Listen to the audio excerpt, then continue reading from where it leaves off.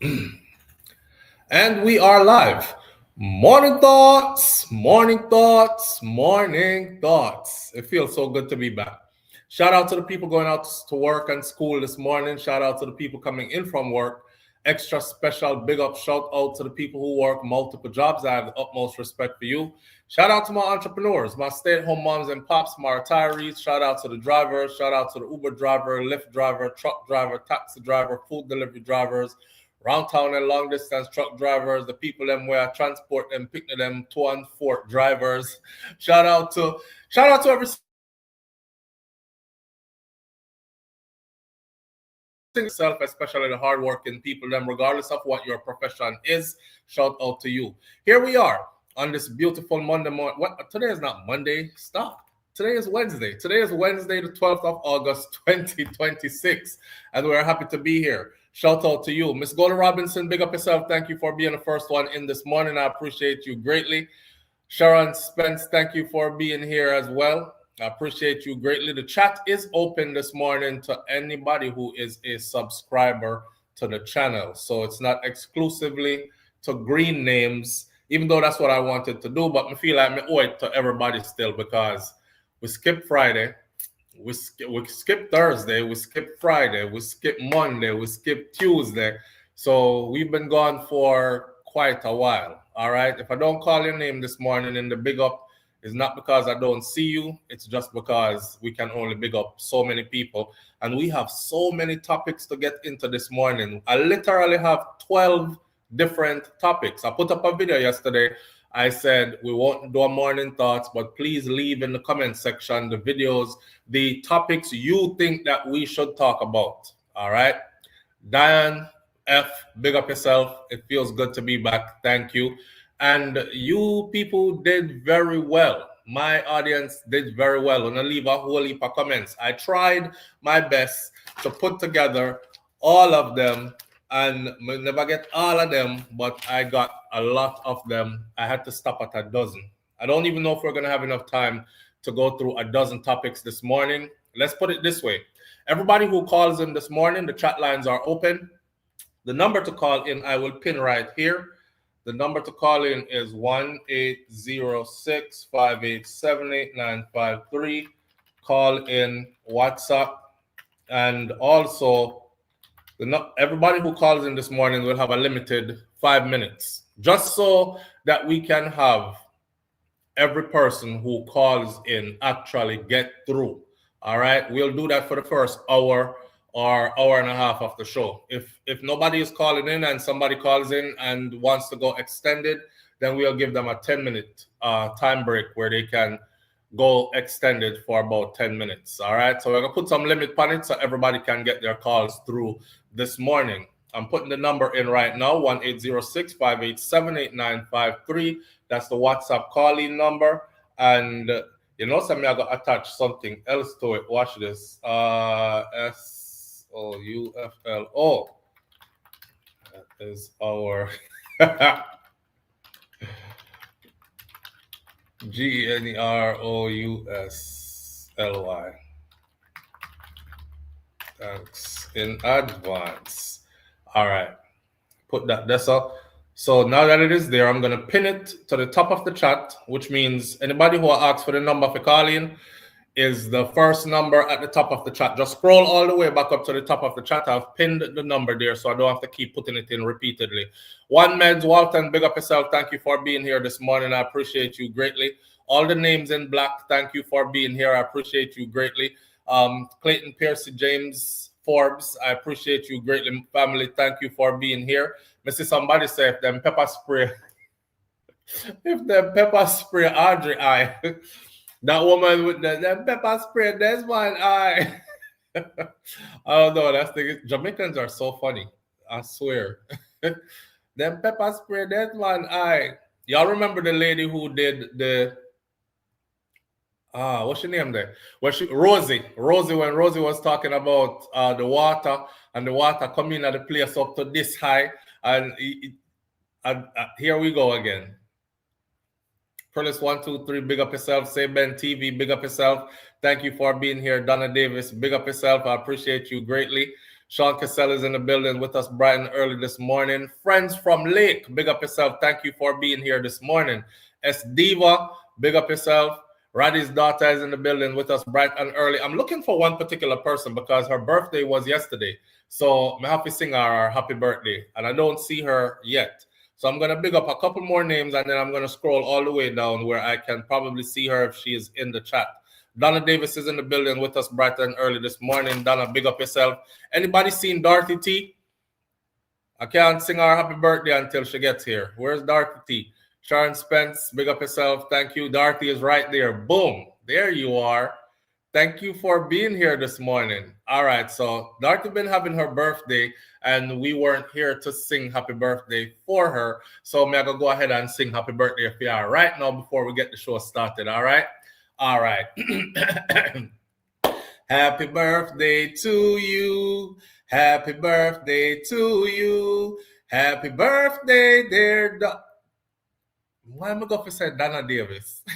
Happy birthday, dear Dorothy T. Happy birthday to you. And you know, so we have to give you the up-to-date one as gone to Jerome. And the old people, them want that. The one where Granny used to sing happy birthday. But big up to Busy Signal because he gave us something new to run with. And now we sing happy birthday, yeah, my friend. One more year upon them. Yeah. One whole of vibes. Give thanks for life. Next year you're doing it again. Yeah, yeah, yeah. Happy birthday, yeah, my friend. Yeah. One more year upon them. Yeah. One whole of vibes. Give thanks for life. Next year we're doing it again.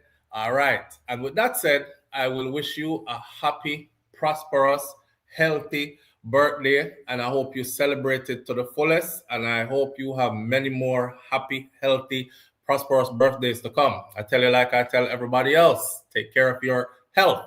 Health is wealth. The richest man and woman in the world will give away all their riches once their health starts to fade just to get them health back. Because no matter what you have, once the health that starts to go, you cannot enjoy it. You become overly consumed with getting your health back on track. So take care of your health, my friend. And once you do that, the rest will fall into place. I wish you nothing but happiness, and I appreciate you greatly. Thank you so much for being a part of this family.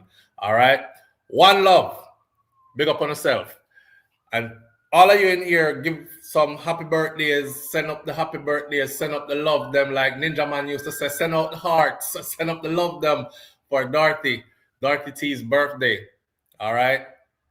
Lovely Anika is in the building with us bright and early this morning. Lovely Anika, big up yourself. Thank you for being here. S. Diva is wishing you happy birthday as well. All right. Same message echoed. Take care of your health. Stacy is in the building with us this morning, bright and early. Thank you for being here as well. Listen, we got so many topics to cover this morning, my friend. I don't even know where to start. So what I'm going to do is we got one off the board, which was priority, which is Dorothy T's birthday. And sing our happy birthday. You see, I wrote it down so I wouldn't forget because you mean that much to me. I miss you, see? I miss you like crazy because one time I'm up on the road, all I think about is, man, the next morning we miss and can't get together with the people them and these kind of things. You really become like my family.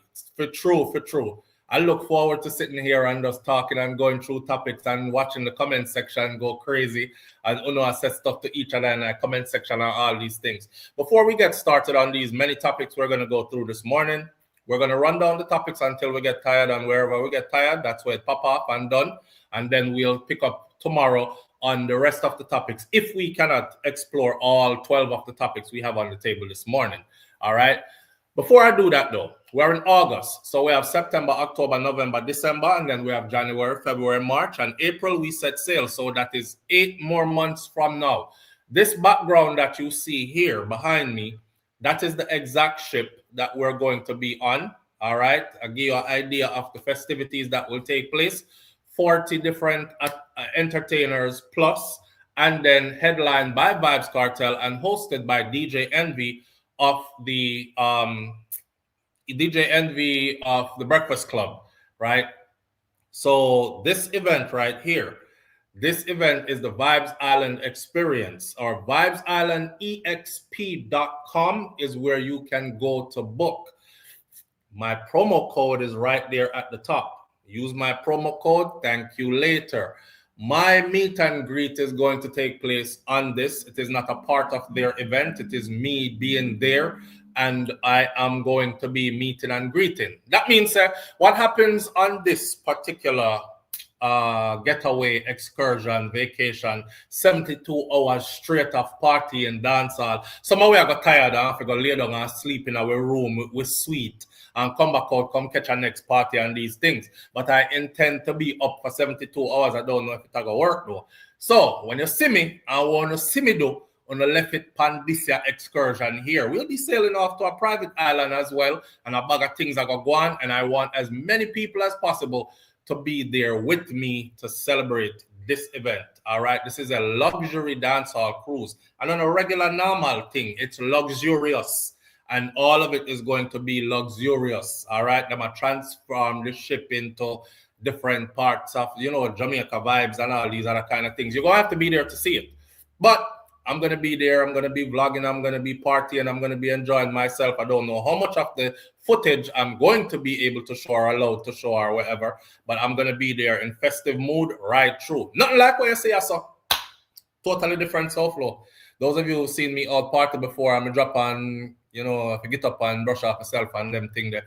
It's going to be one of those kind of affairs. You only live once, right? And I've been keeping my body clean and all these things. So I don't think I'm going to be too clean when I go on this one. Use my promo code. Book now. And then there is a payoff where you can do an installment or you can do a layaway and you can slowly pay your ticket off. So by the time we get ready to sail, you are boarding ship with us and going off to have fun. All right. So it's vibesislandexp.com and use the promo code SOUFLO and go book. With that said, moving right along. The first story I want to talk about this morning, why we have so much of them. Let's talk about Chef Creole. Let's start there. No, I can't do that. I have to give you an update on what I did over the weekend and how my boys are doing. That's one of the things that somebody said, to do an update on how the boys are doing, how they're adjusting, and these kind of things. So let's start off right there. All right. These four you see over on this side. The four you see over on this side, these are my four boys. Okay. I have four boy picnic. So the four of them there over there. So that's Kai. Kai is in front of all his brothers, and those are his brothers over there. The one all the way to the end, that is Tafari, Rastafari Omari. Tafari is my firstborn. Tafari is already in a university at this point. He also lives on campus, just like his two younger brothers, Jaden and Kosi, in the black football uniforms. They are now in university as well. So I have 3 university students in that picture there. I call it 3 down and 1 to go, because that little one that we name Makai, or Kai, as you all know him, he will be doing the same thing. I don't make it, I kind of make it something that is mandatory. Yeah, I kind of make it something that is mandatory. Like, you're going to go. You're going to go. Unless you end up going to a trade school or something, you're definitely going to go, right? Let's take a phone call real quick. Well, the phone hang up, so let's keep going.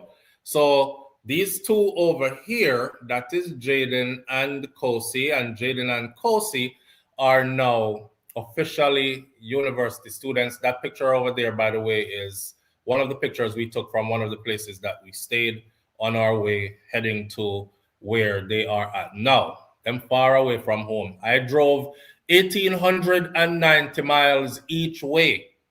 So I've been driving since Friday morning all the way back till, was it Monday evening? From Friday morning all the way back to Monday evening, I was driving. And boy, anybody who do driving for a living, big up on yourself. Yeah, enough respect to you. You probably never drive like how me drive though, because I know it's mandatory that you stop and rest and you don't have to log on the time and all these things. But me do some soldier move, and I was trying. And the thing about me is I don't trust anybody else driving me, especially driving long distance, because people drop asleep and car veer off of the road. So I'm gonna get myself comfortable. I'm gonna tell you how my soldier this: peanut, cashew, water. that's what I was on. Peanut, cashew, and water. Me not eat no food. I think 2 times when the boys stop for food, cause them a eat right through. So 2 times when them stop for food, I got me a small fries. Peanut, cashew, and water, and a small fries. That's it, right? That's a lot of driving. A lot of driving. And I did it. I bust it down. I wouldn't advise anybody else to do it though.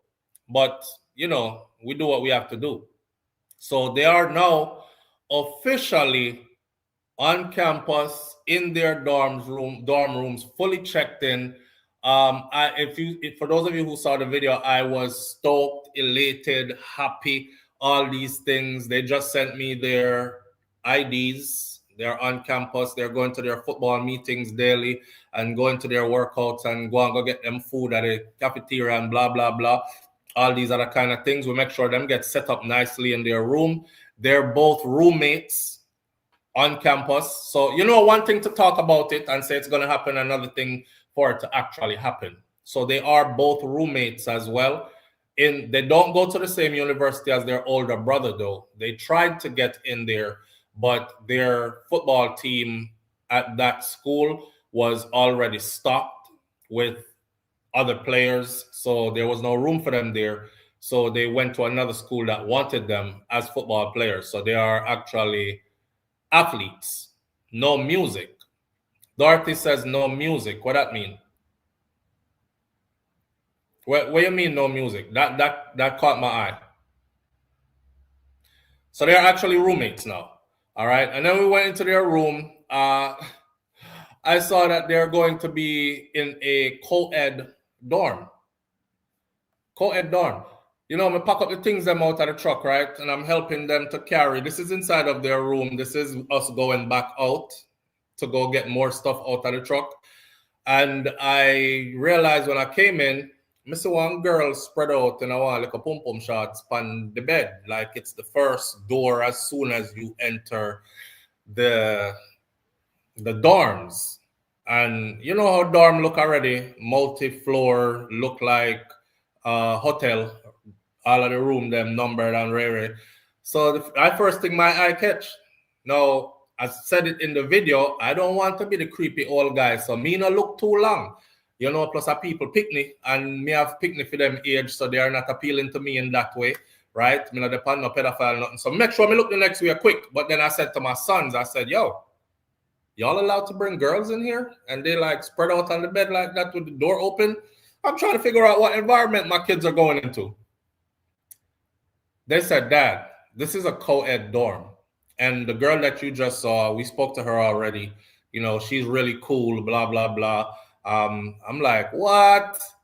They're like, yeah, a couple of these rooms. The one across from us right here, that's a girl. The one down there, that's another girl. So them have boy and girl in the same dorm. By the time me done take the picture them things out of the vehicle and carry them inside, missing multiple girls strolling around, beer pum pum shots all over the place. Me say a small prayer, you know. I'm like, God, please just don't make them get distracted because it's hard. That's a hard environment to be in, especially when you are a young male and you are an athlete. That is hard environment to be in. Like, should I right next door? You know, you're probably gonna have to decide between studying or Netflix and chilling. Some of the swapes of them learn everything when we teach them and they stay on track. I talk to them the whole way up there. I know at some point they're probably like, God almighty, that can't finish now, man. That's Christ. But they won't say it. They'll just act like them want to hear everything when I say. So I spoke to them on every topic about everything under the sun. And I asked them, I said, is there anything from you've been growing up till now that I have not covered extensively with you? They both looked at each other, them look upon me, them search the sky, them say, come to think of it, no, no. Come and talk to my kids, them real, like raw, real. I don't believe in hiding nothing from them. Pum pum and body talk is real talk. I don't believe in hiding nothing from them. Hygiene talk, wash out your body hole is real talk. I don't believe in hiding nothing from them. I don't believe in fixing up nothing. I don't believe in waiting till later, cause too late. Picnic, we're for them age, already turn father. I don't believe in prettying up anything and make it seem like what it's not. So I've talked to them since they were very small, and I've maintained the same conversations all the way. I talk to them about them safety. I talk to them about who they hang out with. I pass down all Miss Ruby and Miss Clevey teachings to them. Friends of a feather flock together, birds of a feather flock together. Show me your friends, then me tell you who you is, and it can't go no other way other than that. So whoever you're hanging out with is most likely who you're going to become. If they're not going in the same direction as you, you will end up going in their direction more than likely, etc., etc. Talk to them about everything under the sun. Watch who you hang out with. Don't be the only fly in the buttermilk. They are in a place where it's a lot of white people around them. Socialize with everybody. Don't come up here and lock off your mind and, I want to talk to black people only because I'm black. Don't do that. Talk to everybody, but don't ever go anywhere and be the only person going there that look like how you look. You understand? We talk to them about everything. We talk about the Nolan Wells case, which we're going to talk about in depth. I talk about them being out on the streets, and if they come in contact with law enforcement, how they should present themselves and how they should speak to them, etc. Full eye contact, hands on steering wheel at all times, calm demeanor, speak English. My kids don't speak Ebonics anyways. My kids do not speak, they don't know how to because they weren't raised like that. So my kids do not even around their friends. Their friends speak English and they speak English. So I'll give you a joke. One time we went to go play football at some other area, and when we got down there, they called all of us white. They called all of us white. Because nobody on our team, even the black kids, did not speak like the kids down in Miami. The kids down in the heart of Miami, they were like, yo, where y'all finna go? You know what I'm saying? Hey, J, that's the time I told you the little boy was like, his coach was like, hey, JJ, you scared? And he like, fuck no. And everybody was like, whoa, that's a little kid. He said, fuck no to his coach. Coach is a grown man. Our kids don't even use that kind of language. They say yes, sir, and no, ma'am, right? So the little boy said, fuck no, when the court said I'm scared, right in front of our area where, they have away side and home side. So he was passing by the away side, and we pull up the away side. We went down there, many vehicles deep. Fuck no. That little boy finished his sentence to and said something else. He said, I'm going to hit him so hard, one of them so hard, I'm going to make his mama say, ooh, Jesus, that's my baby. And I laughed because they were like hood kids, project kids. They were actually project kids. They're a team that Rick Ross actually sponsors because their background is rough like that. You know what I'm saying? And they see football as a way out. But to show you how far out, they were calling all of us white, including the black one, them that was over there. They listen to our kids talk. They laugh when our kids speak because our kids do not talk like them. There's no hood jargon. So my kids are in that environment. They're all right as far as how to articulate yourself in front of. So I've covered all the bases. All right. So for the people them who want to know how they're doing, they settled in quite well. They look like they're amongst peers, and they'll be just fine. I don't know. Somebody said you guys weren't scared when you stopped in Tennessee, because we stopped in Tennessee in the video, one of the vlogs, and they went outside to go get stuff from the truck while I was staying in the hotel room. And somebody said, well, they're never scared like your boys them when they said they were going outside to go get something out the truck. I said a small prayer. And I was like, no, they might not look it to you, but Jaden is 6'3", and Kosi is 6'4", and Kosi is bigger than the average. He's bigger than me, actually. I don't know why me look bigger than him. I think his angle, picture angle, in how I'm farther up, so I look bigger. But he is like 360 pounds and 6'4", right? And I'm 6'5", 240 at the moment. So figure your idea. So people normally move out of them way or look on them strange, especially when they're together. So I don't think they'll be all right as long as they stick together, look out for each other, and all these other kind of things. Last thing I'm gonna say is I taught them about the battle buddy system, how we did in the infantry, and the battle buddy system is when you are paired with somebody as your battle buddy, you go nowhere without your battle buddy. If anything happens to your battle buddy, you should be involved, and there is no excuse as to why you were not there and involved, right? If your battle buddy is getting in trouble, you should have saved him from a poor decision or from trouble. So I laid out all that to them. I give them example, because in the U.S. Army Infantry, this is how it's done, right? When they give you a battle buddy, if me and my battle buddy are walking across base and we meet a high-ranking individual, and that high-ranking individual says, hey, get down and beat your face. Beat your face means fall to the ground, start doing some push-ups. But they'll say it to me. They won't say it to the person who they have a problem with, which is my battle buddy. And then while I'm down there pushing, they'll say stuff like, push until I get tired. And then they keep looking, and they're like, and then they'll talk to my battle buddy and say to him, hey, soldier, could you figure out what the fuck is wrong? And him that they look like him don't know what's wrong. And they have me, oh, man, I get tired now. I can't push no more. Roll over, flutter kicks, go. Then basically stop you any which part and give you a full workout till your whole body goes to muscle failure while your battle buddy try to figure out what is wrong. Eventually, somebody will say something like this. Why you look like an ate-up soup sandwich? This is not how you wear your uniform. It's not the standard. Look at your bootlaces. They're just loose and just flying in the wind. You should have been able to see that and square him away. So I'm punishing you because your battle buddy is messed up. And I saw them do it, you know. Reason for that being the weakest link in a chain is as strong as that chain is.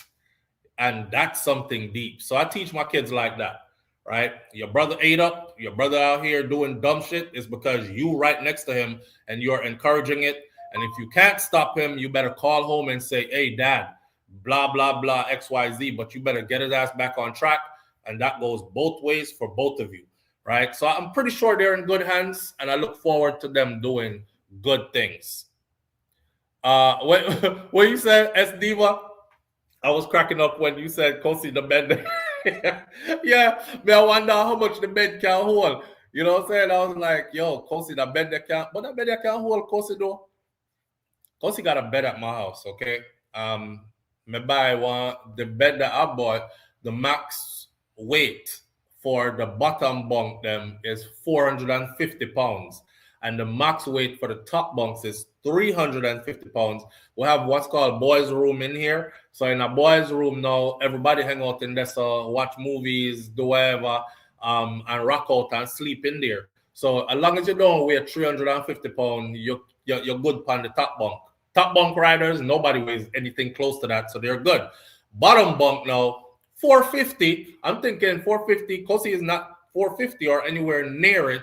Then pop down the bed, and it's supposed to be 450. So we have to fix the bed and then put block under the bed to reinforce it. No joke thing. So when I saw that skimpy ass bed in his room, that's the I was like, that bed I can't hold Kosi though. Because I don't want as soon as he get there in bed, pop down on me, picnic that they asleep on floor. But they said the bed is reinforced, steel, whatever, and he'll be fine because bigger than him, sleep on them and they're good already. I hope. Karen, how that work around the girls? You tell me how. I hope they'll be all right as far as girls are concerned and not be distracted. They're going to be okay because you taught them well. Let's hope so. Close this off now and change the background. I'll end it by saying this. Shout out to all the parents out there who walked this journey. I'm not the first one to do it. Others have done it, and it's just my turn to do it. It's a proud moment. It makes you feel good. Big up to the father them who stick it through and have done this already, or who have your day coming to do it. It is going to fill your heart with joy and pride. This is something nobody can take away from you. This is something where you invest in it, and this is an investment payoff, and it feels super good. It feels super good. You know how I feel right now if I say out loud? I have 3 boys in university. 3 boys in university at the same time. And that alone feels super good to me. You know what I'm saying? So we're leading by example. And we've said this a long time ago. We want to lead by example. So when we come on this channel, you know, there shouldn't be no deadbeat daddy story or none of them something there. And we are taking care of ours. We're motivating and encouraging our brothers, especially, to be there for yours and take care of yours as well. Remember, we say we're not par with no deadbeat daddy anyway. So if you have your kids out there, you don't take care of them, don't hail me, don't come around me, don't try pop no bottles with me. We can't do nothing together like that. Go look for your pick of them and take care of them. And for the ones who actually stick it out and reap these rewards, only you know what this feel like. It feels super good. You know what I'm saying? It feels super good. Words can't describe it. And shout out to my sons for sticking it through and for saying what they wanted from a young age and for going for it and for taking my guidance. Anybody who followed this channel from way back, you remember how I used to discipline these boys, right? For the latecomers, you might not know. But for the people who've been here from day one, they know how I used to discipline them from they were like 8, 9, 10 years old, because they've started playing football at 6 and 7 years old. They're 1 year apart, both of them. Them start playing football from them at 6 and 7. So 8, 9, 10 years old, how I would discipline them was if you did stuff you weren't supposed to do, if you got in trouble in school or anything like that, put on your running shoes, we're going for a run. That's it. And I ran their asses for miles until them couldn't take the running no more. I said, listen, you're either going to be super athletic or you're going to do what you're supposed to do properly. We stop along the way. When we reach back home, we're doing squats, we're doing push-ups, we're doing sit-ups, we're doing all that till your body goes to muscle failure. You say you want to play football, right? So I'm going to kill 2 birds with 1 stone. I really want to discipline you, because one time them do stuff like fling rock stone in our back of our house, broke out the window them. And then them tape the window them back with clear tape like me wouldn't see it. And then they're there just acting like nothing happened. Cut a big old hole in my carpet for no reason. Neatly put the thing back in and try glue it back in. One day I may have vacuum and a piece of carpet come up. Like they used to do like some weird stuff. So my way of punishing them, instead of like drag them and beat them, because at that me used to get some rotted lick. I didn't want my kids to be raised under that, where them get beaten. So I said, okay, when I want to play football, you're on here doing stupid stuff, it's workout all rotted there. Anytime you do nothing stupid. So anytime they did, I used to videotape it sometimes and post it to SouFLoTV from our way long ago early videos, right? And shout out to their moms for, well, I can't even say their moms, but shout out to the mother them will work with me and never jump in and intervene. You know, some woman intervene and cut you off and you can't do what you want to do with your boy picking them. It's like she run the show kind of thing. Well, I didn't have that. So, or I had it momentarily, and then their mom came around. So I promised their mom that if you leave my boys with me, I guarantee you they will be going off to a university someday, somewhere. And there they are. So I made good on my promise for doing that. All right. With that said, so big up to them. And Daddy is here and definitely going to be watching. They watch this now too. I'm definitely going to be watching over them like a hawk, because that's the kind of parent that I am. I'm a helicopter parent. But you know me, I loosen up the reins now. Seeing? All right. Moving right along. With that said, that's funny. I do the same with my boys. Yeah, you got to find different ways to reach them. You know what I'm saying? Don't abuse them, though, because they'll never forget it. Nobody who abused me, I ever forgot it. And life is so funny that all the people who brought abuse towards me as a child, I wasn't really abused per se, because I was really protected by my grandparents. But you know, you did have a one uncle where would I like exalt himself and try like box you or something like that. I remember I saw my uncle, one of my uncle them with it box off of me and try box me in my face, but it missed because me duck it and run, right? I remember I saw that uncle when my mom confronted him, like, where you box off and picnic for, and fling a big stone and lick my mother upon her leg when she was visiting Jamaica. And I was a barrel kid. I was left in Jamaica. So I left to them people here care. So I carry them kind of resentment they seen. Now, he migrated to the US years later. That time me there a long time already. Now, when he came to visit my mom, because I fear her brother and she and him make up, you know, him lick her with rockstone, but and my mom is red, like my mom super red. So when she get licked with a rockstone, her whole thigh turned purple. So you lick your sister with rockstone because you box off her picnic, and picnic tell her when she come from foreign, and she confront about it. So you're that bad. Okay.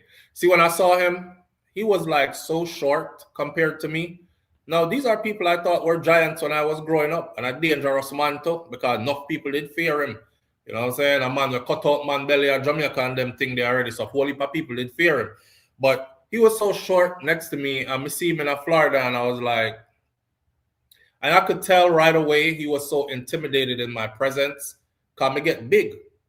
He hasn't seen me in years. And me start grow late. I was the same size as my sister. My sister, as a matter of fact, was a little bit taller than me. And I think she's like 5'4", maybe 5'5", something like that, until I was in junior high school. So I start grow late. And then out of nowhere, I remember when I shot up 5'11", 6 feet tall. And then I start just past 6'1", 6'2", 6'3", 6'4". But that's a grow, right? So one time I see him now and him see me, I was like a giant compared to him. And the way how his tone changed and his body language and everything changed, it was like he was super intimidated. Comedy rough too when him see me. You know what I'm saying? And I was like, should I do him something? And I said, you know what? Not even not do the man or nothing, yeah, man. Because I feel like just uppercut him and broke him jaw or something like that just because of memories.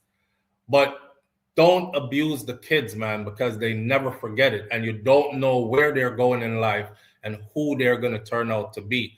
Nurture them babies. They're here to teach you patience. Sometimes they make you feel like you want to roast them a big lick, especially those of us who grew up getting licked.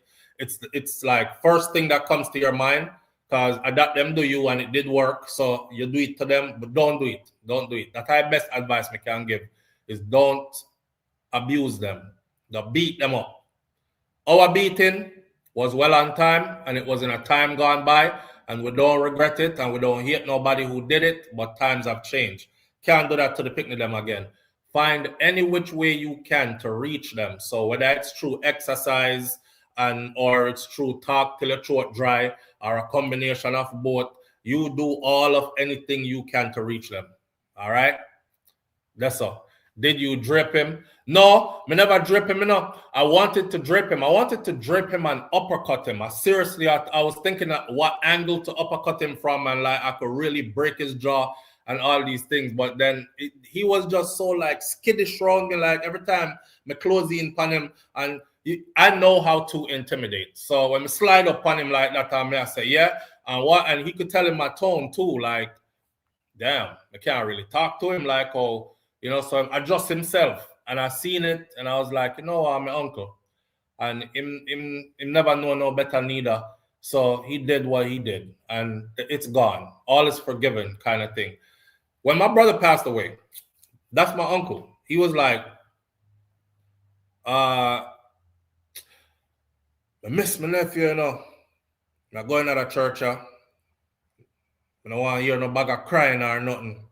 Because it's not a sad occasion, you know. I said, I don't want him ending to be like some sad occasion. I don't want nobody with no big ball in here. That's my uncle, right? I don't want nobody with no big ball in here. We're going up to go view my brother. You know, the last viewing there at the front of the church before pastor start doing preaching and sitting. Me go in there. Me never go view him. Me sit down. Him go up there.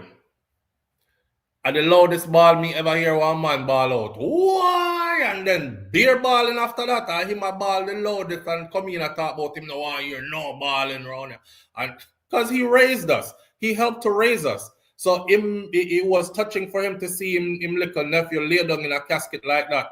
Although him coming with him tough exterior, it broke him down. And that was the same occasion where I saw him on as well. So my mom was going through losing her baby, our wash belly. Him coming to support him sister. Me have bad memories about when time him the little mother with stone. One uppercut him and I'm rotted. But he was just being so loving and so helpful and so timid and so calm and so me just love it. You know what I mean? But the day will come where if you abuse them kids, it's coming back to you. Either them all kick where you walking stick, shove you down some step, thump you in your face and you can't do nothing back to them. It's going to happen. All of that is going to happen. Not everybody is going to collect all that bad memories you created for them. And then when you're down the road now, you feeble and them strong, and they're just going to forget it. So you better sow some good seeds when it comes to the youth them, because their time is coming. Your time was now. For them time of the future. You know what I mean? You know them other saying, say once a man, twice a child? All right, that's the part we don't look at. The twice a child part. At some point, you're not going to be as big and strong as you are anymore. And of them same youth, they're going to run you big and strong. So good luck. But don't abuse them. That's the best thing I can tell you. And one more, rest in peace to my uncle, because he passed away too. He passed away in New York a couple of years ago. I went there to his funeral as well. It was because of him a lot of the times where people feared my family in Jamaica. Like, people wouldn't really talk to me a certain kind of way. I said nothing to my grandparents, them too tough, because although Mas Cleavy could have handled himself, and people used to be scared of Mas Cleavy too, but them know about his son.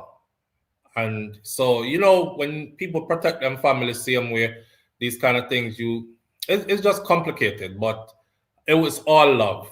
It's all love. The family dynamics. I'm still here traumatized from yesterday at the demolition site in Cooper's Pen, mighty God of Daniel. But just imagine what them dash bomb. All right, we could talk about that next. Let's talk about that next. Donna, big up yourself and thank you for being here. All right. So I wanted to talk about Chef Creole next. And then we're going to talk about the demolition something. All right, so we're going to roll with Chef Creole. The Haitian chef, Chef Creole, who here's a video of him. Chef Creole is the name of his restaurant chain. This guy owns the most popular Haitian restaurant, I would say, in the United States of America. If you look at his pictures over the years, you will see lots of celebrities, the Miami Heat's basketball players, Floyd Mayweather, you know, you name them, they've probably been there taking pictures with him, eating Haitian food at one of his locations and all these things. I watched an interview with him recently. Remember when I told you all that me can't understand how I saw Haitians for Trump? If you notice what I wrote up there in the corner, it says Haitians for Trump is like cows for steak and burgers. Haitians for Trump is like cows for steak and burgers. But I'm realizing that the cow don't even know, so that's what they're going to do to him. You're going to turn you in a steak and burger and oxtail and all the other things that would make out of you. So he absolutely did, Julie. But here's some of the words of his interview, so before we can move forward, so y'all know where I'm coming from with this, right? I couldn't upload the videos this morning because I had to make 12 different icons, so each one matches our conversation. So this man right there, so I don't know if you can see him. Anyway, we're just going to play the video. Just listen to the audio, what it says.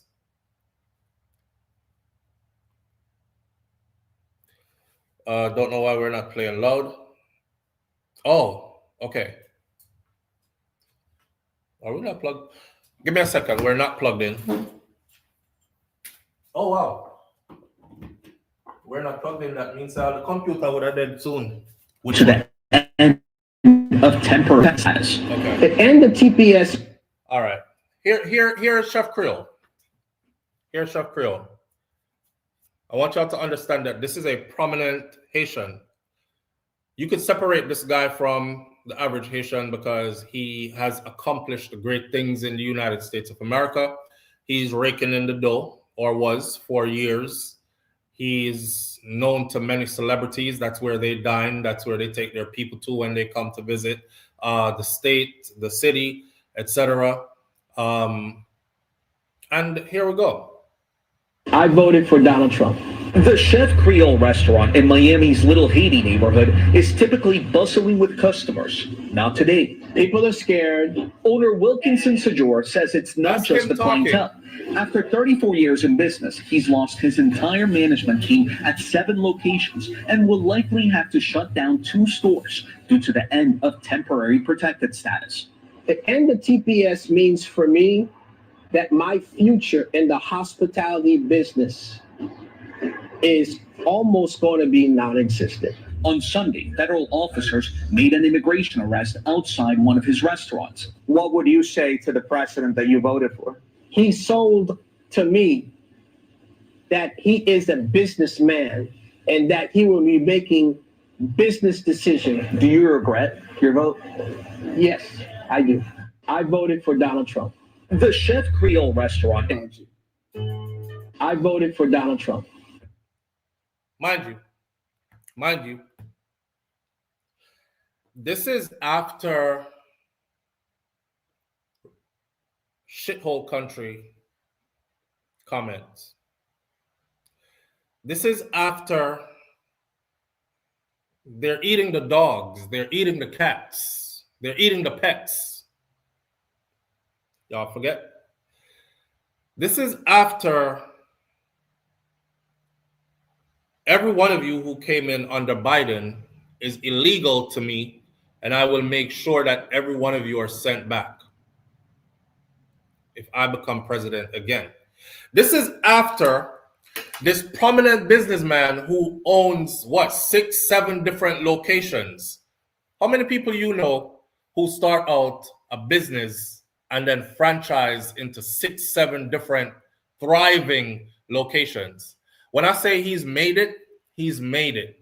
Okay, I'm not even going to say that that was his white voice. I would just say that's him has mastered the English language and has assimilated into American culture, because a lot of us have done so. When I'm in certain environments, I sound just the same, but that's what's required of you, right? So I'm not even going to talk about the voice he puts on, the nasal.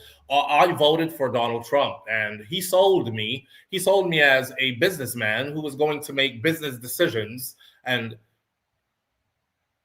so you heard shithole country, referring to your country. You heard nasty people. You heard dirty, nasty people. You heard they're eating the dogs and the cats. And I'm sure that must have affected your restaurant, because somebody said, yo, I'm voting for Trump too. If the president is saying them Haitians eating dogs and cats, I'm not going to Chef Creole because they probably cooking dogs and cats over there. None of that changed your mind. You see, sometimes when I hear our African-American brothers and sisters say, and I don't mean to cause no division, sometimes when I hear some of our African-American brothers and sisters say stuff like, y'all Caribbean people, y'all come here. The only thing I don't like is that they use a brush to paint everybody with a broad brush, because we're not all the same on any side. However, when they say most of y'all come here and you align yourself with white supremacy as if those people are going to love you better than us, and we tell you about them and our history with them, and you still go down that road as if you are different from us, so they're going to treat you different, and you know them better than we know them, and all this other stuff. You vote against us. You vote against our best interests. You join forces with them. And that's why sometimes I just shut up and I don't say anything, because they are right. A lot of the times they are right. I can't tell you how many Jamaican men during the election called in to say that's who they were voting for. And the one thing that they had to stand on was what? Oh, so SouFLo. So you there for a long time, you know. I can't tell so you like the Batman something and the homo something, cause at that you want to picnic them in a homosexuals. That's why you want to vote for Kamala. And I'm trying to tell them that hey, there's so much more here that you need to look into. Trust me, when this man get in power, you're gonna forget all about who's homosexual or who isn't, because other things are gonna be happening. Nothing now happen, man. At the gay agenda, they might try to push on. We don't support that. And say, all right, you'll see in a minute. Chef Creole. Chef Creole is somebody who is, that's not his name, that's the name of his businesses, that's or his brand, but I just say Chef Creole to refer to him. He is somebody who is looked up to in the community. So what you think he was out there doing the whole time? He was campaigning for Trump. He was a part of the Trump or Haitians for Trump movement. And what that did to his community was they followed his lead. He is somebody prominent in their community. They followed his lead. So when his people followed his lead, look at where he led them to. He led them to the revocation of their TPS. Do you know that if Biden was still in power or if Kamala had taken power, that Haitians would not have a TPS revocation right now? 350,000 Haitians running around right now like chickens with their heads cut off. I saw they started putting GPS monitor on the Haitian men. And man, I'm seeing one of them, he broke down crying. Did y'all see the video? They had to like scoop him up off the ground. And him just melt back down on the ground. And the man was crying like he was at his mama's funeral.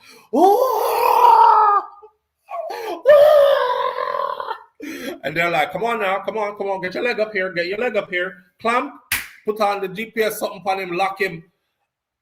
Mind you, this guy has been here for over 20 years.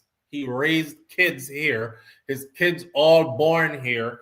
He's legally been working here and everything and paying taxes for over 20 years.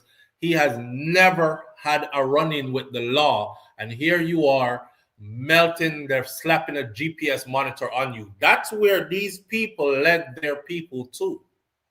That's where they led their people. And at some point, you got to take responsibility for that. If I came up here and jumped on a soapbox and say, yes, support this man, we're going to be okay, support him. He's going to make business boom for us. Our community is going to be good. He's going to protect us. And at the end of it, they said, yo, Jamaicans, 350,000 of them are now fresh game for deportation. And they about to do a blitz raid in any community stronghold y'all have out here and start busting up your family and separating everybody, and who to get deported is getting deported.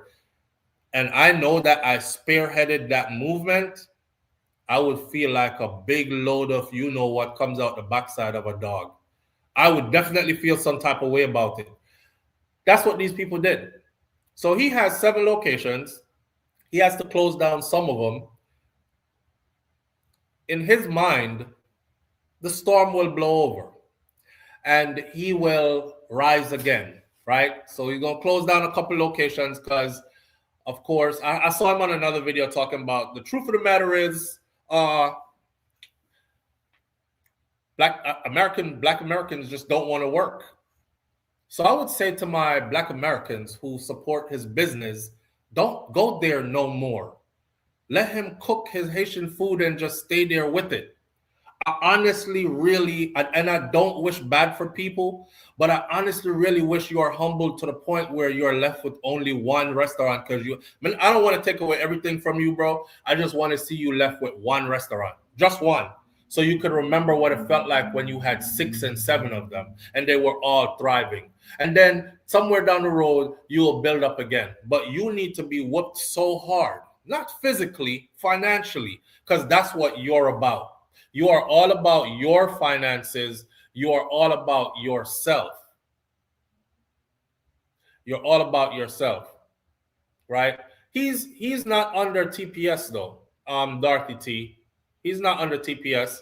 Dorothy said, wasn't Trump selling citizenship for $5 million? He should be able to buy his. He's not under TPS. his community members are under TPS.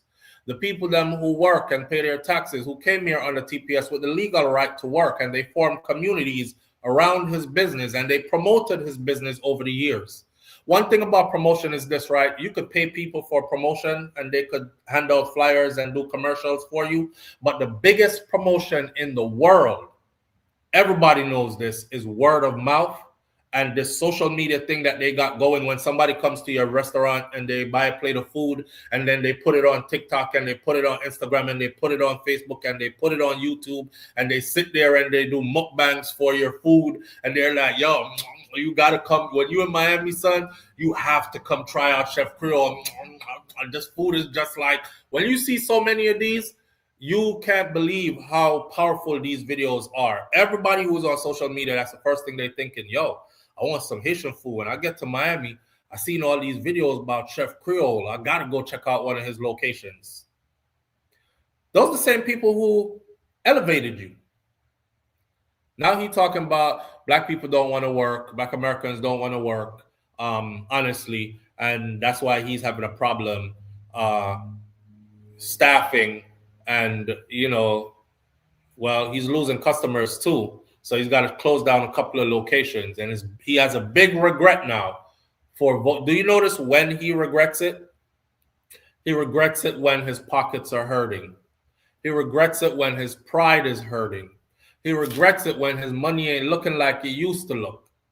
He's one of them who thought he was going to get super duper rich because Donald Trump is a businessman that understands business and speaks business. Never mind that the guy filed bankruptcy more than any person I've known, right? He bankrupted all his businesses. He filed bankruptcy along the way over and over and over. I don't know what kind of great business model you thought was going to come from him. Live on the air with SouFLo. Good morning. SouFLo, good morning. Good morning, family. How you doing? Not doing so well, but sick, but just traumatized, you know? Okay, so hold on, do me a favor. Wait, do me a favor. Nobody talk about the Trelawny, Coopertown something. No, man, that's something I call it to tell you quick. All right. Me lie down and I listen to you, SouFLo. And one lady call me and tell me, say, well, all heap of American soldiers on a armed flanker. I don't know what I'm going, I go check out it. Jesus Christ, what start. One whole heap of American soldier down a flanker. Down a flanker, yes. Go check it out and tell me, because I don't know what. I don't know is what that is. Why would American soldiers be in flanker? Flanker is down a Mobile, right? Or St. James. I don't know.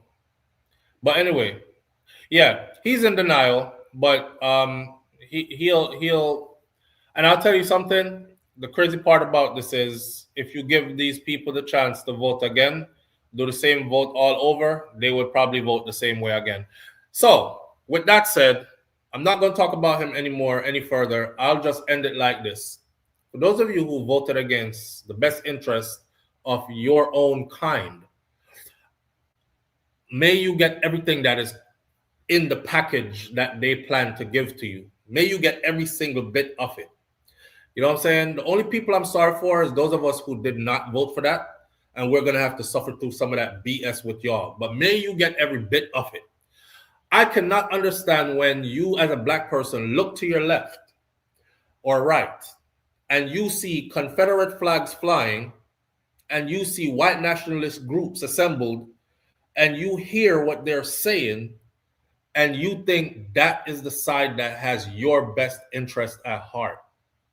I don't give a damn how many of you still say, well, I voted for him because he was the better out of the two candidates, or Kamala was this or Kamala was that.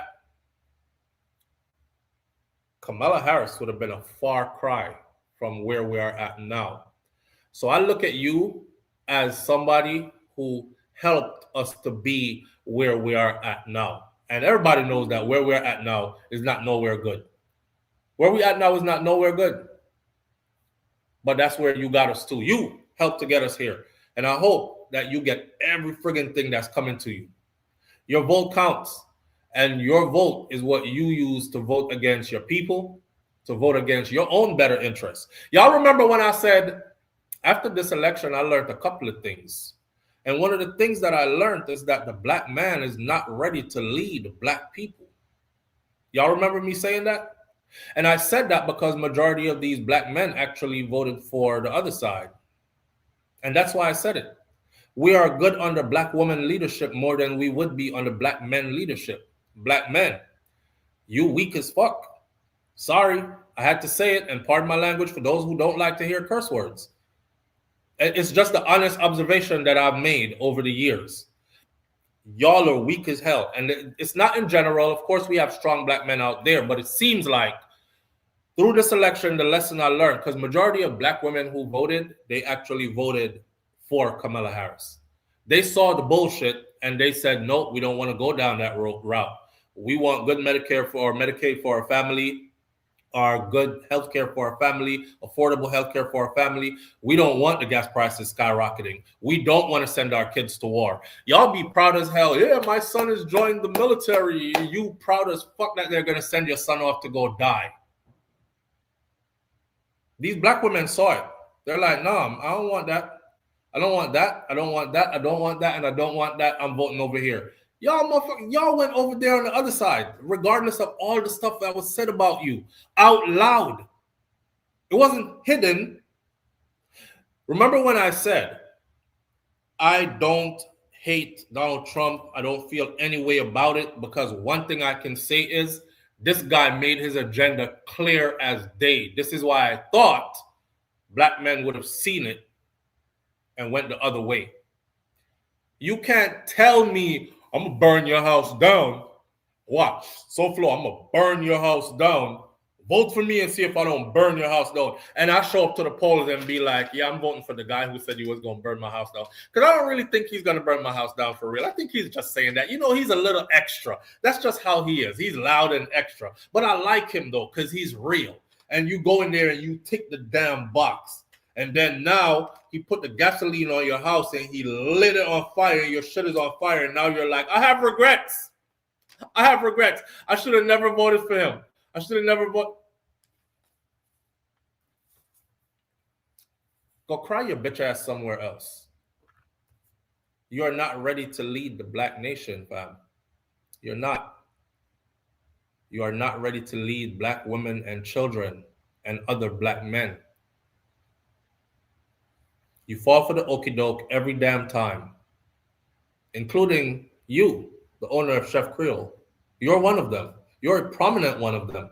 My mom had a restaurant in Florida for over 20 years. She was the first Jamaican restaurant in the city that we're in. To this day, that's what people know us for. Your mom still cook? Where's she at?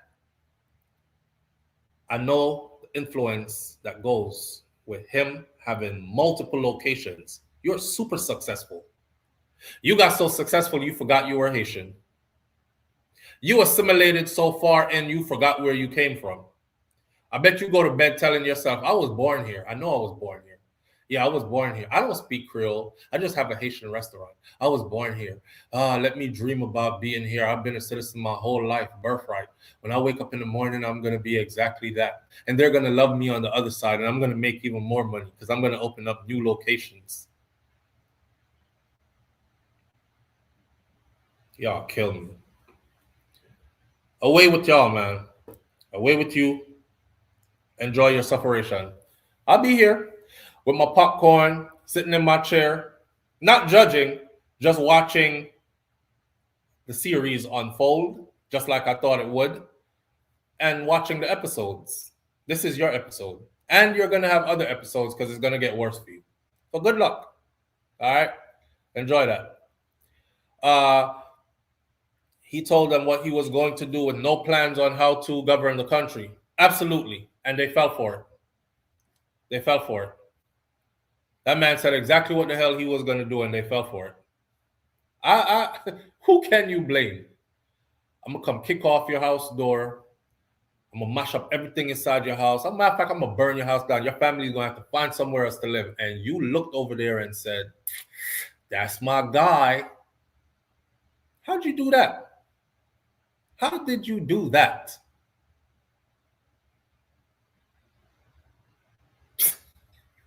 Yo. Anyways, I think a big change is coming, not just for America or the Caribbean, but worldwide change is coming. One group of people I know will survive and adjust and adapt is us, black people, warriors. Yeah, because we built like that. We make separation look good. But some are going to be abased. Some are going to be past humbled. Some of them ain't going to make it through the storm. You know what I mean? Some of our prominent blacks are not going to make it through the storm. The ones that aligned themselves with our downfall, or the side that brought or tried to bring our downfall, is not going to make it through the storm. You'll see. You'll watch it all play out. You'll see. You'll see. With that said, we'll change. There's a soldier camp in Flanker caller, so that's not so strange. Maybe it's a joint operation thing, right?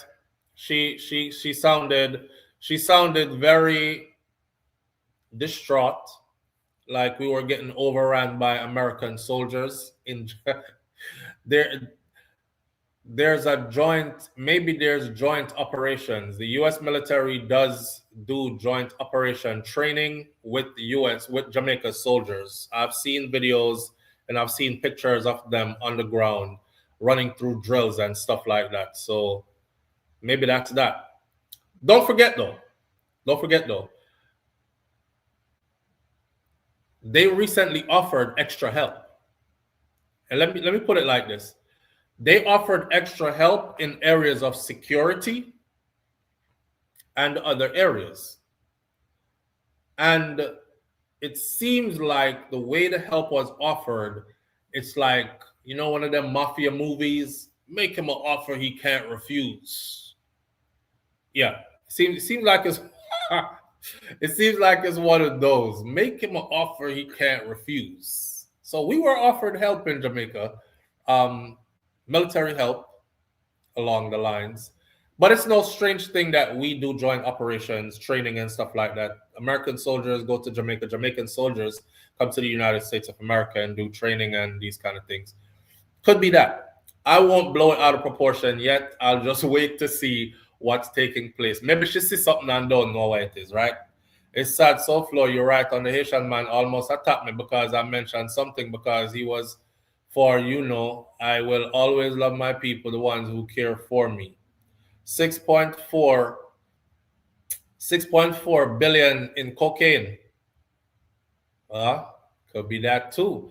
Oh, don't forget, they just also said that they're going to be, one of their top priority is the scamming and the drug trade.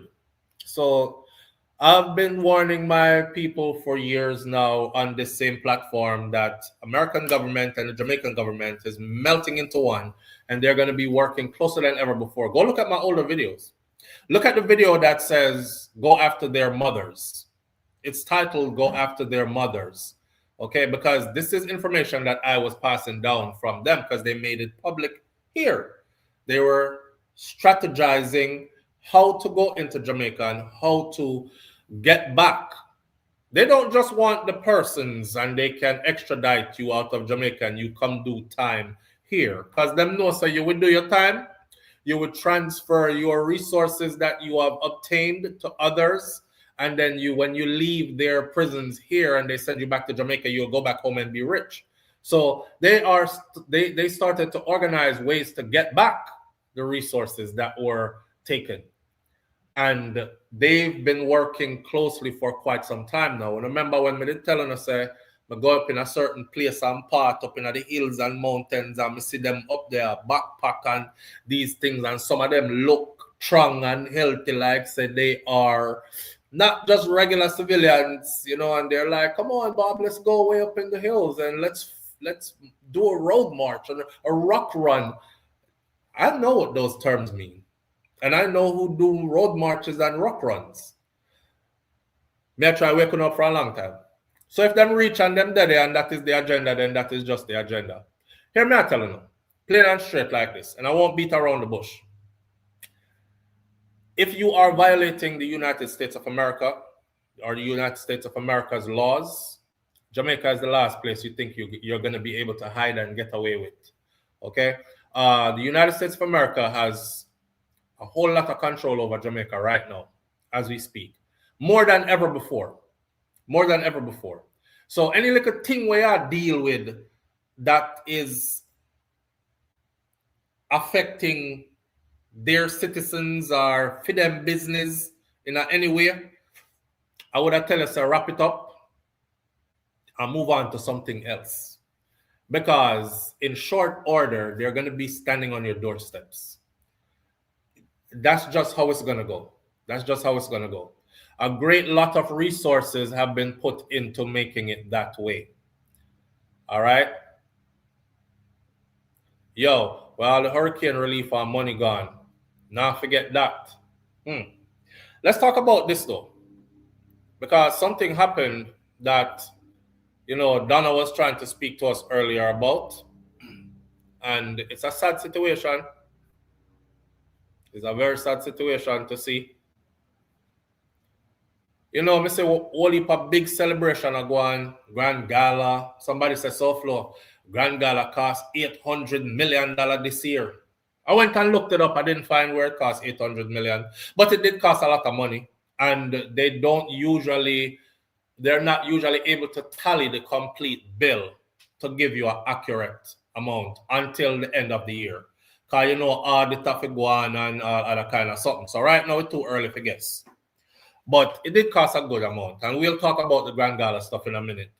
But Trelawny house is bulldozed.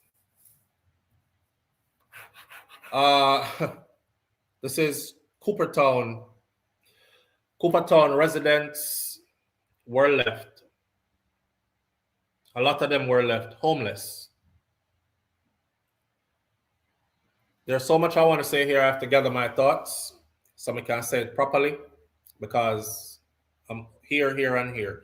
I'm seeing the Jamaicans who support stuff like this happening to other Jamaicans. I want to address them.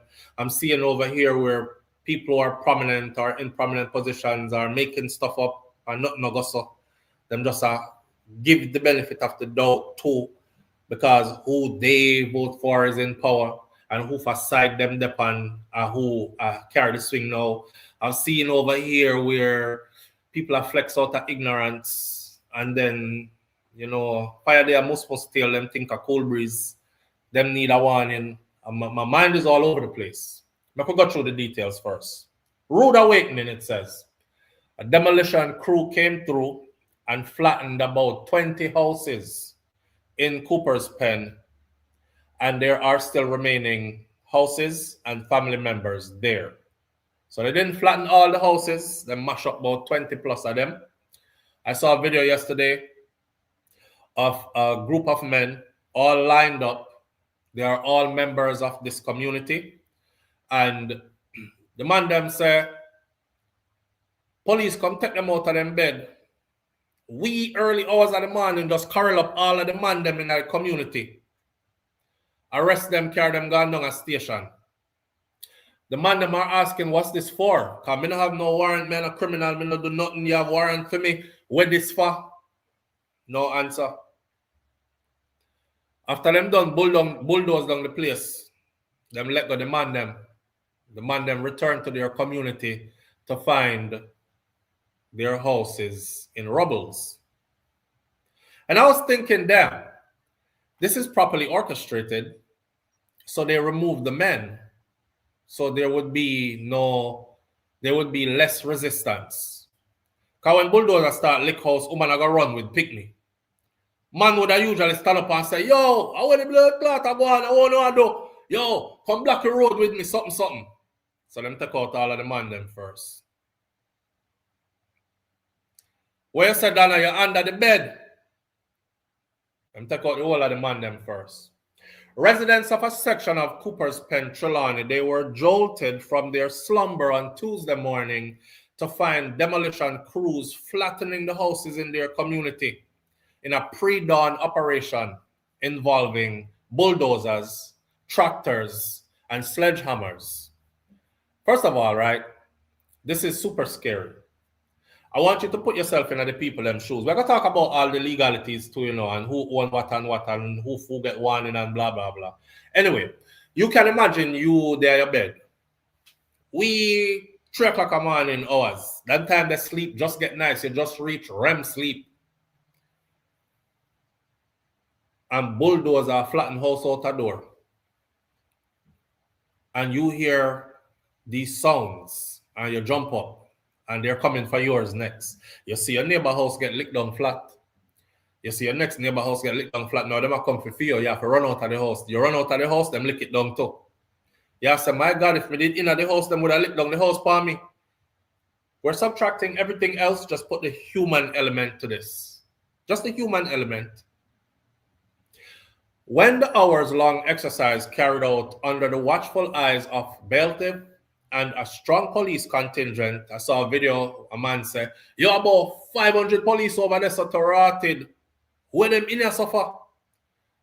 20 predominantly concrete houses laid in ruins, while the bewildered owners looked on in disbelief, all their belongings in the mashed-up concrete. This was a complete surprise. We got no warning or anything. So it's like we get ambushed, one tearful woman said, adding that they were not given a chance to secure their belongings from the property either. So everything mashed up in there with it. And I like them come and say, we are going to bulldoze the house one way or another. So if you have anything in here, take it out. Any valuables, take them out. Because whether you like it or not, the house I get bulldozed right now. No, them just come lick down the house. You're lucky you're never in there. She said a lot of sweat, tears, and all of my partner money get bulldozed this morning by them wicked and uncaring people here. According to one resident, it was at 3 a.m. a police team entered their community and detained about 20 men from the community, whisking them away from the community without any explanation. We were asking them, what is this? What happened? What did they do? Nobody now give no answer. Shortly after that, they heard the boom sounds and the rumbling sounds of the bulldozers signaling the start of the demolition. The only mercy the demolition crew showed me was to allow me to go back into the house and pick up the baby, because the baby did inside. I mean, a ball said baby inside. And them said, go in there, go pick up the baby. And that's all I could do. Right now, I'm totally confused because I have nowhere else to go. And I feel like they have ripped my life away from me. Efforts to speak with the bailiff and ascertain the reasons behind this demolition and who provided the authorization. This is where my questions come in. And who provided the authorization has proved futile. They're not answering. And as he ignored all the questions that were asked of him, the police on location also refused to answer any questions as well. According to the affected residents, one of them said that some of whom said that they had been living on their properties there for over 30 years. Now, while they recognized that they had no legal claim to the property, they were unclear as to its true ownership. Who actually owned this? Them willing say, we don't have no paperwork for the land. But over 30 odd years me there, we don't know who own it. Assuming a government own, but them now kick we off it. So a thumbs up for the government. You know, them give we a place where we can build a house and raise a family and have some stability. That's what they thought. Some of them thought. Now, backstory. In 2009, one of them said, in 2009, a gentleman showed up here claiming to have ownership of the land. And he took us to court back then. But the matter was not resolved in the court of law. And we were not given any new court date to go back to court to finalize anything. So this morning, when them come bulldoze down the house, them is the first time that we were molested by anyone since that time. That is her words. Molested by anyone since that time. We haven't heard from anybody again since the 2009 time when Time the Man come and then Carrie got caught, and then we never hear nothing else. We were looking forward to more court dates, and he would come across with his proper paperwork to show his ownership and all these other kind of things. We don't get none of that. We never get any definite date to move out or anything like that. Councillor Garth Wilkinson, he decried the demolition exercise. Demolition exercise, him call it, you know. Now, he said that this is inhumane. The people behind this should have had a dialogue with the people first, so that they would have known if the land is up for sale, which would have given them an opportunity to buy their respective plots, right? So check it. The land is up for sale. This is what the councillor said. So put sense to this. You're living on the land as Jamaican people. The land is up for sale. If you are going to make the land up for sale, why did you not go to the people who had been on it for years and said, listen, I own this, I want to sell it. Now, you can either buy or move off, but I'm going to sell it. And then would have given the people a chance to buy the land, buy them plot, which part them build them house or whatever. Now, I can tell you this right here. Business deals with mathematics and profits. That's it. Okay? People calculate overhead costs in business, and then the goal is to scale, and profits need to be high.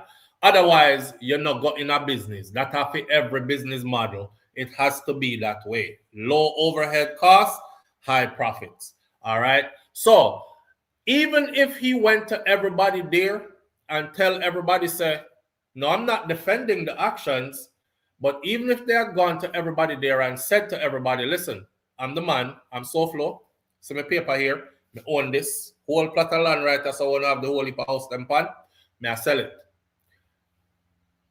You can purchase. Them are going to start telling me how much me supposed to charge them for my land. When if I want to sell my land to a developer, me square off the place, and me tell the developer, say, I want 4.5 million US. Developer already in their mind said, this is a good location where we can have a all-inclusive hotel resort. Trelawny is booming, right? Nice location for tourism, and we can put this here and that there and whatever. 4.5 mil, that's a drop in the bucket. We'll make that money back in no time. Absolutely, Mr. SouFLo. You have a deal. 4.5 mil. Me don't want to hear from the people them from Panilan again. I saw it working up. I know it's cold and callous to hear. Me don't want to hear from the people them Panilan again because them now pay me 4.5 million US for my land. Is the truth. So all this talk we talking about could have did offer the people them first. If them want it, them could have buy them like a plot and something. And everybody want to lily down them business family. It's not, and not everybody are gonna pass up no great opportunities in order to facilitate you. The brotherly love and sisterly love and the utopia that you're dreaming of is not really a reality. You hope that somebody have a good heart and say, I'm going to pass up the big money from the big investors because these people are on the land. Whoever them can afford to pay me over time, me take the little money from them, man. Then me have to go deal with who I take out loan to pay me and I pay me little, and then them I tell me about, say, me not get my partner money yet, so me get to me pay you. So me don't have nothing else, so me have to go deal with them. Me not deal with none of that. Investors want it. 4.5 mil US, feed them it, my headache done, I get my lump sum of money, I ride off into the sunset. I don't care what I'm told. Businessman Dennis Meadows, the People's National Party caretaker for Trelawny Northern, he also took issues with this demolition. So while acknowledging that the legalities of this action may ultimately have to be determined through the appropriate legal processes, through the courts, he stressed that the humanitarian impact, though, on the affected families could not be overlooked. You bulldoze the people them in the wee hours of the early morning, brother. I don't like so you can't do it when sunlight out, where people them are run and a buck up in each other and see which part them a go. You gonna bulldoze them in the wee hours at 3 o'clock in the morning after you corral the place and drag about 20 man from outside community, wake them up and draw them gone like them commit criminal acts. My God. Like there is no love no more. You know, and in business, my people, one thing I've learned over the years is business is cold. Business is business. The most successful businessmen, they have a mindset of they can wave hello to everybody, kiss the babies, and then go around the next side of the counter there or the wall there and shoot somebody dead in them face. Bam! Hey, business. Keep it moving. That's business. It's cold. Nobody expect nobody to look out for you. I'm just saying the way how this was done, there could have been a better humanitarian way to do this. We're not arguing who for land. My question is, who owns the land now? I see people put comments in the comment section. My question is, who owns the land now? That's one question. My other question is, who sold you the land that own it now? Who sell it to you? That's my next question.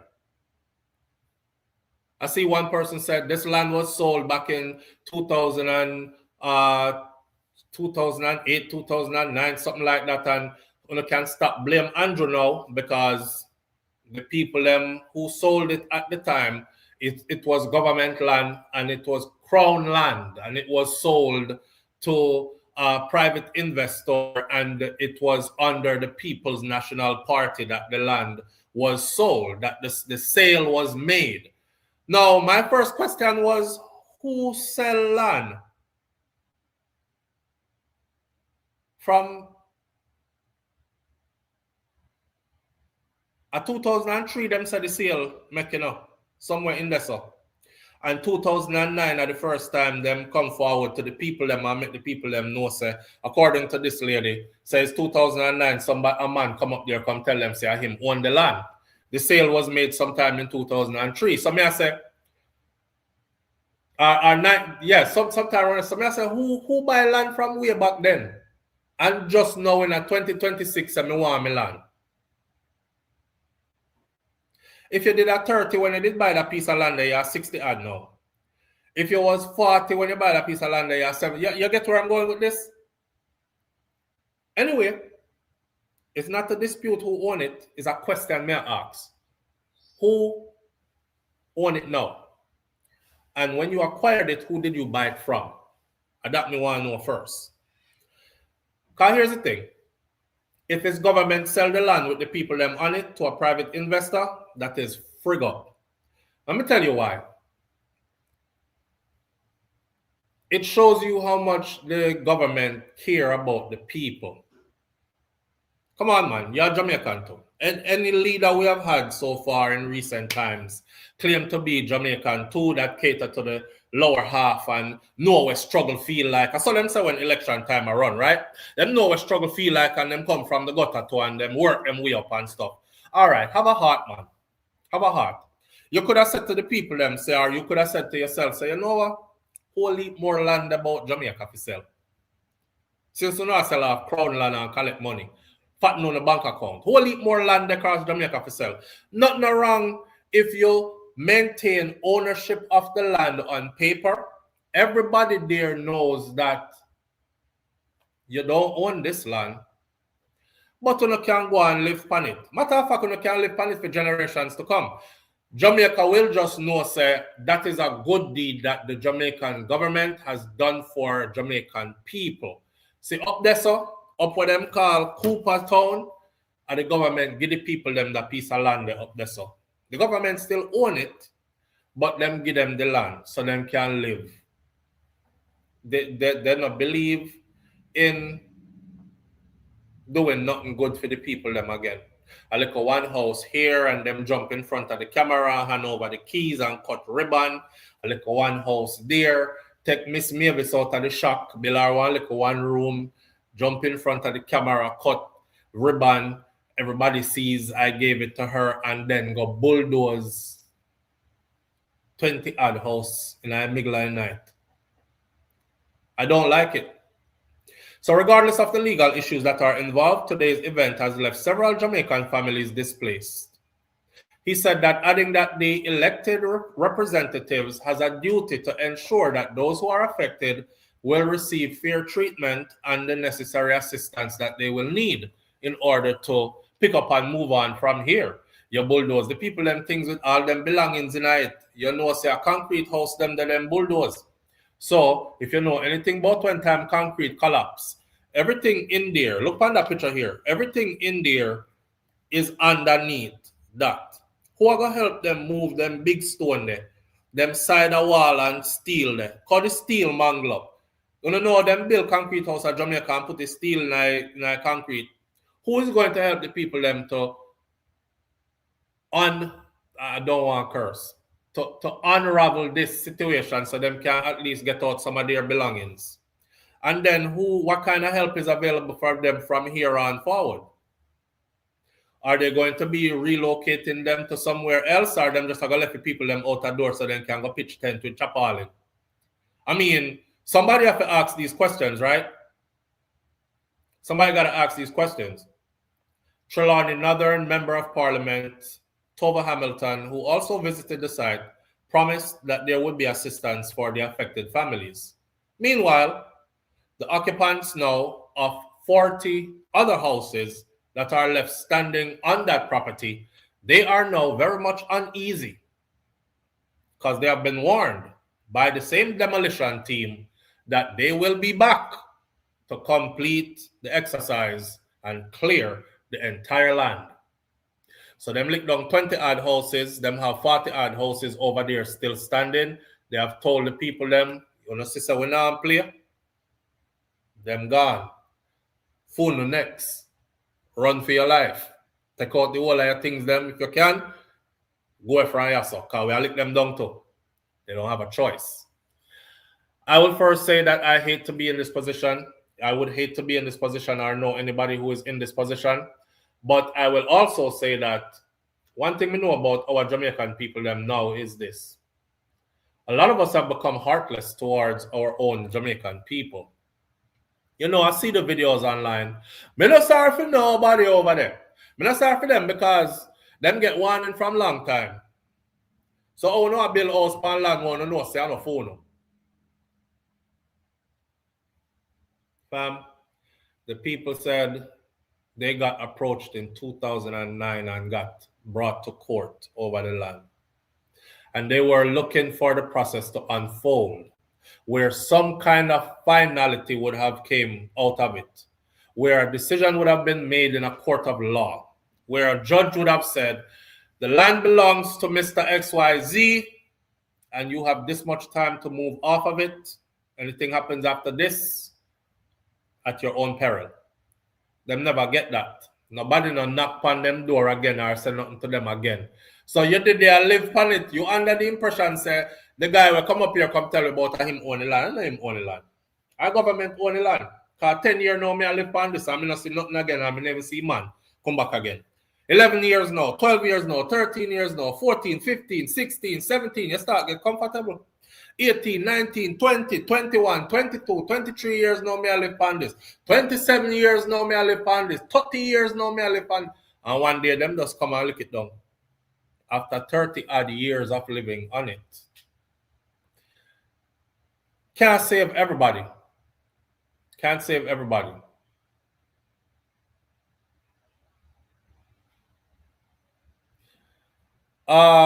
You can't survey land that is not yours. Yes, their IDs, their valuables, any little money where them did have cash in the house, everything is under these rubbles. So that's my question next is who is going to help them to lift up? Because when bulldozer lift down one whole side of concrete and steel wall, you can't lift it up as somebody and go under there go get your things. And the crazy part too is the woman said, them allow me to run back inside and grab the baby. That means people could have been killed here, man. People could have been killed here. Sophia, you know, me hear a lot of people saying a lot of things. Everybody I talk like say them hear this and them hear that and them hear. And the people them will go through it, me I listen to. Because everybody else who is hearing this and hearing that is far away from the situation. You know? Unless somebody can tell me, say, SouFLo, check TVJ. Check TVJ June 21st, 7 a.m. TVJ put it out, said they are going to bulldoze that community and the people that must leave. SouFLo, check the Jamaica Gleaner, August 1st. Them publish it, say that place they are going. That is adequate notice to me. All I'm seeing is a bunch of Jamaicans on social media saying, well, me here say them didn't get notification. Me here say, so me not sorry for them because me here say. Me can't take my sympathy from the people them because me here say.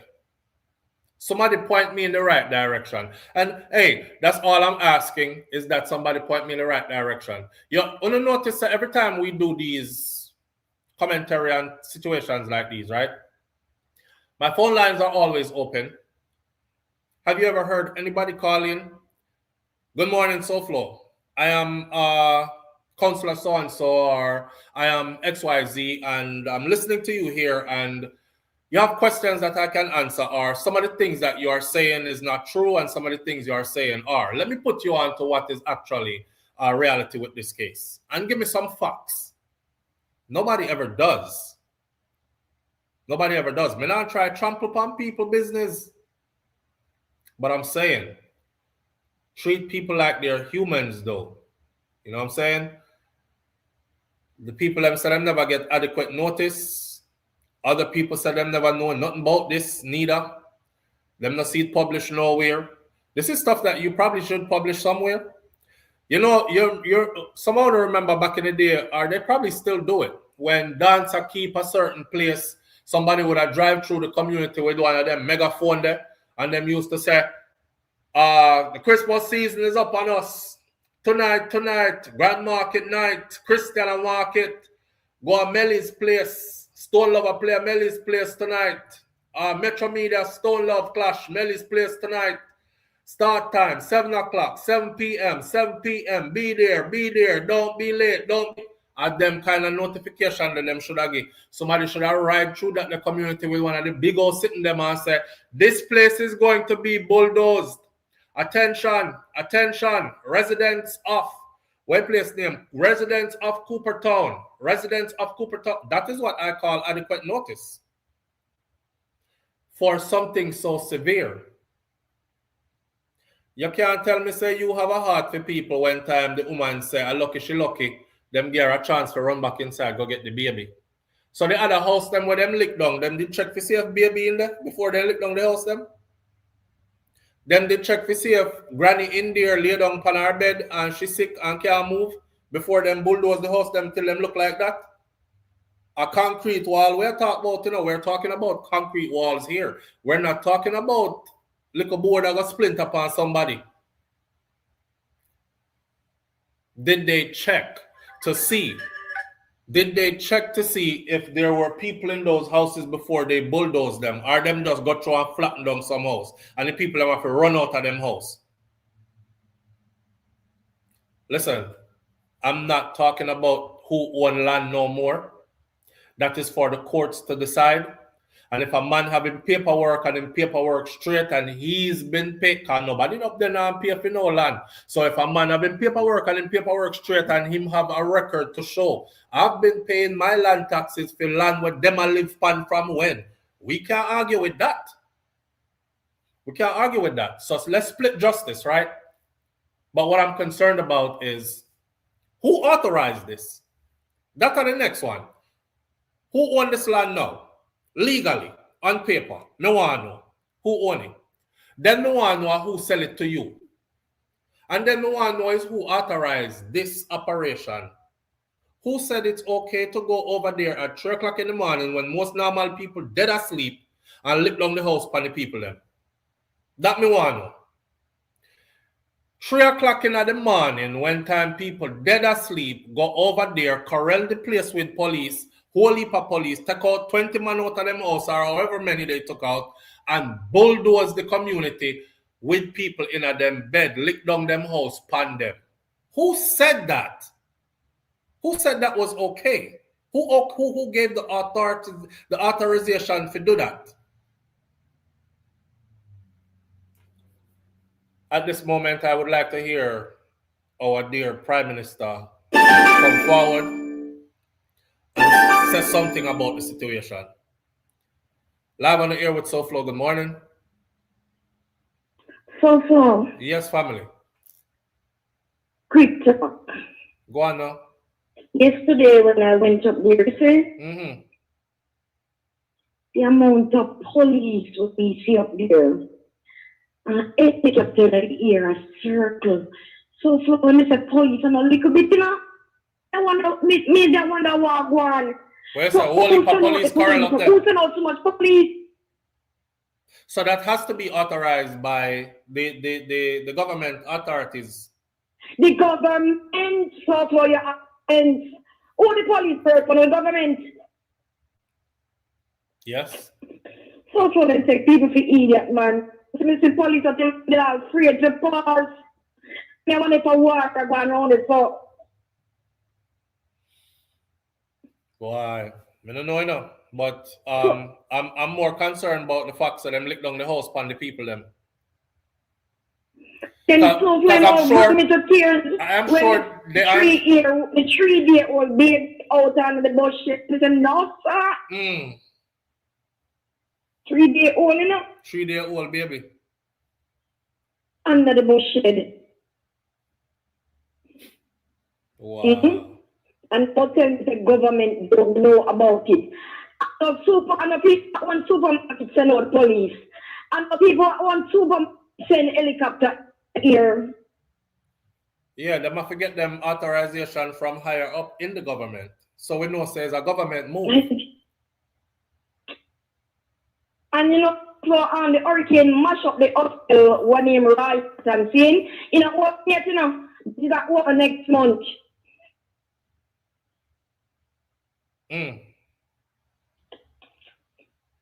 So if you never see nothing, so you have to see it on TV. What place I when come you to see do? yesterday, huh? What the place I come to do? What? Mister, what is the place coming to? What kind of leadership is this?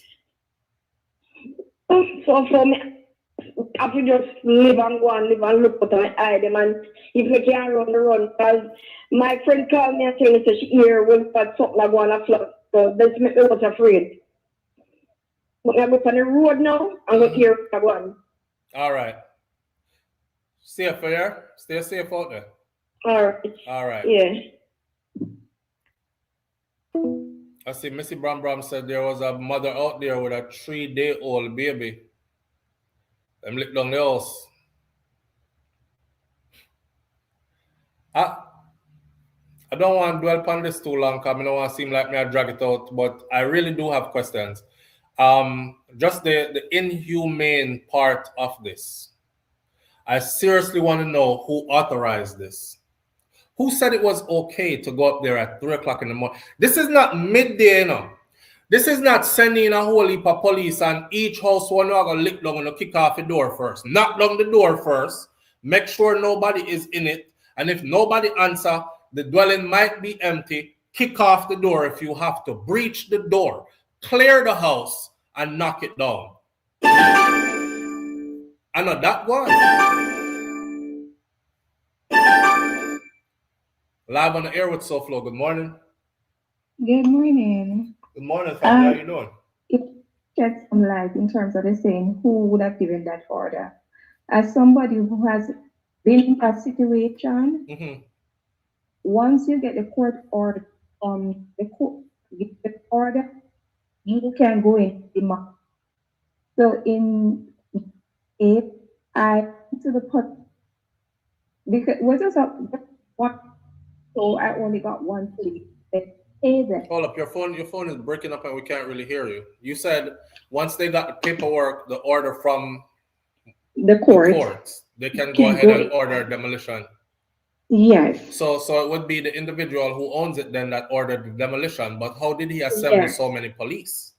He He paid he them. doesn't have authority to move the police in that way. No, no, he paid them because what I did was I paid the police. What? Yeah, I paid the police for assistance. So wouldn't a high-ranking police have to assemble these police to go over there on this whole Yes, operation? yes. So you But how pay would you go them. about paying the police? You go to the police station and tell them Yes, what you. Oh wow. and you pay them, and they come with the bailiff, and they'll stand there and give the person the order and say to you, you have 2 hours or 3 hours to remove your furniture. But I've never heard of them coming 3 o'clock in the morning. Yeah. So that's the part for me. Is the because like I said, I'm not disputing who owned the land. They're gonna have to work that out. But the part for me is at 3 a.m. You knock down houses that you didn't even clear. That is the thing because this is not because there was a court case and even JPS had a case with them that they lost, that the owners lost. So wait, say that again. JPS had a court case with them when JPS wanted to provide electricity to the people Mm-hmm. with the owners, Mm-hmm. and the owners lost that court case. So it has been a long-standing battle. The owners lost that court case, so JPS was able to go up there and provide electricity to the people. I'm guessing, Yes, right? So the community has yes, electricity and all that. They're on the grid. yes, yes. Wow. It's a long-standing battle. I think the caretaker, Dennis Meadows, gave the whole history of the property of how these people became the owner of it. The people who Yeah. own it now.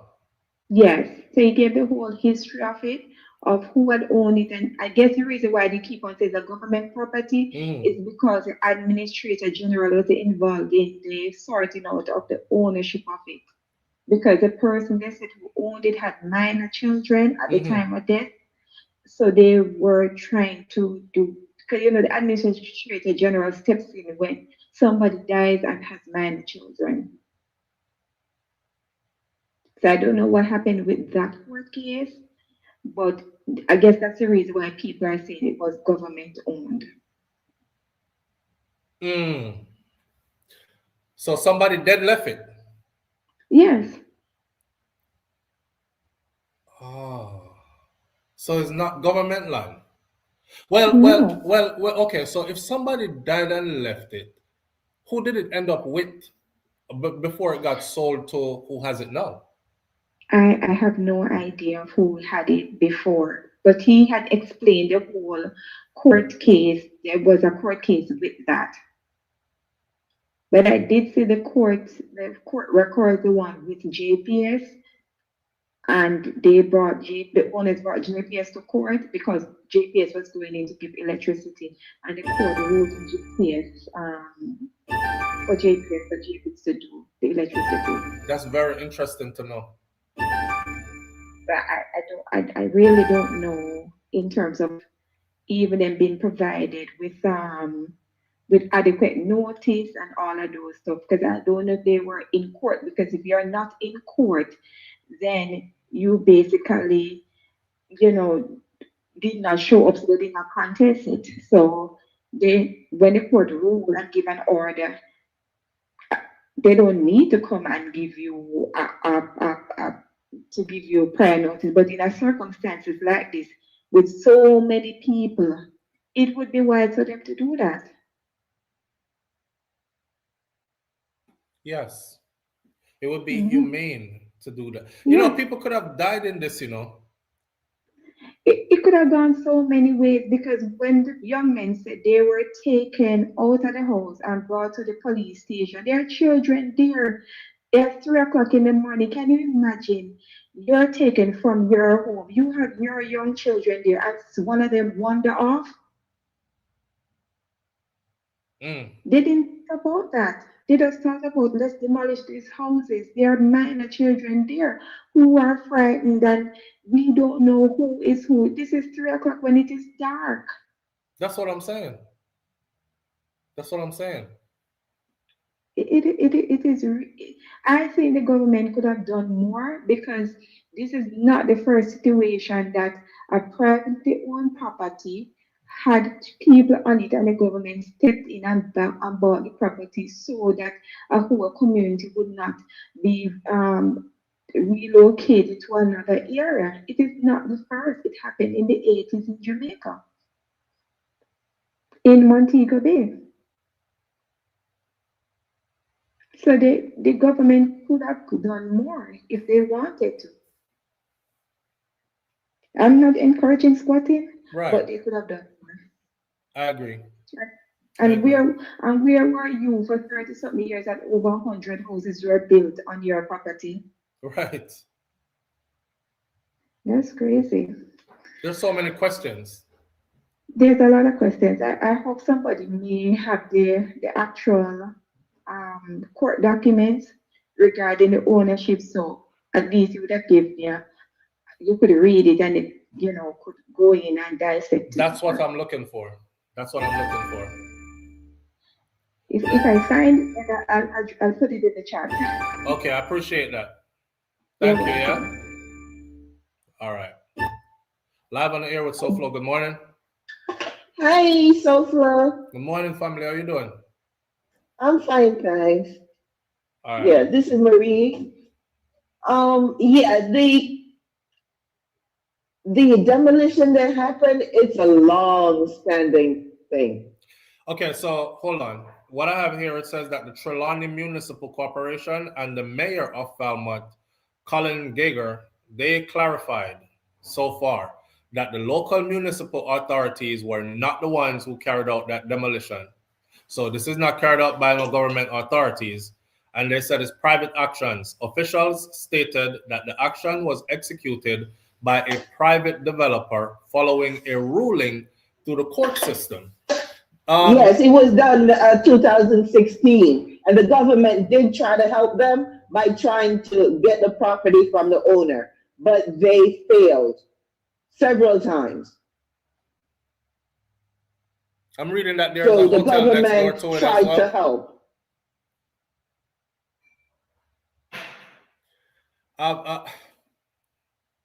So you have to really do your research. Like it's a long thing from like the owner had the property since 1970. All right. All right, my friend. Okay. All right. All right. Another answer that I look for. That's not the answer I'm looking for. I'm looking why now? And why at 3 o'clock in the morning? And what court ruling? Because they're making it seem like I don't know. So something was done very wrong here. Okay. And they're trying to make it seem like, okay, the owner had been fighting to get these people off of it and carried them to court yesterday and got a court ruling. And the court ruling said it's theirs. They have all rights to clear the land. And they went straight to the demolition people. So if this was made since 2016, why did you demolish the people's houses at 3 a.m. 10 years later? It still don't make sense. Y'all following what I'm saying? It still don't make no sense. If the ruling was, come see the comments them in the comment section. You know, people are like, them didn't know from 2016 the ruling was made. So if it was made from 2016, why did you wait 10 years and then demolish them place at 3 o'clock in the morning? Obviously, you have the power to move police. You could have used the police to evict them broad daylight, where everybody would have been moving around safe, year after year after year after year after year. I don't understand why this happened at 3 a.m. in the morning with babies and small children and elderly people in a them house. Enough is sometimes put on yourself in other people's shoes, man. You can't imagine you and you pick them lay down in a bed and then bulldozer start lick down your house at 3 o'clock in the morning. And you have to grab your how many days old baby and a run. Every woman here will have a picnic already. You're ready to run 3 days after you have baby? Every woman in here that has a child or have children, are you ready to go running at 3 days after you delivered? Live on the air with SouFLo. Good morning. Oh, good morning.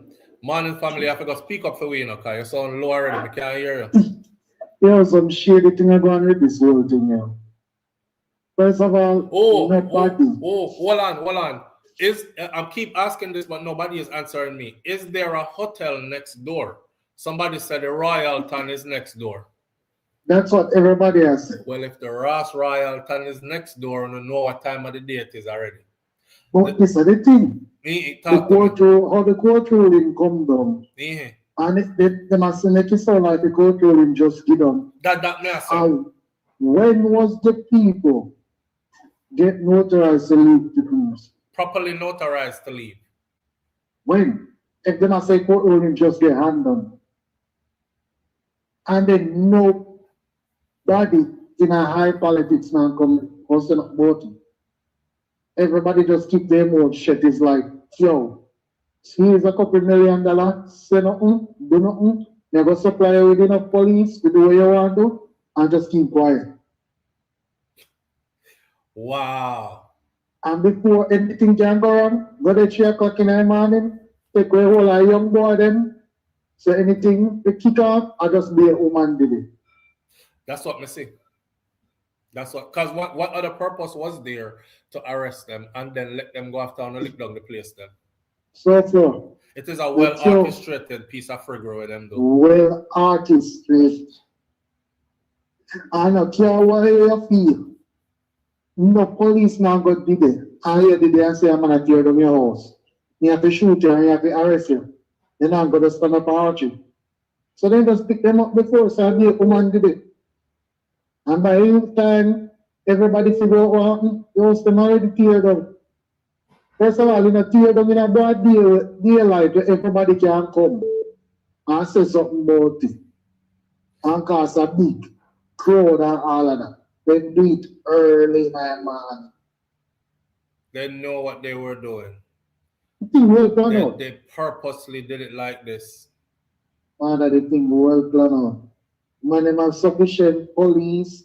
They pick up a young youth them before every equipment come in. It's well planned. And nobody no come forward and say, yo, this is a piece of paper. This is a judge ruling. Right. None of that. Okay, so bro, please. That part right there that you just said, this is what I want Jamaican people to understand, right? Because, you know, I realize a whole heap of them, actually, I've been watching social media comments, a whole heap of, Jamaican people have become, for the most part, a lot of us have become so docile and so easily led in whatever direction they want to lead with, you know. So when time them violate with people, them, we just go along with it. Like, nobody is saying what you just said. When was that presented to the people? Exactly. That should have been presented to the people. Now come out and show a piece of paper. The people show it to the media even. Property them can well be people them we are trying to capture it. I just asked just now if any woman in here, because a lot of women in here and a lot of them have had children, any woman in here ready to run 3 days after them just deliver baby. See Missy Brown put on the screen said the baby mother had a C-section 3 days before. Bro, we're heartless to each other, bro. We don't see no love in our brother and sister, them and suffer. Every man just say, I don't fit in place, so they don't care. They should have moved long time. no love, no compassion, nothing. And that I kick up. People did they say are good, who say I'm not going to Yes, place, Mr. no Them, I'm good, I'm love, sorry for them. Like, yo, no love, none.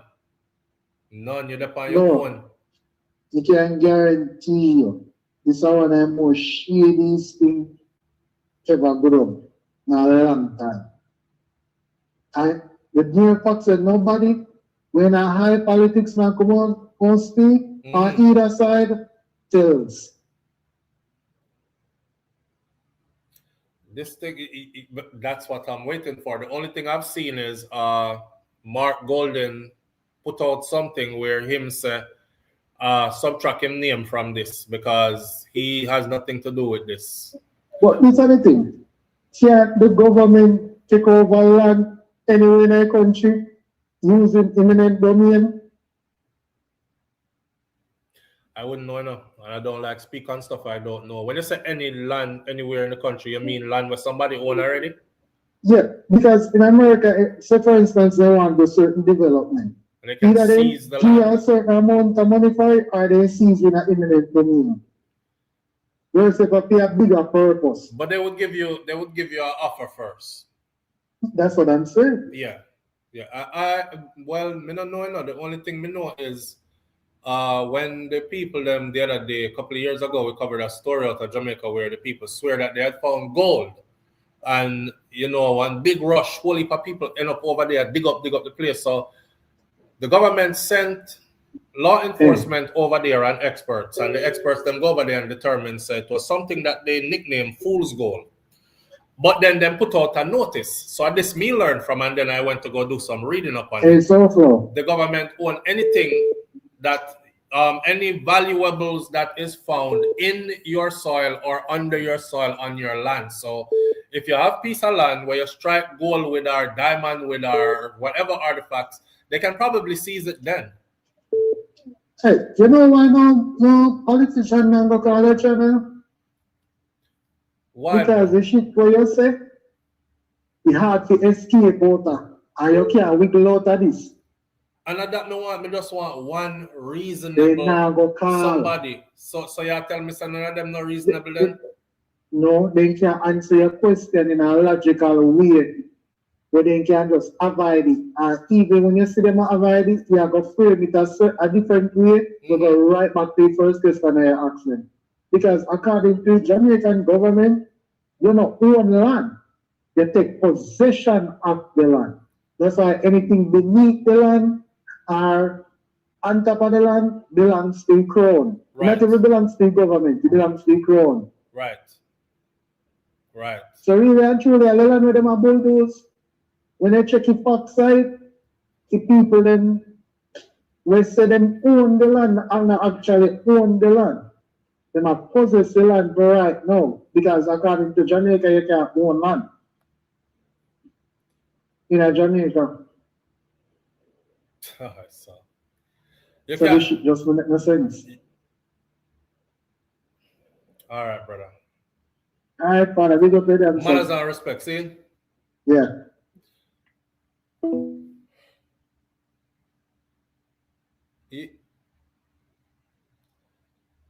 Murray Monroe. Murray, please answer this for me. Please tell me, Murray, where you got this info from so I can go there. I regret not digging further before we came live. But you know, so I'm going to dig further today. I'm going to have more to say on this tomorrow. Live on the air with SouFLo. Good morning.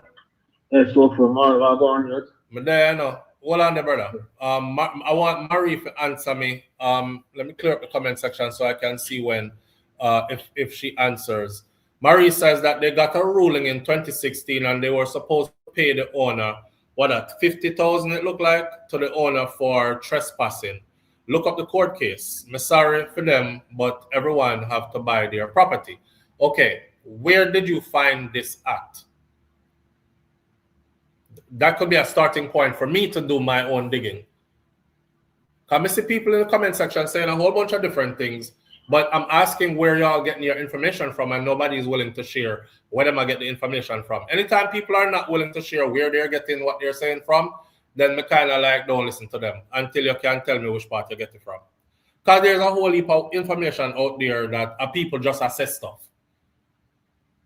SouFlo. Yeah, brother, talk to it. These occurrences happening out. Well, that's what because with your youth them on the traveling thing, you know. I'm the traveling to and not easy. I know exactly what I do. See. Push the envelope. No one to stop in a rest, so I just do it that 2 days or what and it. You know what I'm saying? But I still know that though. Same. I mean, no, so I'm saying be safe on the road, you fall asleep, you know. You know what I mean? Rough, brother.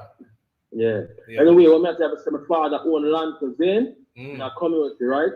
And there are people who put up elk shop on the land. No, my father put up elk shop on the land, a big pit on the land.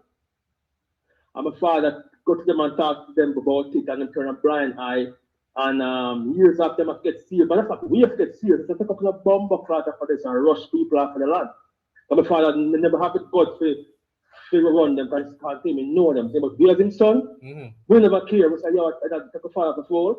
Come on for this and thing, isn't it? So sometimes me hearing this conversation is like a deja vu. So some Jamaican them stubborn youth. For them explanation is that and you get to build my house enough from the land, this not I don't know to somebody's land, them not care. All right. So there's a two-way street to this whole thing. I get that part there, but here what I say. I get that part. But I need clarity. Like, for instance, once the individual who owns this can come out and show everybody, say, look, here's the paper, here's the ruling date, here's the notification, see video here, this and me, I walk around the community, me talk to this person, that person, me pass out the notice them, they have been properly notified. Remember what I said earlier, you know? It's like one time them did a keep dance back in our day. Because this is something that is significant. You're talking about knocking down concrete houses, pan people 3 a.m. a morning when picnic and a woman in a bed asleep, brother. You could have went through the community even the day before with a megaphone and drive through in a car and make the people them know, say, just repeat the message. These houses will be demolished tomorrow morning. These houses will be bulldozed tomorrow morning. You have been given adequate notice for a long time. No one is moving. We have to do this. Please vacate. Please vacate. We're coming. Then could I do that? Do you know how dangerous it is what they just did? 3 a.m. in the morning, heavy blows and skirt equipment, lick down concrete and steel house from people. People have to run out of there for them life. So let me answer this. Let me ask this now. When them lick down the house like this, right? So somebody had their baby in there sleeping on the bed. Somebody's mom or grandmother is in there. Old age, can't move. Something bedridden. How would they compensate for these lives that could have been unlucky? The people them lucky are not dead in them house, you know. We don't know about that. We don't know. I'm not sure. Brother, unlucky them lucky. Who tell us that the people don't have their agent and police who scan the house and make themselves body come? I said them take out every man out every house now. If you can take out every male out of the community, so much they didn't take every male out the community though. Them take a number of male out the community. But here where you're going with it now, you talk about high tech equipment with scan wall and no say nobody in the house. No scan that about physically go to the house man, but just nobody in the house, take off it out of the house and they stuff. didn't. You know? They didn't because the residents are speaking. The residents are liars too. Yes, Jamaican people, some people tell lying and so forth. You know that's the part of thing. So you're willing to build a narrative then that they did this properly and give it time. You're willing to but you're willing to lean towards a narrative that they did this properly. They safely secured each house, cleared the house, made sure no one was in it, and then they bulldozed the house. That's what you're saying.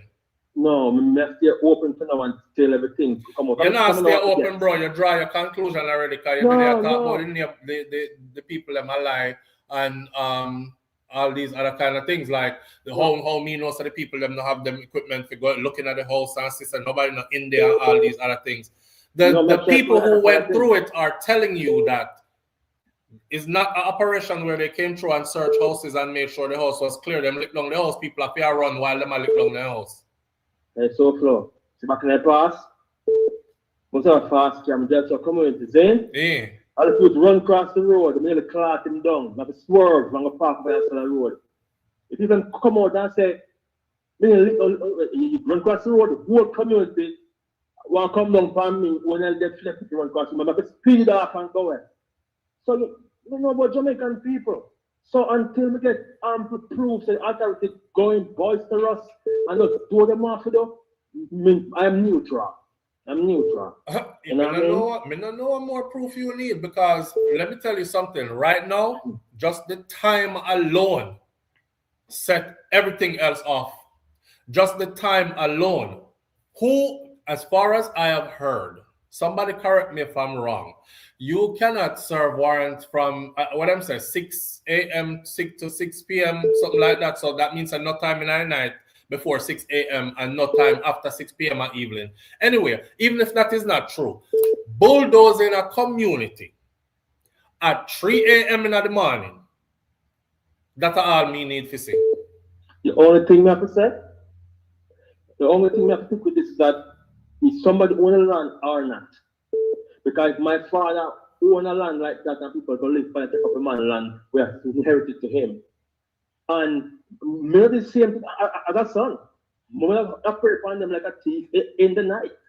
Because I know that once the morning light out with the Jamaican man there, I fell on powder house. Gunshot a bus, machine drawn, a whole percent that one. No, brother.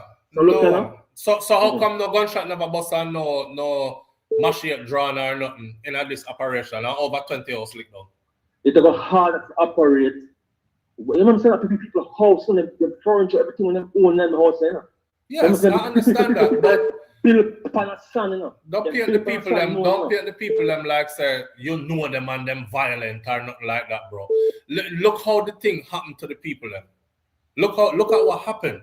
When I dispute ownership of the land, you know, the people them already said they know they don't own the land.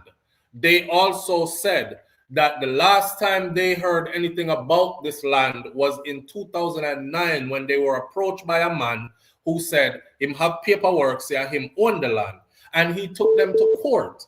And then after he took them to court, they expected to go back to court for more updates, and eventually a ruling would have been made through the courts, right? No, that never happened.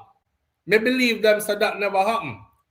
Now, whoever came and decided to them want bulldoze houses at 3 a.m. in the morning, brother.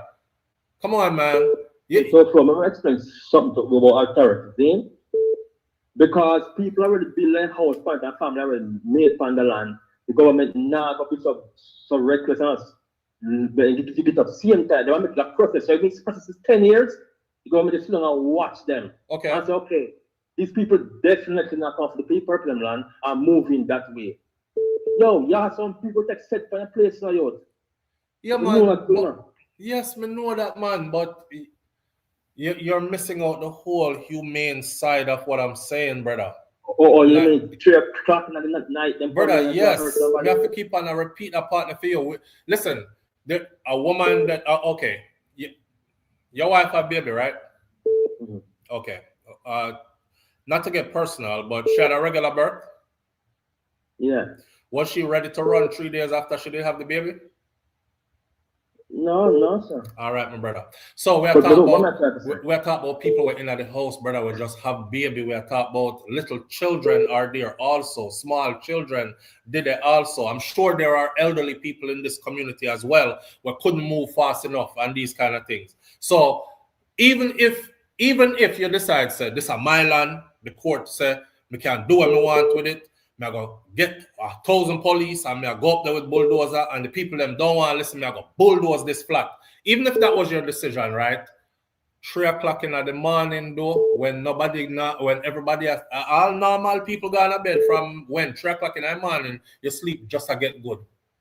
You now turn on your good side in your sleep.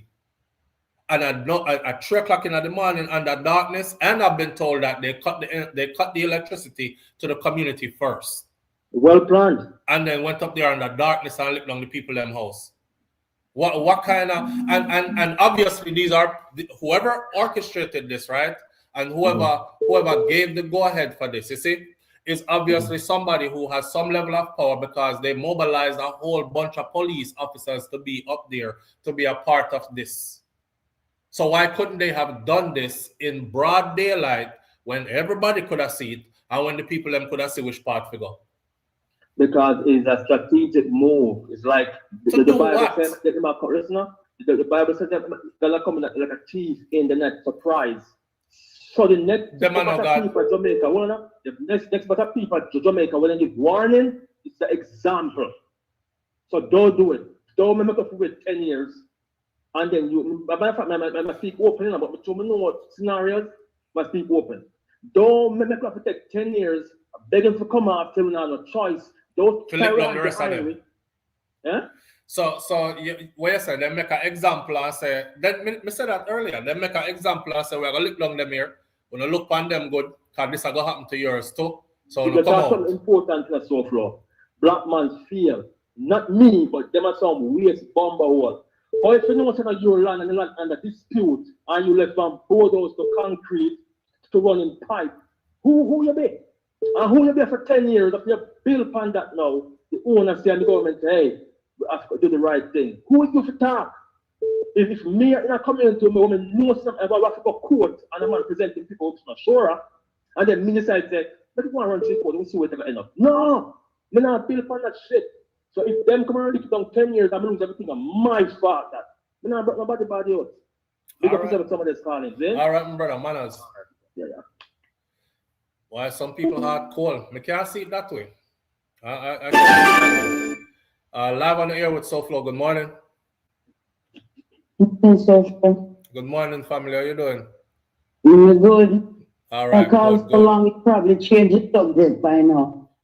We're talking about the house. Them were licked on over. Yes, we'll get licked on over. You did say that go through the community and warn them on. So that was intentional. They wasn't going to warn them. They wanted to surprise them. They wanted to traumatize them. If they warned them, then they would get a feedback. They would get a fight.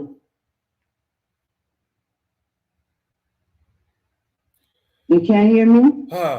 Yeah, me hear you loud and clear. You said if they warned them, they would have get a fight. They would have get a kickback.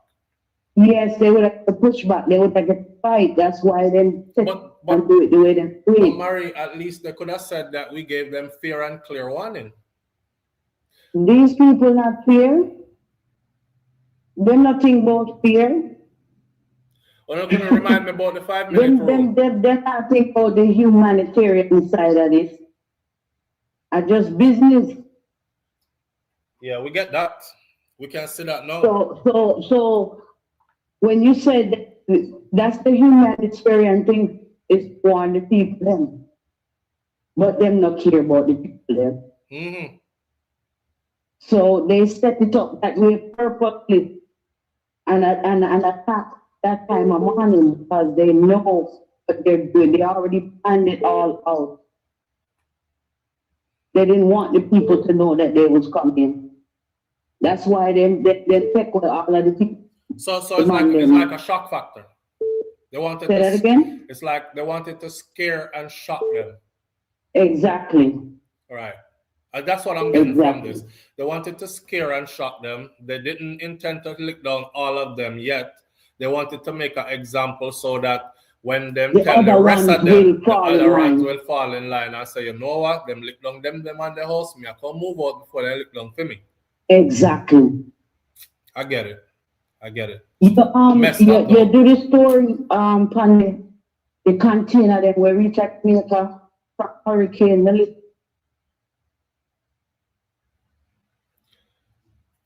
So again?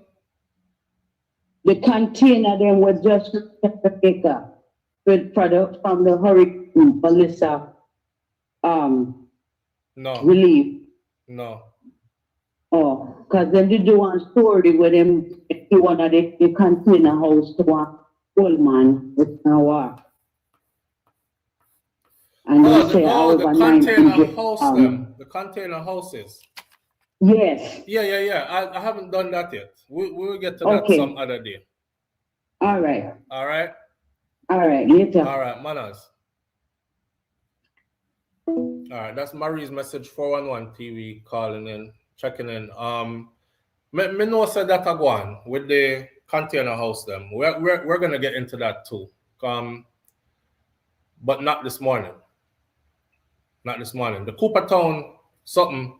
All I can say is I'm gonna leave the Coopertown something right here. What me I gonna do is me I gonna do my own digging up and researching. Live on the air with SouFLo. Good morning. Morning, Flo. How you doing? What going on, brother? Boy, I'm in there. Late. Very late for class. Seeing, but you're good though. Yeah, man. All right. Talk to me. What going on? I would like to ask Maverick if how he would feel him living in America and him landlord just decides to throw him things then, throw him clothes them and so on, if there's no proper procedure. Or if your landlord says, I'm gonna sell my house, so you have to move and you have limited time to move and you can't find somewhere to go. And your landlord just throw out your clothes and throw out everything. How would you feel? And there's proper procedures how you do so. You can't just run in for some people, damage their TVs, mattress, bed, everything. Maybe them passport, ID, TRN, everything. You can't just treat human beings like that. There's proper laws.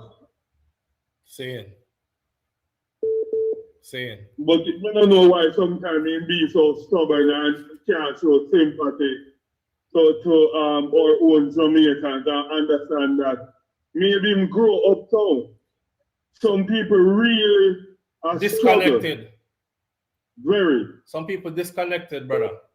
Really, they are so disconnected from the plight and sufferation of others. Me never grew up in a no big struggle, but for some reason, I can put other people's shoes on my foot and feel the squeeze the same way, and I can lend a human part of me to other people's plight. You know what I'm saying? That shouldn't be hard to do, but me realize now, say, I know every human stay like that. Some people just cold like that for whatever reason. Me no business about nobody. Me no care about them. I'm good for them. Me not sorry for none of them, and these kind of things. You know. So there's places in Jamaica where you have to work in your vicinity, in your area, in the country where you're from. There's not much. So you only work on 9 to 5. You can't, within the next 10 years, you still can't save enough money to buy a piece of land for yourself. Some kids move out at their parents' home after they graduate or leave school, but their income is not that high to go buy a house. NHS housing and trust now go help them. Just like how you will graduate from school and then say you need experience before we hire you. Like, are you serious? Where should I get experience? There's just so much places in Jamaica where you can't make it that easily. Right. And you want to put a shelter over your head. So you try to find piece of land. Some people find a land on the hillside and then build something and then try liquor, and them have picnic now, them have to put a roof over them picnic head. Because you're not gonna live with your parents and you may, if unfortunately you have 2 young kids at 22. Situation dictate. Very. Situation dictate. Yeah, but we need to have some empathy for others, man, and you know, me say lend some kind of, I don't know, you can't be so callous towards them. As much as I can sit here and say the same thing, like, that not have nothing to do with me, so I'm no business. But I don't know, my heart can't make me do that.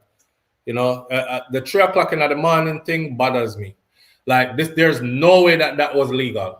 No way that in a country that has laws, bulldozing a community at 3 a.m. in the morning is legal in any way possible. Me not care which judge at which court gave what orders or gave what friggin' authorization. Okay, you have that, but bulldozing a community at 3 in the morning when people in them bed asleep and little picnic run for cover and baby mother grab baby and run. You can't tell me that that is legal in any way, shape, or form. That is an illegal activity that took place, and I expect the Jamaica Constabulary Force, head off, and the Prime Minister to address this sometime soon. You know, we do things over here. It works when you grow up and in America, you learn more things about trauma. Something like that, what does it do to a little child or children? Oh boy. How traumatized when them are sick, their house, their bed, them have to run for cover. Some people don't recover from them things, you know? Of course not. Of course not. We have to have empathy sometimes. You're talking about this is how PTSD is made. You're talking about a deep level of traumatization, especially for those small children who had to run out of the house and then watch the house get licked down and know that that house could have fallen on you. We barely escaped. Sometimes this makes a good person turn bad. A child will come up and say, I watch my mom struggle. And I just watch them, my mother cry and she cry and she cry. And for that, me hate the governor. And me hate PNP, or me hate this. And me hate politicians, they did nothing. As long as they live, they just don't trust certain people. Right. It's like everything should go through the court. Right. I just don't think there's no law. I mean, Flo, don't many times them lock off music and lock off things because certain time of night, you know, make no noise. They have noise abatement. Right. And you do construction work when people feel asleep, much like you trauma the people from the community, make them run fear for them life and all these things. We have to understand that. Not because sometimes we have a good meal or we can have lobster on our plate. Some people really have to drink water and go to them bed and cry and pray. So we have to show empathy sometimes. Big up yourself, my brother. Manners and respect, bro. All right.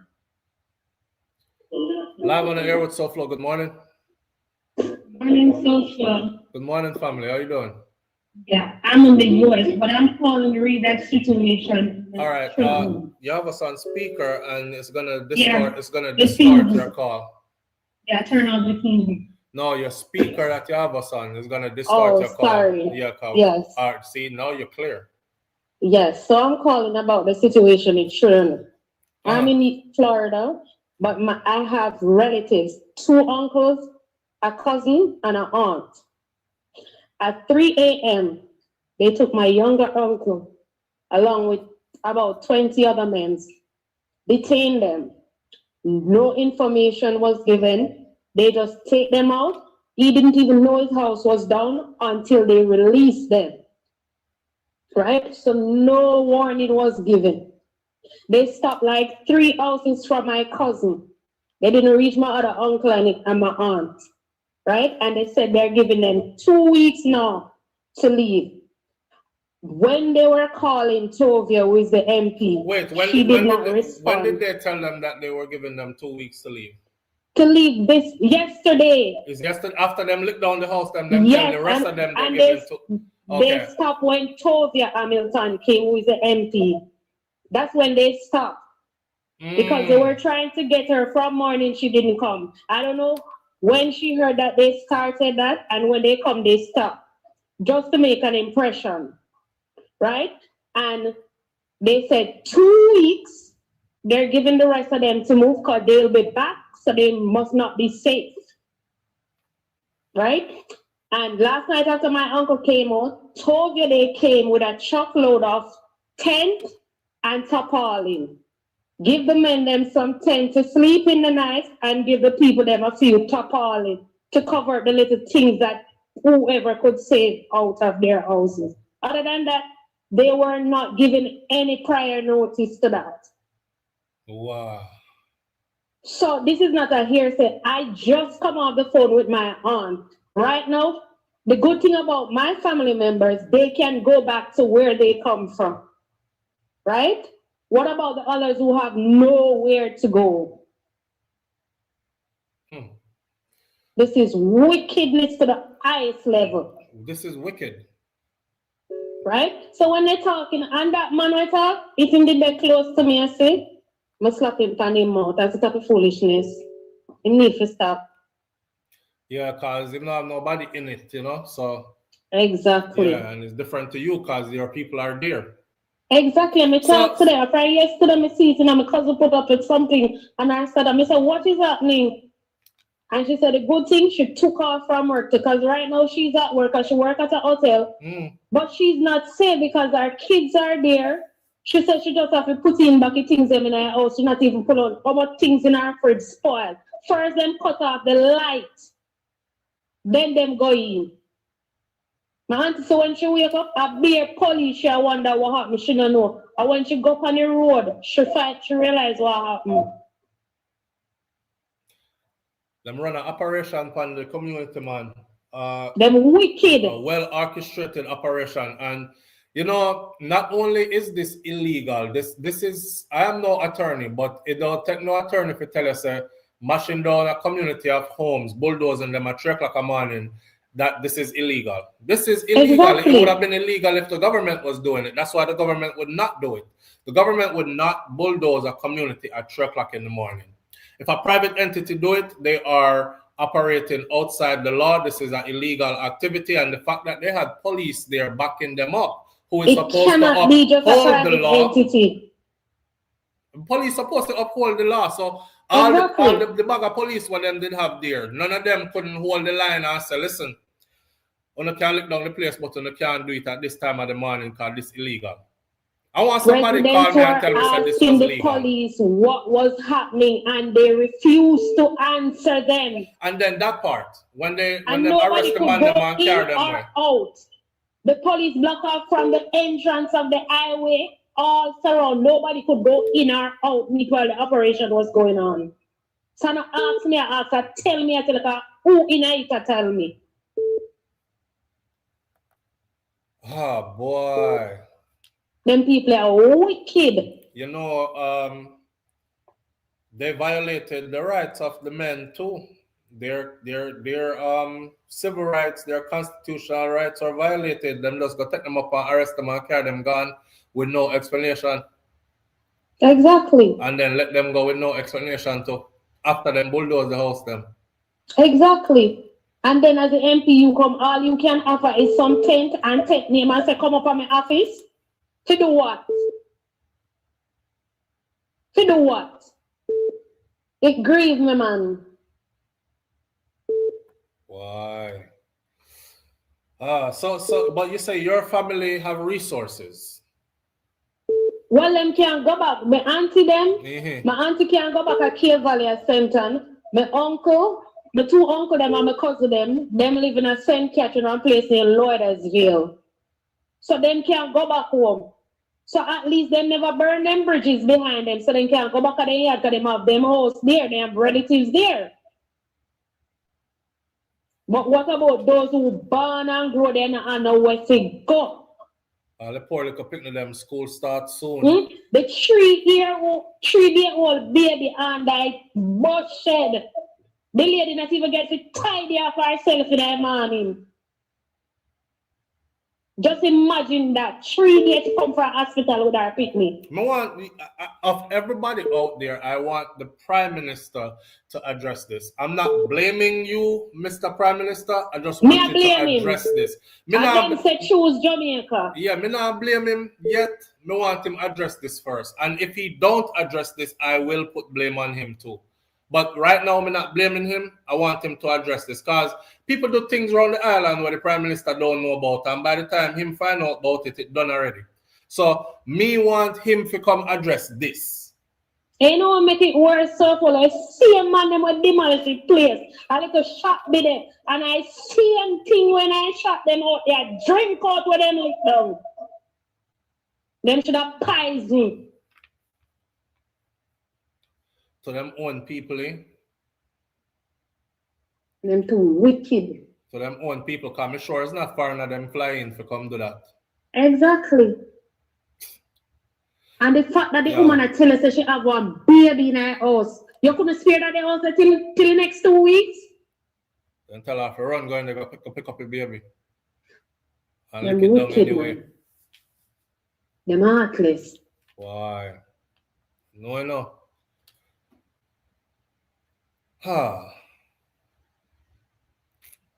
Family? Yeah. Me said, I watch something and I said, no man, I have to call SouFlo. Because through me know me have people there right there we are experiencing now. Some people are talking based on what they hear. But I experience, me have to call it this morning, brother.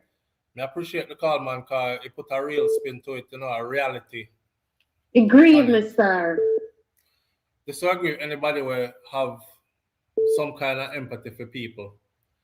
And anybody who don't feel like anything was done wrong here is a wicked hard person alone can hold that up. Only. Yeah. You don't need to have family in the area and your family member's house don't need to have been bulldozed for you to feel and sister this wrong. Exactly. This wrong. So for how much people walk and watch dirty people clothes just to get one little roof over their head and you just watch all like that down, sir? Wicked. Oh, you have to pay back your partner money. Wicked. Yo. You know what struggle is in a SouFlo? So them something hurt me. Cause you know, so some of them people whose house them lick down, them can't recover from this. Never. Them not gonna recover from this. Remember my first thing, they little personal documents. You have to find money for get back them. Where them gonna get it first then? That's wicked, man. SouFlo, big up yourself. Manners and respect, seeing? Yeah, man. All right. Live on the air with SouFlo. Good morning. Good morning, good morning, brother. Good morning, sister. I'm so angry right now. It's the hard to them the last day before summer school done. You give me a break 17 minutes, so you go and listen to me and I tell about 5 minutes. All right. Another bathroom there, so listen to me. Okay, first of all, Donna says she send you Meadows' number, Venice Meadows' number. Okay. So to look for you need to talk to him. All right. Now, if this thing was not orchestrated, where would all these police come from their posts? You want to tell me that the government know nothing about it and all these police let them post and just turn up at this place out? Uniform. 2 a.m. come arrest who them to arrest, and then 3 a.m. then start demolish the place. You tell me, what a wicked act. I never cry something nothing else. I mean, I have nobody up there. So whether I hear me here or not, me listen and you put 2 and 2 together. Right? Right. How can you look at people, children, old people, as you mentioned before, in the houses, and just come and just bulldoze on the people in the house like that? With no consideration for even the mother. Infection and something to play with, she can get infection. And a bus stop, she sit down with her baby in a bassinet. Not even infection. Listen, Missy two. She not supposed to move. 7 children I have, and 2 of them came out C-section. I know what C-section. Yes, she not supposed to move. A woman with C-section is not supposed to move. She need all the help in the world just to all move. the help, all the bed rest, as she can get, and that's weird. So whether I am there, yes or no, yes, Miss Pierre under the bus stop, because now we have technology where we can see people, no matter which part them they in the world. You understand? So yes, Miss Pierre under the bus stop. They know about it. They know about it. And the hotel the next door, and then have interest in it. I buy the place. Vested interest in it. Yeah. Why would they close their doors from Sunday? Maybe not going from Sunday. Maybe that is why they're not showing who owns it, like or who are gonna buy it or whatever the case may be. Then when I expect war, They were expecting war, and that's why they close them gate because the people they would have mashed up over there so too. But if them ever think it done so, it not go done so. You can't break down the people in house and expect come build up right there so. And know the people they never get wicked. Them think it done, it just them just a come. You know, sir. With all that going on, you see, the 40 odd houses that are left up there, those people are them not gonna stand up and fight. You know, for them best thing to do is to run. Cause guess what I'm gonna do? If Andrew Holness does not speak out about this and intervene here, they are going back up there to bulldoze the rest of the house. Them, and then but we already know it's a concerted effort because police can't go upon 3 o'clock a morning operation like them here, where house a bulldoze entire community and people are running for safety, and we can say it's not, they don't have nothing to do with government. The one bag of police were up there in uniform. They are an arm of the government. So the prime minister has to speak up now. And if he doesn't speak up or intervene, they are going back up there at 3 o'clock in the morning or whenever, and they're going to bulldoze the rest of those houses. Yeah, and then the people then without empathy. Like the stammer him. Nobody not gonna tell me about no calling no other name. They not even use that name, but not fit him. Right? With himself, with no empathy at all. How come and say the people them should have what? Something happened to him because it happened to his father. That means that it deserves to happen to these people. See? What kind of crazy talk is that? You know? What kind of craziness is that? And put the people this man get me where will the people go now? Today. The 20 house them with them lick down, where will the people go now? I'm not 20, I'm 30, 32 to be exact. 32 to be exact. Where will those people go now? Those people, as the lady before said, her people are good. But what about the ones that are not good? Yeah, so the ones that were not good, because a lot of them are not good. Me see a lot of people crying and bawling and said they have nothing left. So, and nowhere to go. Left. So where will they go? And then I'll put them in a container house. They're not going to go which part the deportee then come. We all have a bungalow. Deportee, we not going to know who get lick down house from who deported. You know, a big shelter. You know, see what I go on. You know, see what I go on. You know, see what I send me back to. Eh? Oh, man. You know, see what I send me back to. Make the people then, make the whole we not wake up. If the people then not wake up and see what really I want. Eh? All them are doing stuff, but let me tell you, all of them are stuff them pocket with. Them can't go into the grave with it. Me just hear one funeral over the weekend where this man have trillions of dollars. And he claims his wife supposed to put it in a casket with him. And his friend say, you really did put it in the casket with him? They say, yes, I wrote him a check and put it in his pocket. You know the coffin. Make him send it down there now. Because these artists believe so then they come here with something for them body. We all come here together. And I care how fancy they looking at the coffin. Congo where man you talk in a few days. Exactly. We all go. People just are rich, and the poor they are dead for hungry. Watch when the people them without house since Melissa. Nothing. Them still under tarpaulin. Eh? And these people all them believing is puffy them blasted pocket. The MP know about it too much weeks ago. I run come with paper about you write down people name. Eh? All of them are hypocrites, all of them are wicked. Then wicked. I mean, the first person we think about was Donna Thompson. I call her and I say, you good? You near there? She said, no, me out of the town. You know, she never been near there because right there, so me could make me sister suffer. Same. Yeah. Hi. Yeah, but as me say me in the bathroom, so much people coming up and see me now, madam.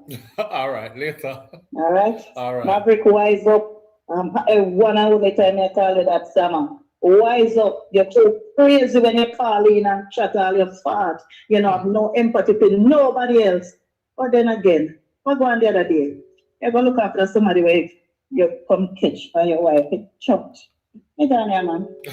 Later.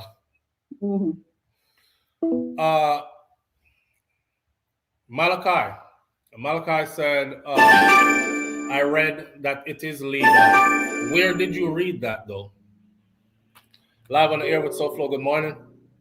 Good morning, SouFLo. Good morning, family. How you doing? I'm not doing too bad.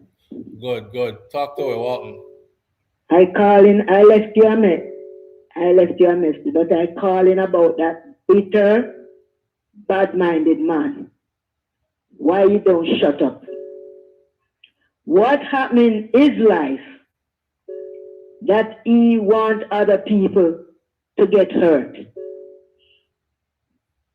That's all I have to say. All right. Ask him what happened in his life that he live in America and want to see Jamaicans get hurt. Okay, thank you. All right, my friend. Yeah. Maverick, that was for you. The lady said she want to know what happened in your life make you want to see people get hurt. Because it's not normal for not have anything. We don't know. We don't want to say no back and forth argument with nobody though. Live on the air with SouFLo. Good morning. Hey, SouFLo, how you doing? I'm good, family. How are you? I'm okay. Do you see the display picture on the profile, on my profile? Can you see it? Yes, I can. So that picture is across the street from that neighborhood. Are you serious? That's also another hotel. That's Rio. Wait. Are you familiar with Rio? Yes. So I know exactly where this is then. Aquarelle is another branch of the Rio low brand. So they're also across the street. There's a whole slew of hotels. Okay, I get the picture. Street. I get the picture then. You see the picture? Yes. No, okay. I see that picture that you just showed me, but I get the picture now. Yeah, I get what you mean. Yeah, I get the picture now. Cool. I get it. Yeah, wow. So they're all over there. Wow. So picture people, whoever owns whatever is over there. And as you're saying, if the government doesn't come out and say anything pertaining to this, then you know what gone. Yeah, absolutely. Real ambush. They took away the men from the community, locked them up because they know they were going to get a fight. They would have gotten a fight. I know exactly where this is now too. Yeah. It's like almost like Falmouth, not Falmouth. Yeah, kind of like Falmouth. Close to the Montego Bay, but it's Trelawny.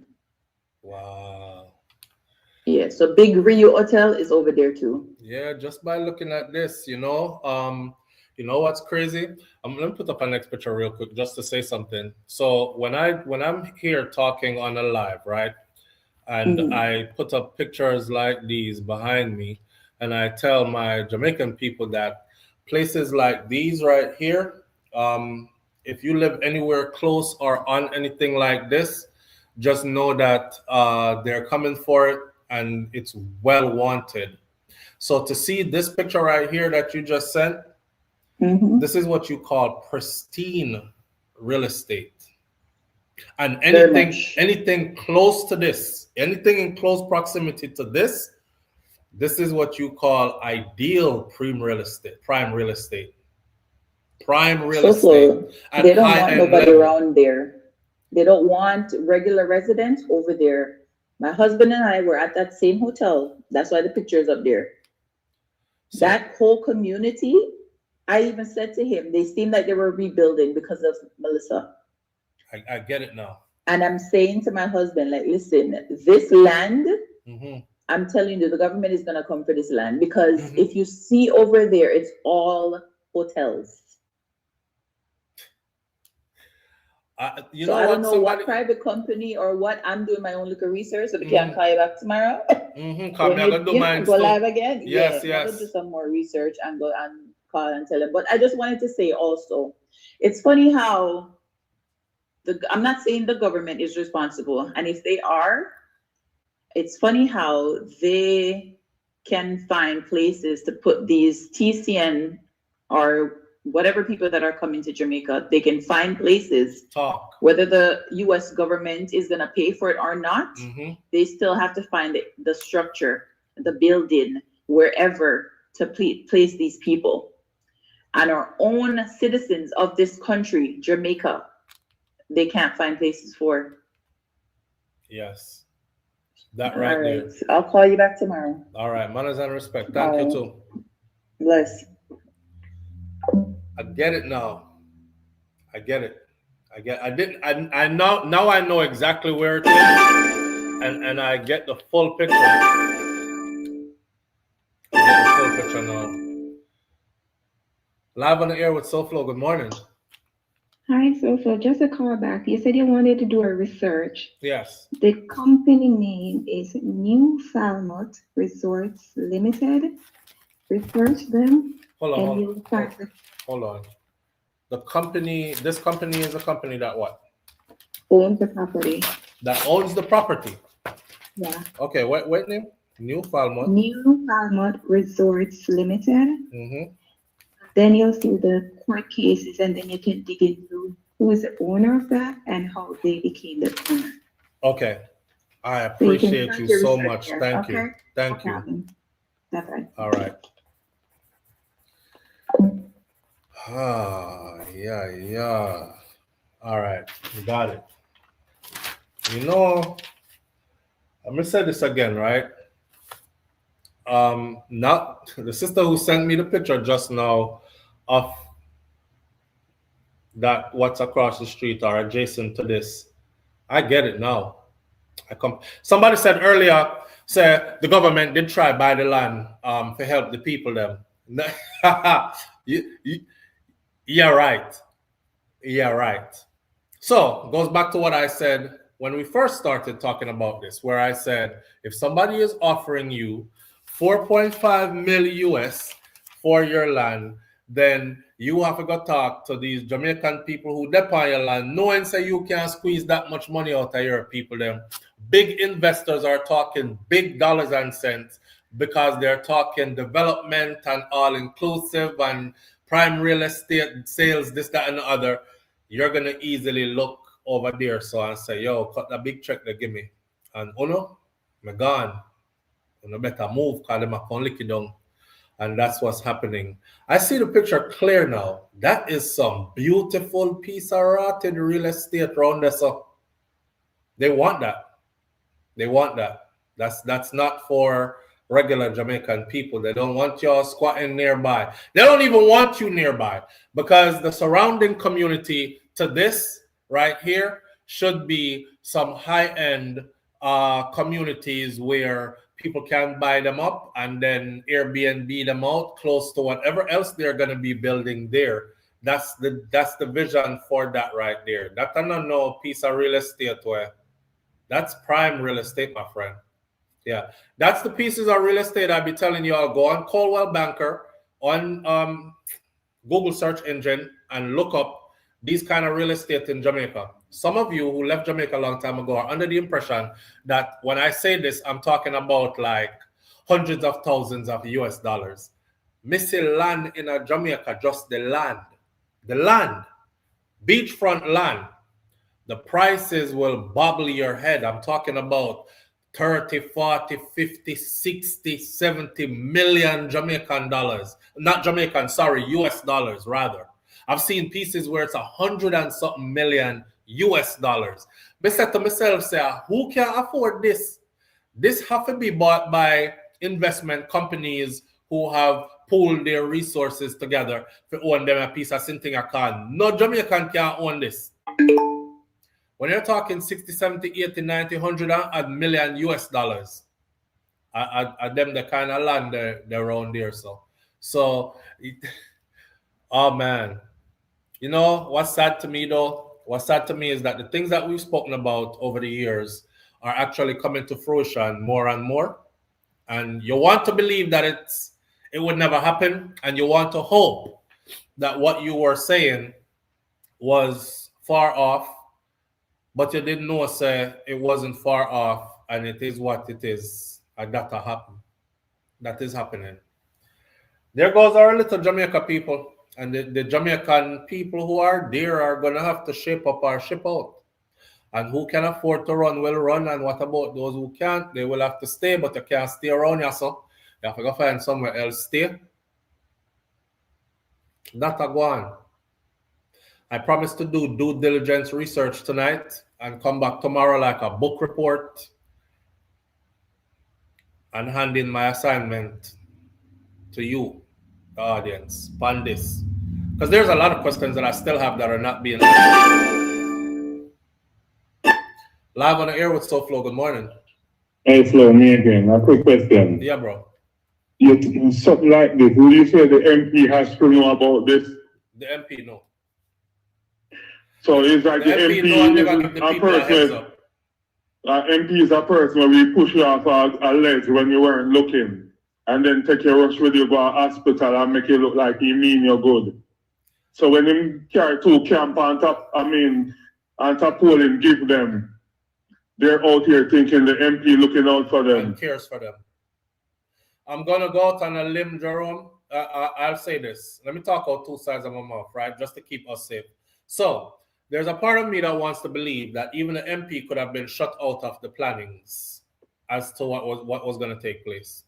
Give the MP the benefit of the doubt and say, them leave them out of the plannings. Them never know until last minute either, because they didn't want the people to know, and the MP is a caring person who would have gave the people a heads up. And then there would have been other things that could have stopped this from happening. So them never tell the MP. Me, I'll give the MP the benefit of the doubt there. But something in my head, I tell me, say, politics are playing.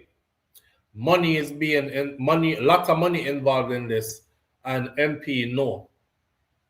So it's like a man gone in a certain place at town where Zeke's run and a Zeke's in charge and start do things without confirming with Zeke. Me don't know about none of that. We're left that right. So a country become from. No banana tree and machete and they sit there. Me don't know about none of that. Left that one. Anyway, alright, me do it, you know, because I think James me forward from. Me don't know nothing about town either, you know? Yeah, me don't know nothing about nothing other than farming. But me know that the MP has to know. It's a disrespect. The government them have to know. So much police run out and the MP don't know.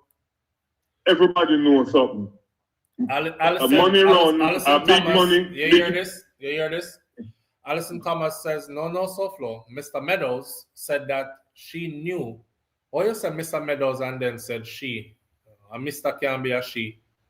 Mr. Meadows said that she knew. Oh, Mr. Meadows said she the MP. Mr. Meadows is not the MP. Said that she the MP knew 2 weeks before the demolition. So that means that Mr. Meadows didn't know two weeks before the demolition. Because how else would he know that she know 2 weeks before?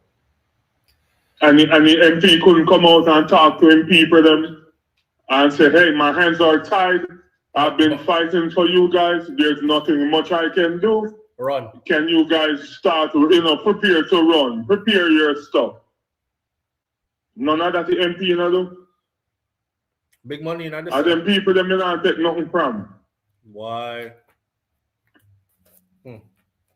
Sad. Big up yourself. Manners and respect, sir. Sad. Sad. Sad.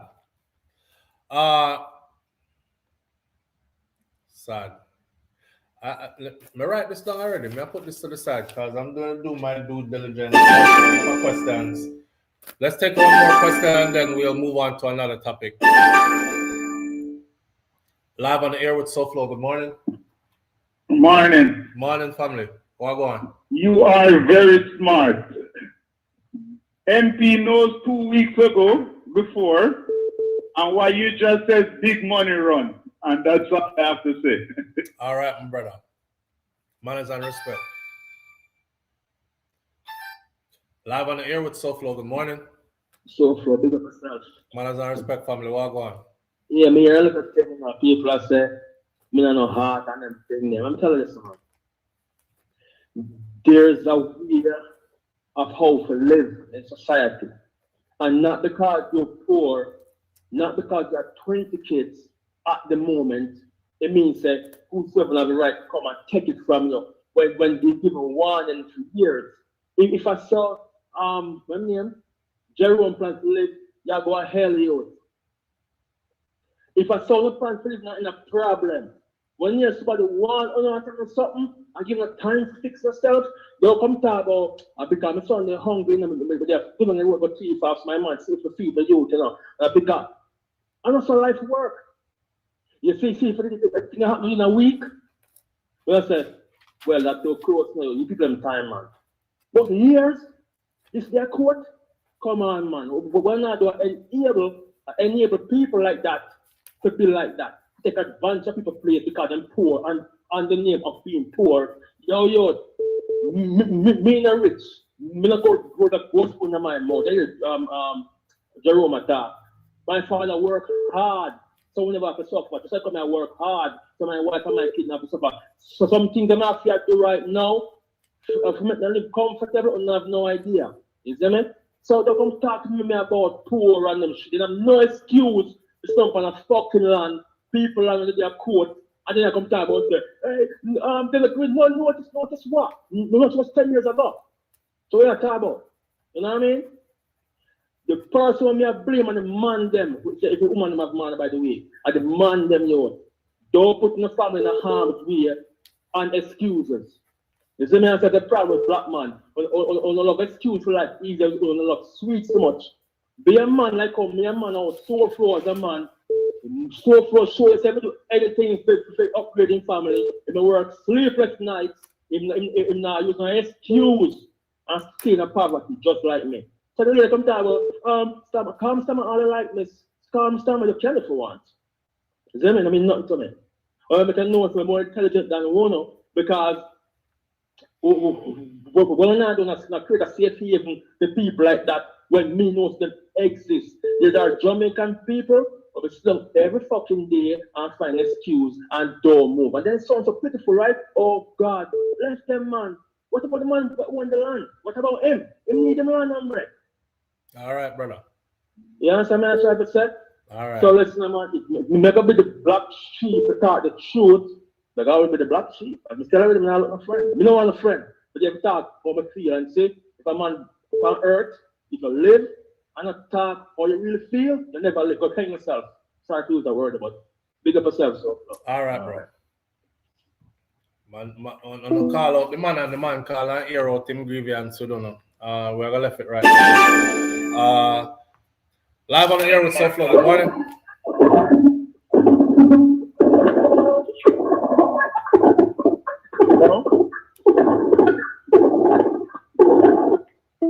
Look like something not going on in your phone. What is that? Nobody's making an excuse. They could have. All right. Listen. One more call and we're changing the subject. Live on the air with SouFLo. Good morning. No, family. We can't work with your phone. You can hear me now? Yeah, I can hear you now. I want to, you're on your phone a fight. Yeah, man, the phone has a problem. But I have a card. SouFLo, I have to for a long time, you know. But I have a card in the time. The youth Maverick, not the youth Maverick. Everybody are going to Maverick now. We're not talking about the right to go land, but them violate the man them right by locking up the man there. And nobody don't bulldoze no house at 3 in the morning. I get it. So if I talk about when family and we work hard, everybody work hard. At 30 years, I live in England, right? And so for me, I used to be over 7 years now. I'm just a call you the first time. Same. Maverick now the human, he lost completely. And he missed the point of people are trying to tell himself. Right. You get me? Right. But keep doing the good work, SouFLo. Bless you. Manners and respect, yeah? Manners, my brother, manners. All right, listen. We're going to end that subject here upon this because we could go all morning on this. This is super emotional topic right here. And we can't really, I want to leave room for us to revisit this tomorrow. There has to be a part 2 to this tomorrow. I'm gathering information as we speak. So when I see me go silent and people talk, I'm writing stuff down. I'm going to do my due diligence as well. And there are other people who are going to do those. And we're going to combine that information in the morning because there are a lot of questions to this that need to be answered. And the people that need some clarity. What I would like is for live on the air with SouFLo. Good morning. SouFLo. Yes, family. Can you leave Meadows number there, yeah? Yeah. I'll let it by your phone. All right. Check. Okay. All right. Thank you. Here. Okay. All right. All right. I have to remember because I have to write that down because all right, so that'll be it for that topic for us. We're gonna leave room for us to explore more of it tomorrow, and we'll pick up there where we left off at. Okay, let's change the mood up a little bit. Cause God no, I feel a way for the people. Them not even feel like maybe I'm internalizing it too much. So let's go to something like this then. All right, let's go to something like this. I don't know if y'all are aware of this event that took place recently, but this was the turnout. This is a real-time picture of the turnout of an event that took place recently. This is New York City's first ever Jamaican Day parade that drew a huge crowd to the Brooklyn streets. When I look at this crowd, I think of how powerful the Jamaican community overseas is. Now, mind you, there are a lot of people there who were not Jamaican that joined us and waved the Jamaican flags. And how do I know? Because there were people out there in the crowd with cameras and microphones who were interviewing people. And they put the microphone to them face and asked them, so, what part of Jamaica are you from? And they would go, I'm not Jamaican. I'm out here having fun, but my husband is, or my sister-in-law is, or I go to Jamaica every year, or whatever the case may be. When you say Brooklyn come down, I don't think of Brooklyn alone this, but I want to look on the crowd here. I want to size up this crowd. You see, as far back as your eye can see, is people. What does this tell me? Remember when I said, first of all, I lived in Brooklyn for 7 years. Shout out to Vernon is here, barbershop. That's where I got my start at Barbershop Union Street between Bedford and Franklin Ave. For all the New York people that were tuning, you could go support that business. Vernon is now a staple in the community. When I was there, it was multiple shops there. Vernon is the last one standing, and he's definitely raised a lot of people, children, in that community there. He's a cornerstone. So shout out to Vernon when we talk about my Trinity brethren them. See? I wanted to be there so badly.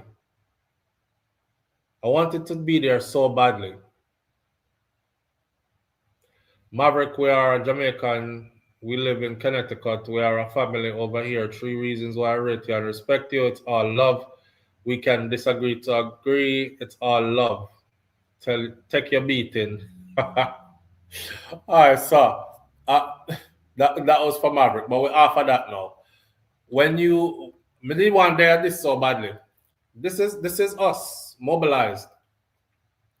You know, so if we actually mobilize like this on issues that affect the island, we can make a real change. You see, before we get into the festivities of the event, me don't want this past me. We're always ready for drink together. You know, consume alcohol, burn some herb together, play some good music together, wind up on each other. Find somebody to go home with, go ride. Not ride like bike and bicycle, but ride like bike and bicycle. You know, we're always ready for all of the other stuff. If we ever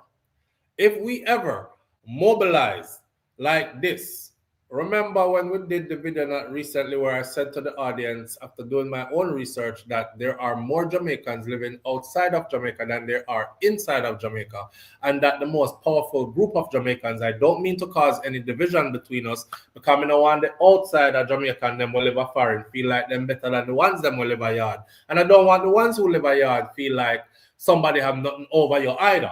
Okay, we are still all Jamaicans, my brother, my sister, and these kind of things, my auntie, my uncle, my cousin, my family. However, the ones with the most resources are these Jamaicans right here who are outside of Jamaica. Now, if this group of Jamaicans can actually get it together and mobilize on things that concern us and change in Jamaica and making Jamaica a better place, man, we can move mountains. We can move mountains. We can't do it because this is the only time we come together like this. Music a play, weed a bun, whatever else you're taking out there, you know, wind up and throw down and all that. But I want to look on this good. I want them to look at this. Good. This is in other people country we show up, so you know, and if we place this, you know, it's not our place. This. Remember, I tell them the other day, sir, if you're in Jamaica and you're planning to come to the US, you're runway from trouble and problems, couple of places in the US, I would advise you not to go. I said, don't go to Florida. The state of Florida, if we were to do one of these, would probably look like this. Specifically, South Florida. There are pockets in Florida you can go where you might be okay. Don't go South Florida. When you hear Miami, when you hear Fort Lauderdale, when you hear Lauderhill, them place, don't go. Because I saw it all look to. And you go book up in a nothing but your people them.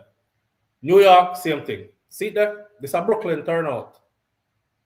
So this was New York City's first ever Jamaican Day parade.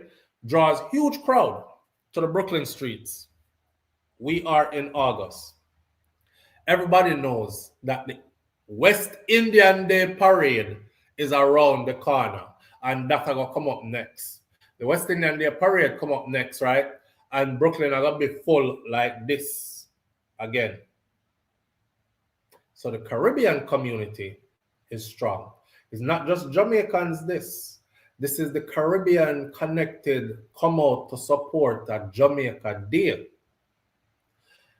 Caribbean people, here I want to see. I want to see each of the Caribbean island them do this. And everybody else come out to support them. This is what I want to see. Jamaica Day turn out like this. Imagine if Trinidad and Tobago have a Trinidad and Tobago Day. Soca, Parang, Real Liming, Barbados, Grenada, Antigua and Barbuda, Dominica. I want to see it. This is what I want to see. Big up to Jamaica though, because you know a real trendsetter, you know. And this is not talking down for anybody else, but we kick out first and then others follow. Nothing wrong with that. Somebody have to do it first. So everybody was waiting on the West Indian Day parade. Jamaica with the big bossy self say, me know so we have that, but we want to feel it one a day. So, so in fine fashion, we step out like this and shout out to everybody who came out to support us, because I'm well aware that it wasn't just us alone that was out there. But I can show you with energy and with vibe, people. This is away from our homeland. This is to show you our energy and our vibe. Under brand Jamaica, we do this. Yo, you understand that there's like, I don't know if I quantified a number here. I hope somebody did. But this is well over 1 million people show up for this. Jamaican pride was on display on the streets of Brooklyn, New York as the first of its kind. Parade kicked off Saturday gone. The city's first ever Jamaican Day parade was a single spotlight to the Jamaican culture and saluted the extraordinary contribution of Jamaicans and Jamaican Americans. Oh, we're so excited. The first ever. Big up to all Jamaican people, one person said. This is important. This is important. Hold on, caller. This is celebrated right here in Brooklyn, New York, where there are so many Jamaicans living within the diaspora, and everybody today is having a good time. Another person, O'Neal Jackson, said. Everybody is happy. Everybody is having fun, and it's all going great. Me don't want to call me and tell me about the like of one fight when we see happen. Anywhere millions of people are gathered, something is bound to go awry. So there's always an exception to the rule. The fact that nobody never dead out there and nobody never gets serious mashup, that's another thing to commend, right? The parade went from Church to Ocean Avenue to Flatbush to Lincoln Road near the Empire Boulevard. Every step was filled with dazzling display of Jamaican greatness. We're excited to be out here.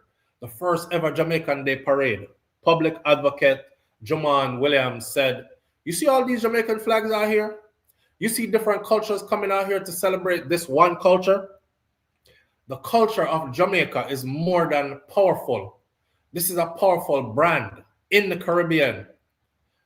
I would say this is a powerful brand on the world stage. Our sports people, our food, our music, our dances, our way of dress, our language.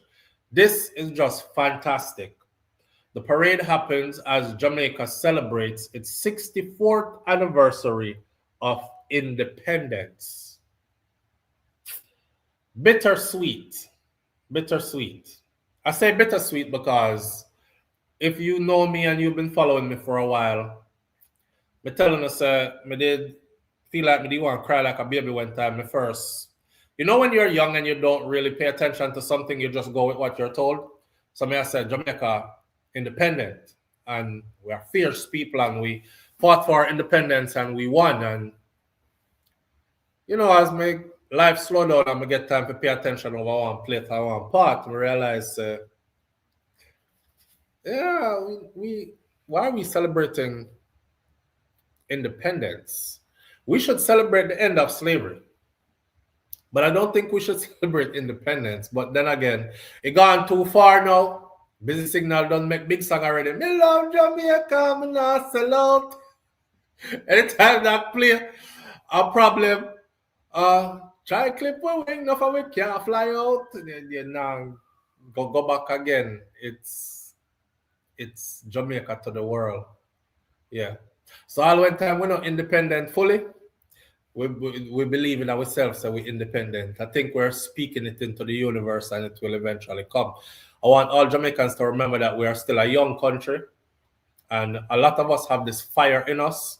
So there are going to be clashes among us. See? But at the end of the day, we all want the same thing. We want the best for our people. We want the best for our country. And we want us to shine big on the world stage. You know Jamaica stay already. And in which part we there, we fill up the space. We take up the air in the space. We take up the room. We're like that. We're like that. I don't know why we stay so, but we're like that. I won't get into the genetic breakdown of why we stay so, but we're like that. Our influence, right? Our influence runs deep globally. I would put it out there to say that, hear me out. I would say that Jamaica is the most influential small country in the world. Yeah, I'm willing to put that out there and say that. Yeah, Jamaica is the most influential small country in the world. Can we influence even the biggest country them? Even the big first world countries are influenced by that small island right there. And then may I mind you that everywhere I've been on Mother Earth, I have found a Jamaican community there. This is before I knew that there are more Jamaicans outside of Jamaica than there are in Jamaica, which in itself, that piece of information still baffles me. But I definitely think we are the most influential. Argue with me if you want to, but may have the proof to back it up. What are you talking about, young man? What about our first-class professional on the world stage? Chefs, doctors, architects, engineers, among the many others. Then, Laverne, I don't have to spell that out for you. You should know that already, right? So we don't have to talk about just the entertainers, but we have to give credit to the entertainers, though. Let me explain that to you as well. You see, it was dancehall and reggae music that spread the influence far and wide. Now, of course, we're up in the people them place far and wide as all of the other things that you just mentioned, right? The professionals, the doctors, even in government, and we are in their military, high ranking too. And from the lowest rank all the way up, we are in anything and everything that have to do with all of them, something we are going in a FIDEM place. And I say FIDEM place meaning many different places around the world. But we can't take away that it was the music that pushed the culture and the influence globally. the way we dress, the way we speak, the mannerisms. People want to emulate because music videos is where they see that first. And this is coming from way back. Way back when people did that wear gabardine and what them did that wear again? Sequins and ballet, and just from back then when we used to be original before we assimilated. You notice Jamaicans dress like everybody else around the world now. That's one thing that has not skipped my mind. We dress like everybody around the world now. We never used to dress like everybody. Everybody used to look at us and know that that was a Jamaican. If you go back to even say a Buju Banton first album, Mr. Mention, and look how Buju dressed for Mr. Mention. All of that is what helped to push Jamaica, the brand Jamaica. And of course, you can't forget the great Mr. Marley, Bob Marley. So the music, our entertainers or our musicians and entertainers are that push us all the way out there. And then, of course, goes without saying, the brightest minds, the smartest, the most forward thinking, the most aggressive in every way possible. If a war, if it's success, we chase it hard. That's us. That's just us. And we are known for that. If you ask the average person who is not a Jamaican, who's outside of Jamaica, what they think about Jamaica and Jamaicans, even when they're going to talk about you bad, there's a part where none of them can leave out. They'll speak about your mannerisms, about how you are nothing to play with. Remember that. All if them are going to tell you, say, some of them lazy and they don't want to do nothing or whatever, they will still come down to they ain't nothing to play with though. You know what I'm saying? So big up to Jamaica. This made me feel proud. Honestly, how should I say it? I was downplaying the thing because when them say they're having it, I thought, okay, it's gonna happen, but it probably not gonna be as big as. That's what I told myself. It probably not gonna be as big as. When me see the turnout, I said this can't miss me next year, no. I think I need to make this a date and don't be late. Like put this on the schedule. Live on the air with SouFLo. Good morning. Yeah, good morning. Hey, Flo. Yeah, bro. I was proud to see us how we going over the weekend. Yes. Yes. Because because I went to one, but for the last 20 almost 30 years. We are Jamel. Every year they have it in Connecticut, in Hartford. Wait there. The parade. Wait there before you give it that. Jamel Baptiste says, y'all Jamaicans think y'all are the center of the world too much. I said, because we are. We are. And don't argue with any Jamaican about it. We just are. All right? Anywhere we step. Anywhere we step. Any room we step in. Any room we step in. Yeah. We carry a flair, just our presence. Facts. Yeah, when I see them show, Mr. Flo, this is just so good. Because sometimes these parades, sometimes they're giving up on them. You have because some years they used to have 4, 5, 6 trucks doing parades at 93.7 and all. After a while, nobody invested anymore. We just meet up at the park and we just have a little fun. And but New York show out this year, and if we hear them go on, it don't make it look like what we're doing in Connecticut, a joke. Well, but a lot of people can look in and say, yo, this come like the inauguration. If we always step out. So even when sometimes, these presidents and so on make it look like Caribbean people, they don't do much for America. Look how we go on over a weekend, Flo. He then come like a fear Jamaican live in New York. No, you have to understand the economics behind this crowd right there, so you know, Jerome, because some people are make this go over them head like them not understand what I want, so we have to break it down for them. You see, one time people show up like this, just know, so you see all of the business them where they out here, so and there are a whole heap of businesses there. There are about, you know how much money just moved through this place right here in this one day? What? And in this one event, do you know how much money just moved through here, sir?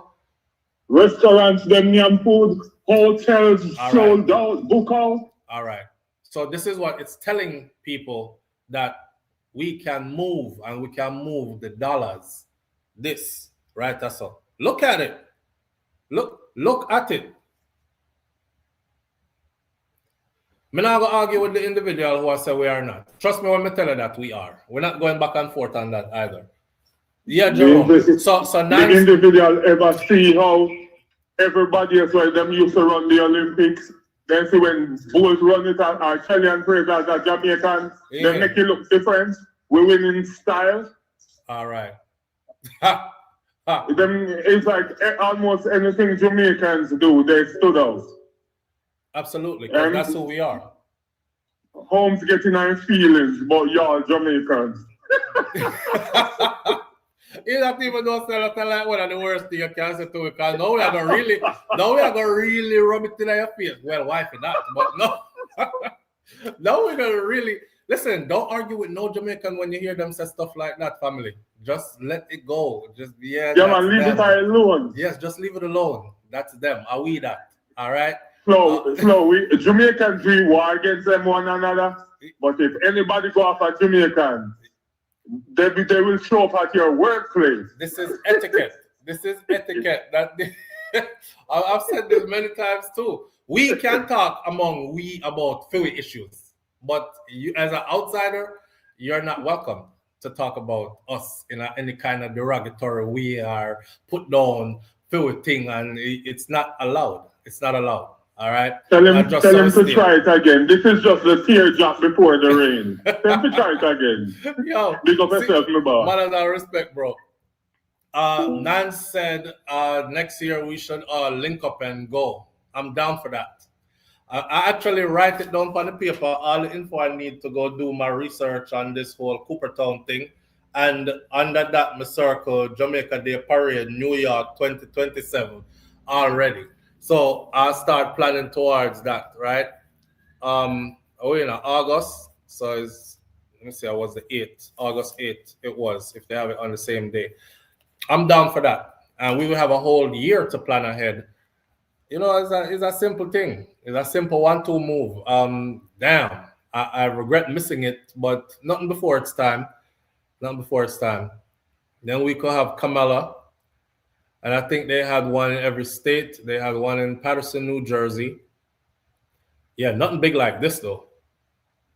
Nothing big like this though. This is something to see. Anyway, I just wanted to show y'all this change up the mood for a minute and make everybody know. So we're out there, I know we're powerful. And again, shout out to everybody else who came. I don't want anybody to sow any seed of division in the Caribbean though, because we are Caribbean people and it's one Caribbean to me. And I've always said this and I will maintain this. This is the same reason why I don't do stories extended on any other Caribbean island, because I've been around other Caribbean people. Brooklyn is like the melting pot. We are all there. And they all carry the same kind of pride about them place. So me running this platform, I am very careful not to say too much out the way, because you're going to have the Trinidad them jump on you. You're going to have the Bajan them jump on you. You're going to have all the other Caribbean islands. You have to address them thing properly, or them are going to jump on you about it. So it's respect same way to all other Caribbean islands. And I know for a fact that it was not just us by ourselves out there. They came out there to support us as well. That's why I started this off by saying I would love to see each one of the Caribbean islands do this, right? That's all. You know what that would do? It would actually show government, officials, people in positions of power who actually move the needle, that the Caribbean community is a force to be reckoned with and nothing to play with. If each Caribbean island have their day and pull this kind of crowd, plus we have the West Indian Day Parade, which does the same thing. So damn, they have a day when each one of them come out, and this how they come out, and then they have one where they all unify, and this how they still come out. Yo, that's not a crowd to play with. Know what I mean? Show strength. That's what I want to see. How can an island so small give so much? Because we're blessed. We're blessed, we're highly favored, and that's the only way I can explain it. We're blessed and highly favored, and I uncle that me can say. I don't know. I don't know from this little island. All this, I don't know. So shout out to all my other Caribbean islands. Big up to enough love for the same way, right? But know how we Jamaican can already. We don't stay like that. I didn't know go change. You can't stay the same way to enough respect same way. See? But it not gonna change. That's how we stay. Please, if you haven't already hit the thumbs up button, please do so now. Thanks in advance. Audrey, I love you for that. Thank you so much. And shout out to the people who do see it and do hit the thumbs up button. We appreciate that greatly. All right. Is the picture on the left Trinidad? No, the picture on the left is not Trinidad. The picture on the left is from the Parkway as well. It's all from the Parkway. Or not the Parkway, it's all from New York. The event that just went by. All right. I attended the one in Toronto, Vancouver before. They're nice and more organized. It'll get together. It will come around in due time. All right. But one more look at this, and then we are going to move it to something else. I want to talk about this story right here. Somebody asked me to speak on this. Quite concerning. Before we get into that, let's have another fun one. Live on the air with SouFLo. Good morning. Good day, SouFLo. Good day, sir. How are you doing? I am not. Let me tell you, first thing, we not come from Jamaica. You not come from We born Antigua. Big up to Antigua and Barbuda. Right. But if all the Caribbean islands try to do this, it will never be like how the Jamaican is. Remember, you guys got 3 million people. Okay? If you put all of the English-speaking Caribbean together, we don't have as much people as Jamaica alone. Okay? So, but this it could never be as successful as Jamaica. No, but you're talking about 3 million people in Jamaica. This that you're seeing was in New York. Yeah, but that's what I'm saying. It is also said that you got more people outside of Jamaica than you do in Jamaica. You see the point I'm trying to make? Yeah, but most of them are not in New York. We're scattered, across the globe, you know. You might not believe a lot of the people who are still illegal are probably still in New York. I know that those people are not going to just up and leave. Okay? Plus, once you say Jamaica, a lot of the other Caribbean people are going to be there also. You don't think okay, let's give an example. You don't think if Trinidad does one of these, because we're not talking about Usher yet, which is my next topic, but you don't think if Trinidad and Tobago has a Trinidad and Tobago Day in New York, that they can do this too? No. I absolutely think I'll tell you why. This past Sunday, Trinidad had their steel pan from Trinidad in Times Square, and it didn't have as much people as that. They were showing off their culture, and it's not the first year they do it. This is the 4th year, and it is not even half as big as what the Jamaican Day was. And also, so you know, they have a Puerto Rican and a Dominican Republic Day in New York also. Yeah, I know it's not as big as, and it's not as big as Jamaica Day thing. The one Jamaica had, but there's a big. They are big also. Right. Right. But you have to remember all those countries, Jamaica, Puerto Rico, Dominican Republic, has over 3 million people. So it will never be the same. Have you ever lived in New York? Of course. Okay, so what you remember about the Caribbean community in New York? It's very big. Okay. It's very big. If any one of these Caribbean islands decide to do this, right, and put it together properly, announce it properly, I think they could pull the same crowd because the same people are going to come out to support them. SouFLo, I'm from Antigua. Antigua only have 100,000 people. I hear that. 100,000 people. Y'all have more than that inside there. Antigua only have 100,000 people. Barbados have 200 and something thousand.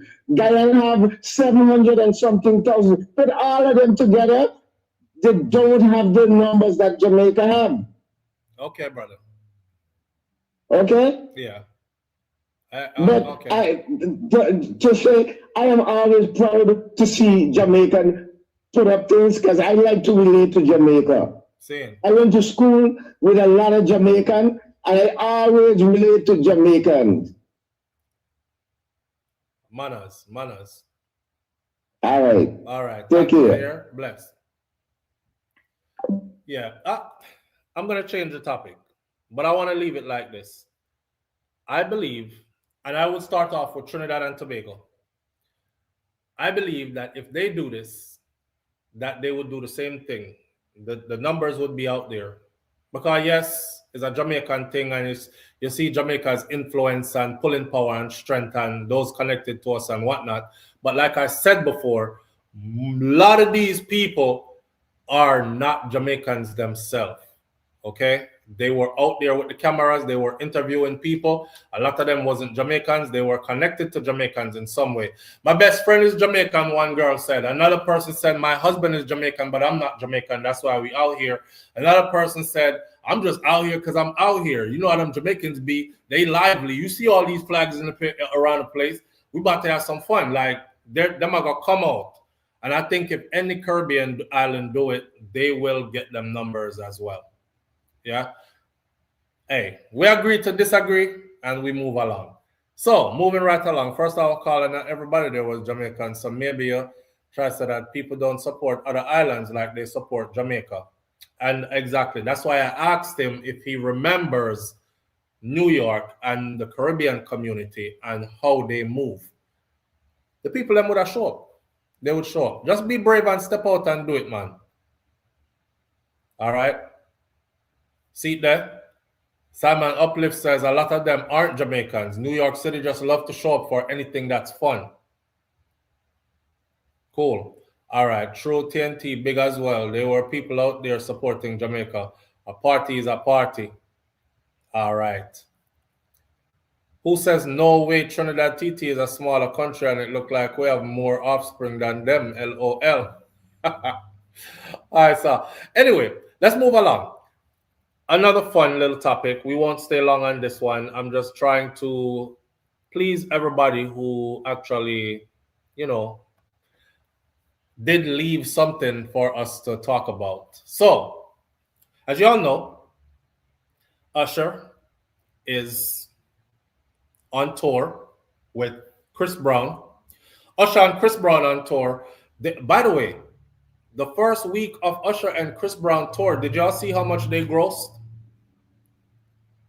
Them grossed $989 million.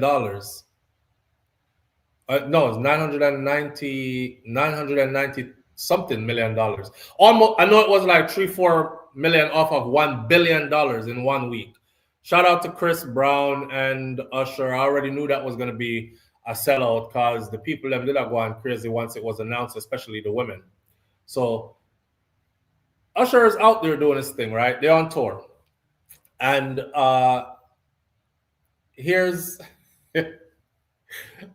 this is Usher. He's on tour. They're doing their thing. And then here comes this person who took the stage. And they're saying that that was a clone.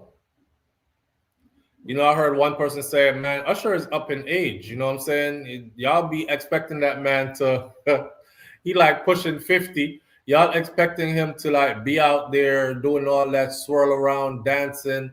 he need a break. He's probably in the back chilling, and he let his doppelganger, his what's the word that's used for that? His lookalike. He where say where word name babe? Babe, I look up the word because that sound like sexual when you say it. That sound like something we shouldn't have say when you say it. Anyway, his doppelganger, babe. All right, Jamie baby says doppelganger. The way how Shakira said it, though, it sound like I don't know. Maybe I may think about that. I don't know. Take off your clothes. Doppelganger. Is this Usher? Is that Usher? Let's get to it. It sounds sexual. You're the finest. It's the way how she said it sounds very sexual and sensual. I'm like, what? They be acting like 50 years old, King Son, but I'll tell you what, 50 ain't no dance all night age. 50 ain't old, but it ain't no dance all night age though. Not especially the way Usher be dancing. That's not the age for all that stuff he be doing right there all night, hours on stage. Keep it real. Any one of us that's pushing 50 right now or just got 250 or over 50 right now, you do an all-nighter. You go out and you do 3 hours of nonstop dancing because that's about how long he's up on that stage for. You're going to need about 2 weeks off. You're going to need about 2 weeks to recover. You're going to pretend for about the first week that you're okay because you're going to still try to hold it together. But after that, you're going to need the next 2 weeks because, you know, your back start kicking in and you remember that you just did a 3-hour dance session 2 weeks ago, and then your knees now just feeling the pain, and then your ankles just feeling the pain. You know what I'm saying? It ain't that age. That's not dance all night age. That is not aerobics for 3 hours straight age anymore. It's not. So Usher probably in the back, they say. And Usher sent him out because he's taking a break tonight. I want to see what the Chris Brown doppelganger is going to look like. Chris Brown still, how old is Chris Brown? Let me see. How old is Chris Brown, babe? I want them when you're on down. How old is Chris Brown? Shit. Chris Brown good to go. Chris Brown is 37. He young. He's still there. He's still there. He's decent. Especially if you keep yourself in shape. At 37, I was feeling like 27, you know what I'm saying? I was popping and locking it. I was dropping it, and I couldn't get back up after I dropped it. You know, after you hit the next decade after that, then there's a problem. You start feeling stuff like not feeling the same anymore, you know. Chris is still good. He's only 37. He's young. He can do all that stuff, you know, swinging through the air. You see them getting thrown through the air, he's not missing a beat. And then when they land him on stage, he just jump off the thing, and he danced so hard while keeping the notes. Usher does the same thing too. There was somebody who was interviewing Usher, and he said, when a journalist, he said, when I got to the mansion, he said, Usher said, come on in. So he goes in, and Usher goes to the back room where it's all mirrors and stuff. Right? Hold on, fam. Usher goes to the back room where it's all mirrors and stuff, and he said Usher gets on a ball. And he's standing on the ball while he's doing all his dance moves on the ball and conducting the interview. So he said he's not missing a beat, and he's like, how the hell you stay on the ball? Because I can't even get on the ball, much less to get on the ball and practice all his dance move. And he's like, he's doing all this stuff in the mirror and shit while he's answering all the questions for the interview. And that's when he realized, in order to be great at the level that guys like him are great at, they do stuff that nobody else does, because who dances on a ball? And then Usher said to him, he has to be able to keep his notes while moving around like this and keep his balance as well. Makes sense.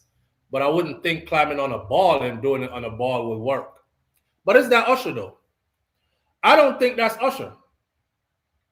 I don't think that's him.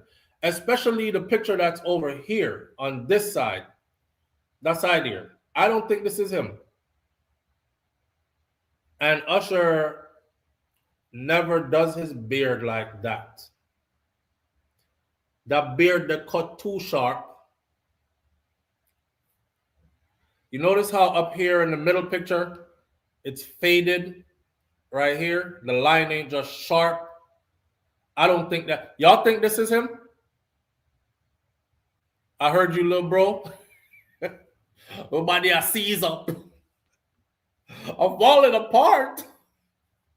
That's all you could think of. Remember I told y'all that I was working at this long-term care facility and talked to the older people them and what that old man said. Don't get whatever you do, don't get old. Live on the air with SouFLo. Good morning. Hey, SouFLo. Hey, family, what's going on? Is it Lisa? Well, talk to me. Me missed the first part of it. Which concert was that? This is that's not Usher. Because I went to the concert Saturday. This is one that he did in New Jersey, I think. No, I was at it. I'm not the real Usher did it. I'm Chris Bro. The real Usher was there. Yeah, but the person came out and danced for a good while and sang, and it wasn't Usher. Well, and Usher answered. Usher answered it, and Usher. That's why I put the picture in at the middle, because that's Usher on X, which is Twitter. We used to be Twitter, where Usher said his answer to that. He says, "Y'all are funny," and then he said, "AI is not that advanced, could never be that good." Like him, I said that was him. He just had a change of wardrobe. He came out, did a session, and went back in and changed wardrobe again. But his crowd is saying that was not you, man. He was backstage chilling, taking a rest. Cause he told that doppelganger, go out there and knock this one out for me, bro. I need a breather. And he stayed back there. No, because I was unless you understand the first one would be that walk, but the rest of the show was Usher. I never see that person there. That don't look like Usher though. It looks like Usher to you? No, it don't. I'll give him this. The first picture, the bigger picture where the man closer to the screen, it kind of looked like Usher. Except for a couple of things that I would point out. They definitely have the same nose. And he was trying to make his face look like Usher when he did this right here. But the other picture there gave him away completely. That's not him. But he's arguing, and he has answered it and said that that is him. Oh. Yeah. Go look back. You say him. Because I was there. Maybe I in the earlier beginning with Usher. So you never see the guy come out in the white when I show the picture when I show right now. Oh, I never see that. I missed the first part of the conversation. They said we sure that. I'm really very sure. Well, look up Usher clone. And because it's trending. Oh. Yeah, it's trending. Usher respond to rumors as fans believe that he hired a lookalike to perform. Today.com, USA Today, NBC News, all of them have it. It's trending. Because he performed the whole night with Chris in between. Yeah. Usher. And it was actual Usher. Yeah. Me never seen an outfit like that. You miss it then. You miss it. No, so I know that the truth. Because I never seen no outfit like that. Which song was it with the person? They might say the person that thing. Me don't know. It just says that from USA Today is covering it right here.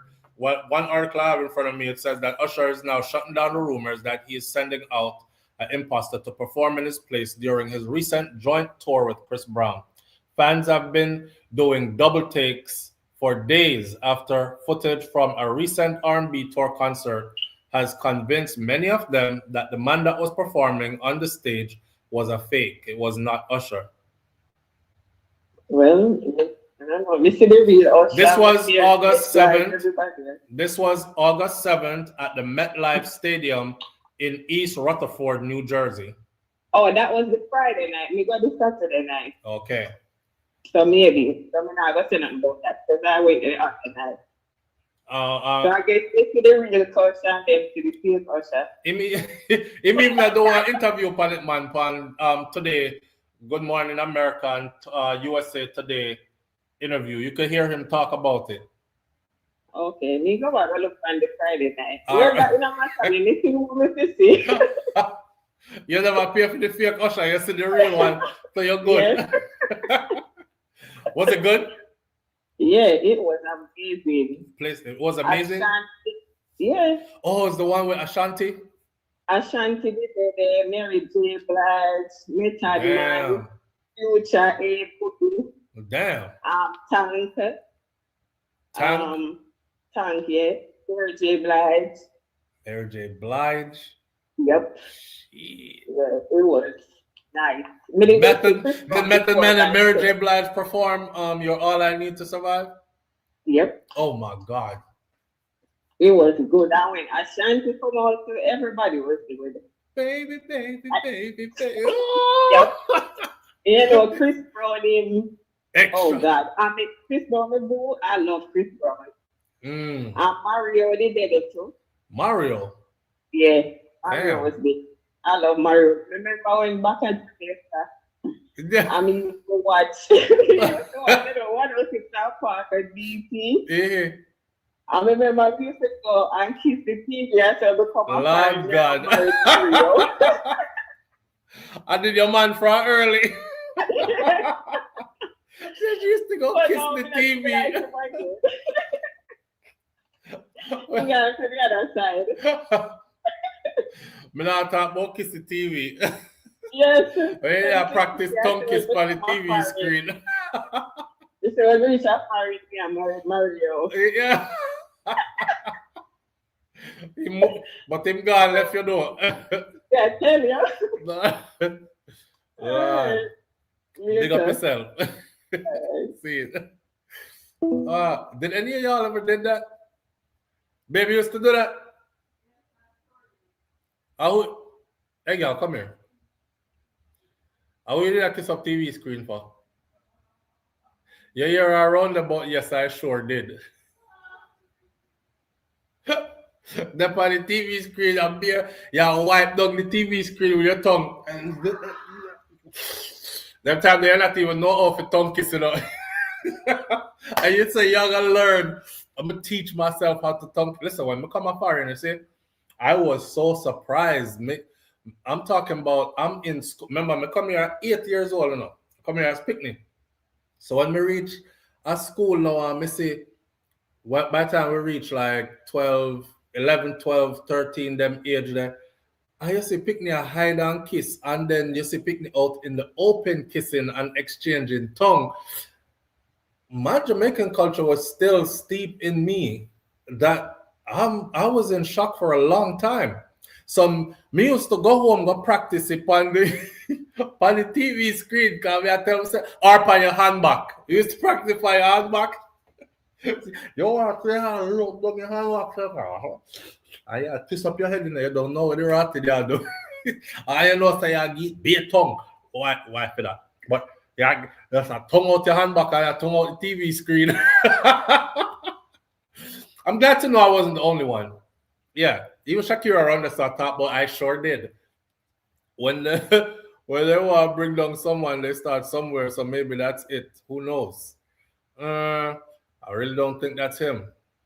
Usher came out, the real Usher came out, but then he sang like half a song. So Sultan tells today.com that she believes she did see Usher perform. She's also convinced that the Usher lookalike also took the stage during that performance. Usher came out, the real Usher came out, she said, and then he sang like half a song, maybe like 40 seconds. Then he goes into this darkness, and then he comes back out, and he's walking.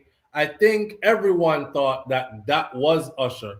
But after the first song was finished, I think everyone started getting confused because the way how he was moving was not how Usher actually moves. When she looked closely, she believed that something was off about the Usher who appeared on the stage. And she noted that his jawline that was a little too chiseled. and the performer Usher doesn't look like that.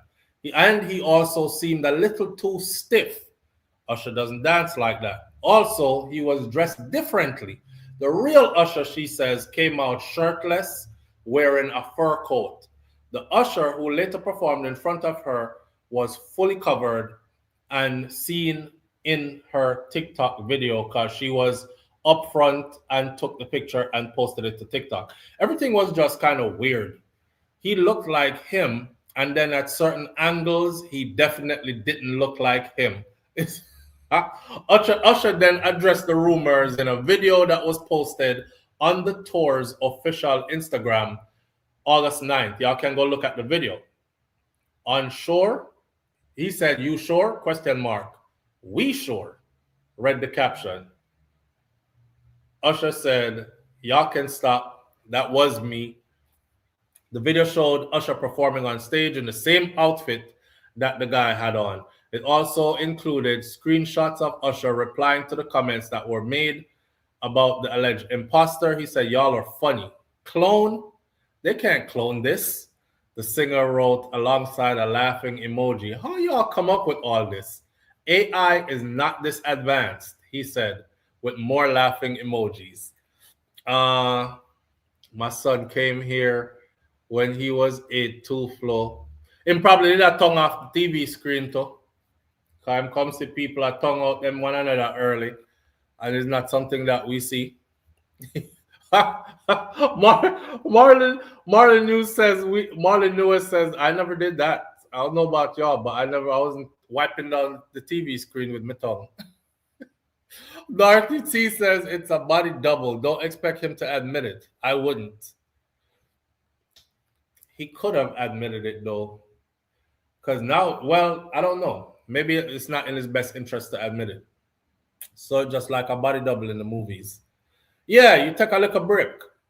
Because Usher is 47, pushing 50. So you know what I'm saying?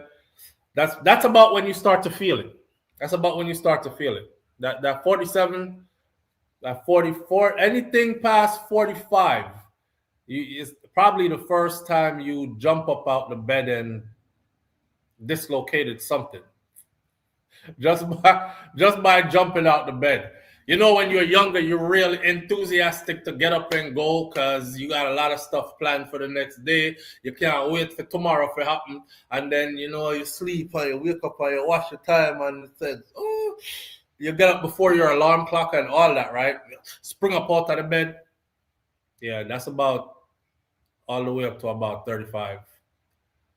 Then everything after that is like you swing your feet off the bed first. Sit on the edge of the bed first. Start contemplating your next move. And that's about when another 5 years you spring out of the bed like you're 10 years younger and then you get your first injury. And that's the first time you argue with yourself like, what did I do? Where did I get this from? But you don't go like me alone. You injure yourself getting out of bed and you didn't remember where you got the damn injury from. You start telling yourself, well, maybe it's the day when we didn't buck my knee on the wall. You never buck your knee on the wall. You know, you just tell yourself that. Oh, you got it from getting out of the bed. You got up too quick and you strained ligaments in your right knee. That happened. That's just what happened. And you don't want to admit it, but that go on. Shaggy, not easy at all, bro, but I sure did. Yeah, she there out there talk about I sure did. You know what? I don't even want to know who. I don't even want to know who she was wiping down the TV screen with her tongue for. I don't want to know. Because now, if I know, she can't watch them again. So I want to know. To know that she's been carrying that crush all her life too. Because she's a big woman now. And you do that from when you still are watching, you may have a problem with it. You outgrow him now? No answer to Ross. Maybe it was many of them. Yo, you know the big back TV there where you turn like this and she turn the channel, pack. All right, see one here. All right, tired of him, pack. See one next one here on channel 7. All right, tired of him, pack. Go on channel 3, see one next one. Whole heap of man for a whole heap of different channel. Lord God, I'm 63. One knee just a go on so bad. But me now put one knee just a go on so bad, but me now put no iron in there. Me run and drop long time ago. Yo, Morris, she said I'm 63 on one knee just a go on so bad. Hey, let me stop.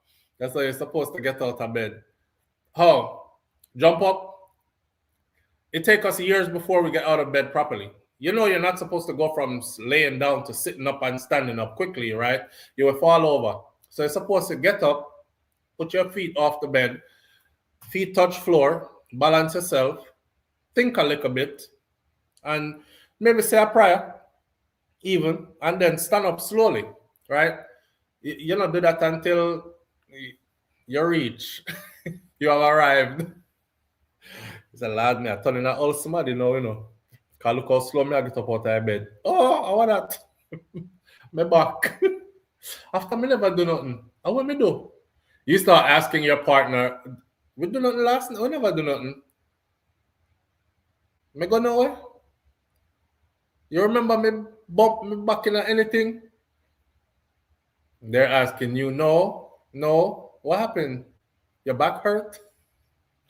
Yeah, the whole around here so just pain up. Go bed fine and wake up hurting for no reason. On a soft bed, you went to bed fine. Nothing wrong with you. You're perfectly healthy and wake up hurting. You reach. You have arrived. Welcome. Yeah. She never so kind with the kisses. Mind yourself. You know what? Me I come off of that subject there because once me go ask her a who and she not answer. So now my mind I do gymnastics. Me think a whole heap of them. May I be up around you? Because you shouldn't have do it. You should have been waiting for me. So what? No, Halle Berry. Yeah, Halle Berry was. And then there was a time when them did have the Source magazine.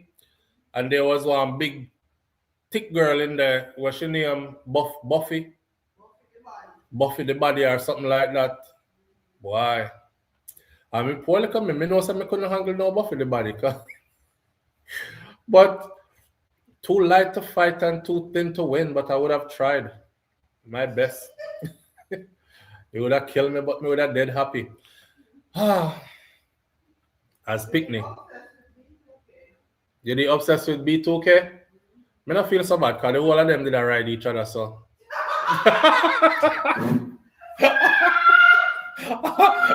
You didn't like one set of bottom man. The whole of them did ride each other, so I'm in a business. I'm okay now. When I tell me that to make me feel better, me not care. Me okay now. No, me hear you did tell me that before, but me never know you did kiss up the tongue, I tongue up the TV screen to them. So you see, I was right. It's multiple of them. She said B2K. She never said Raz B or she never said Amarian. She just said the whole of them. B2K. So imagine how much tongue she get that next screen there. Because she kiss up every member out of the B2K group. But yeah, then they come out and said they were riding each other, and Chris Talks used to make this one touch that one, and that one used to have to do things to this one while he watched and ruin your childhood. What you said to yourself a long time, I like Batman. My God.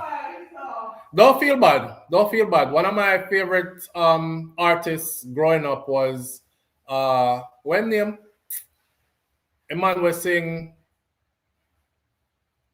and I will be your father figure, put your tiny hands in mine.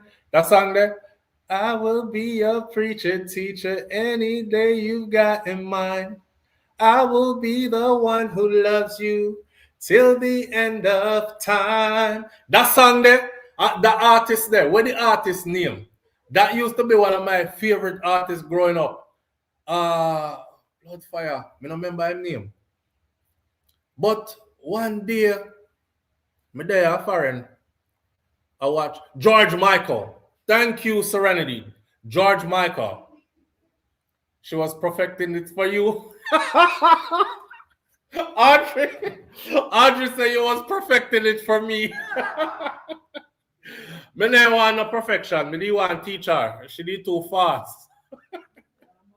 George Michael it was. George Michael. And then one day I'm watching, big grown man. There I watch George Michael before him pass away. And the man I talk about sex in a public bathroom with other man. Me say with the blood fire bomb cross.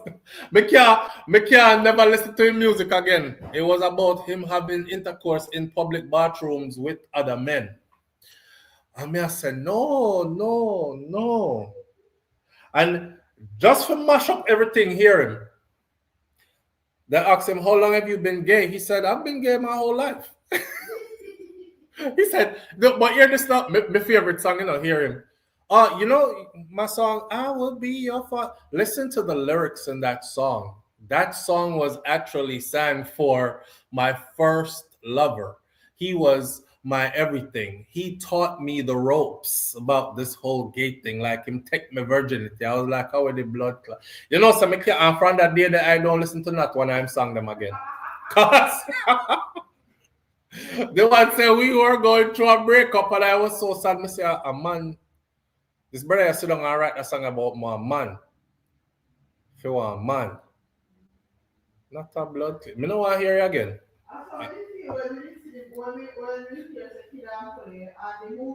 I wonder if I true that though. Or are rumors? Do y'all know Kid and Play? Come grown people gather here. Oh no, Kid and Play.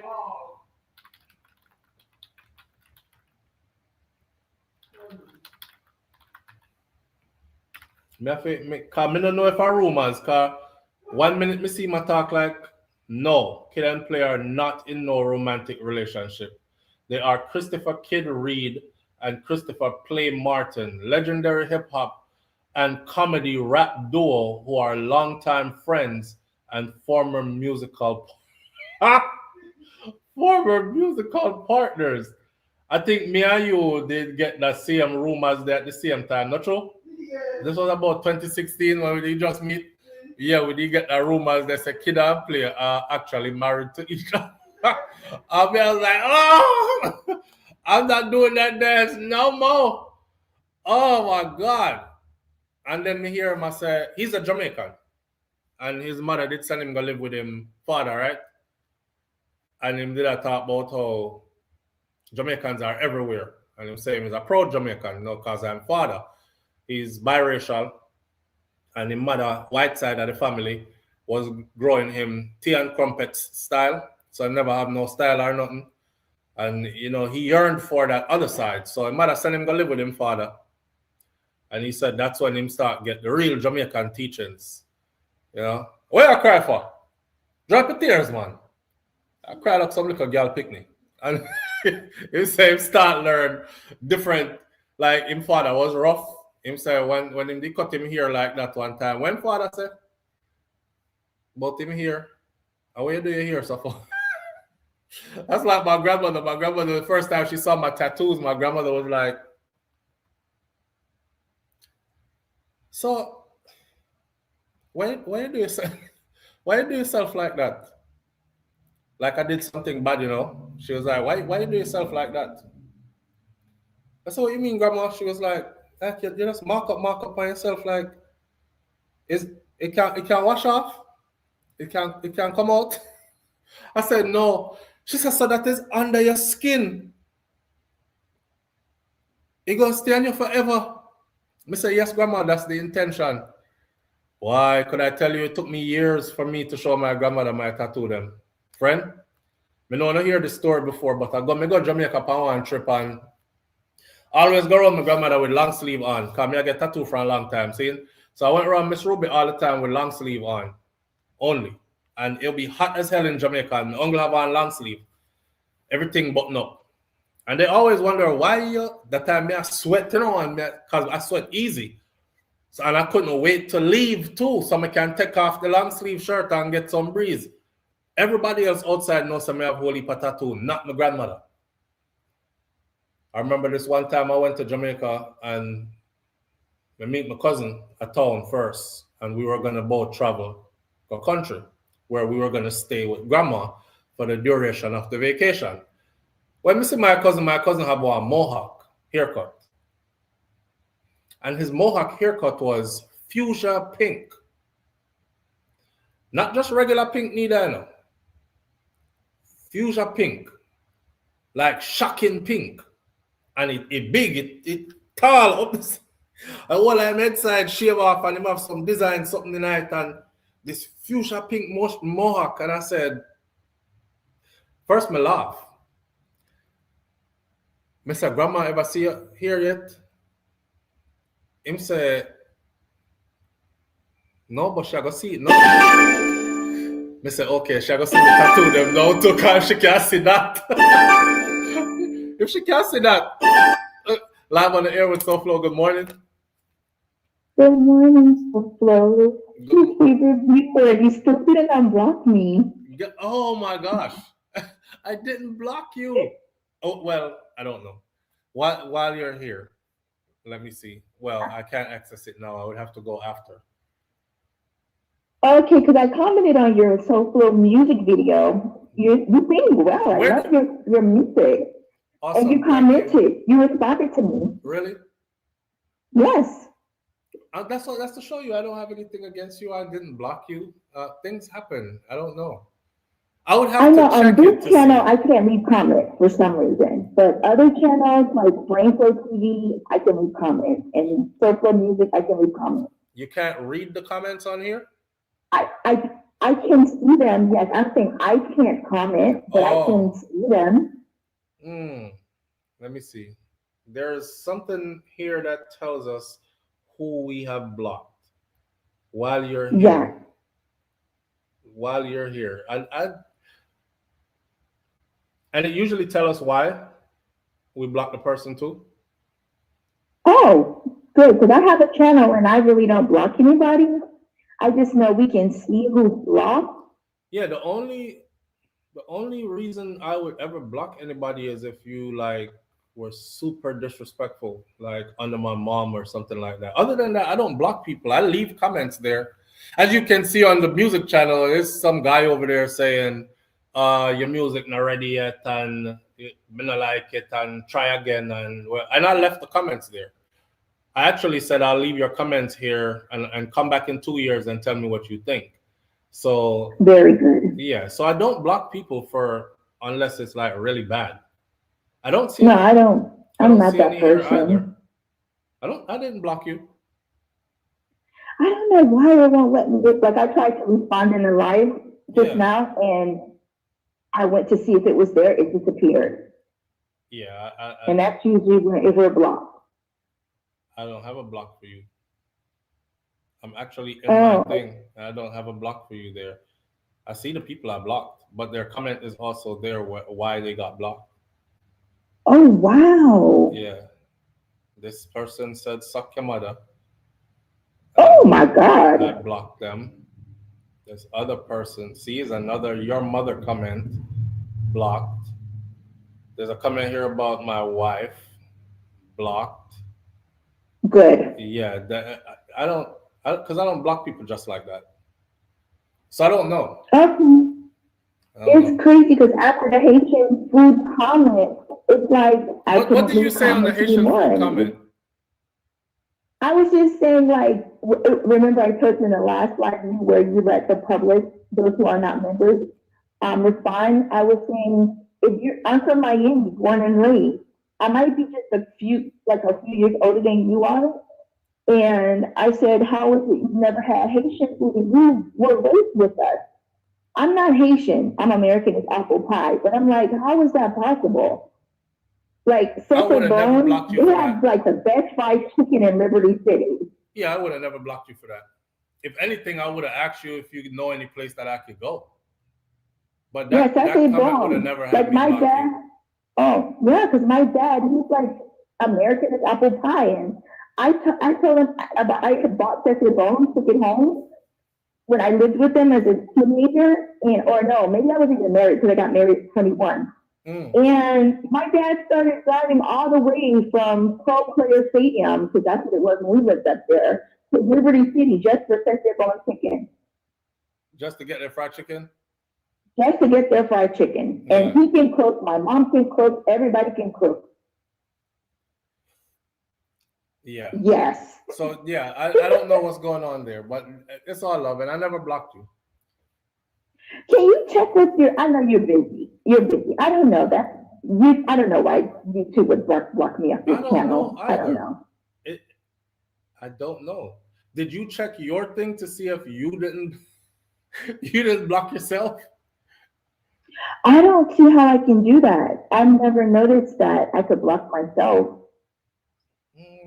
I mean, because I get your stuff every day. You're in my feed heavy. Oh man, you're making me feel bad. Yeah. And I no.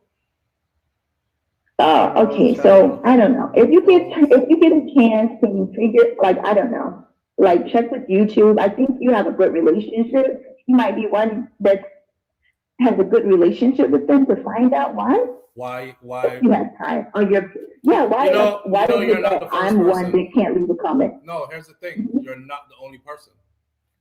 That's the thing. Oh. Yeah, you're not the only person. So I've actually asked before and I got no response. So now YouTube has assigned me a personal help person, I guess. That's what I figured. Yeah, and we had one meeting where it's via the computer, of course, but it's a live meeting. And we spent like an hour going through my channel and all these other things. I will definitely be asking the next time. We're scheduled for another meeting probably about a week from now, I think, sometime in this month, before the month ends. Good. So I'll ask then because you're not the only person that said that. Other people have asked me, why did you block me? And I said, I don't block people. And they're like, yeah, whatever. And some people have me up for it because they're like, we supported your channel before you even got anywhere. And now that you have arrived and got a lot of subscribers, you block us.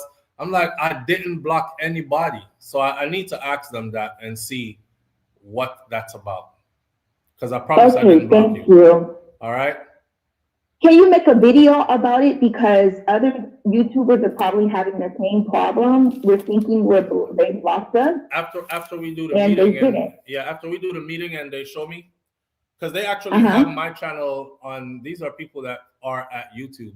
So they actually, he was moving through my channel while I was watching him.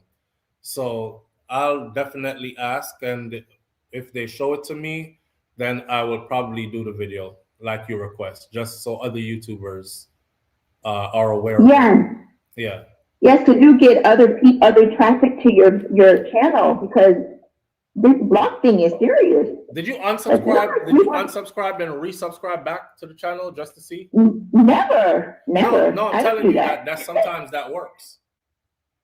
Oh, okay. Maybe I'll try that and see what happens. Yeah. So unsubscribe and then subscribe back. Unsubscribe and then give it like 2-3 minutes or so, a break, and subscribe back and then try to comment and see what happens. I will do that. Thank you, SouFLo. All right, I appreciate you and your audience. All right, bye bye for now. Bye bye. Thank you. Bye bye. Yeah, me not block nobody, man. Only time I block people is when they're up under your mother something. I don't like it because then it forces me. Come face this sometime, you know. I mean, I try to go in and I face the bag, and you know, if you run up under mine, me run right up under your own too, and I don't like it because it forces me out of character to start telling people about under their moms. I don't like disrespecting nobody's moms. So as soon as you do the suck your mother something, I'm blocking you. And that's the only thing that I probably block people for. Or if you say anything about my wife that is disrespectful or any of my kids, you definitely get blocked. Those are the only reasons. So if you never did that, then it's something to do with YouTube that's probably out of my control. Right? Them can't look like we do. We say what we say. Wait, I am old now, but my mother was in love with Teddy Pendergrass. Ooh, turn off the lights. Oh my gosh.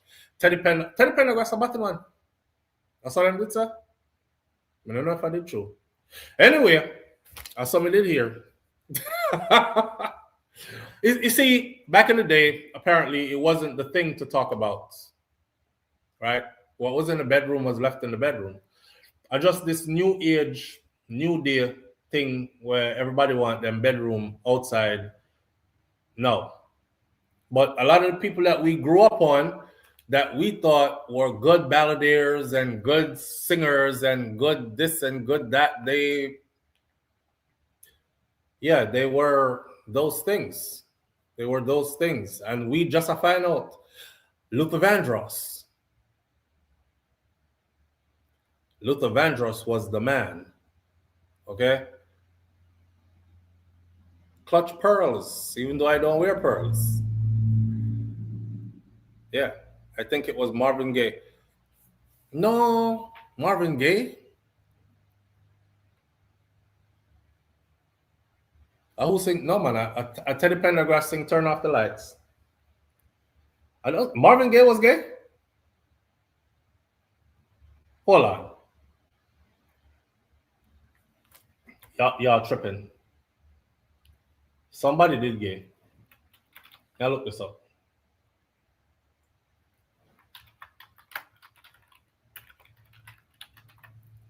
Let me see. Was Marvin Gaye gay? No, Marvin Gaye was not publicly gay. He was married twice to women. Rumors about his sexuality did surface years after his death, such as claims that were made by producer Quincy Jones, which were strongly denied by Marvin Gaye's family. So Quincy Jones made a claim in 2018 in an interview that Marvin Gaye had an affair with Marlon Brando.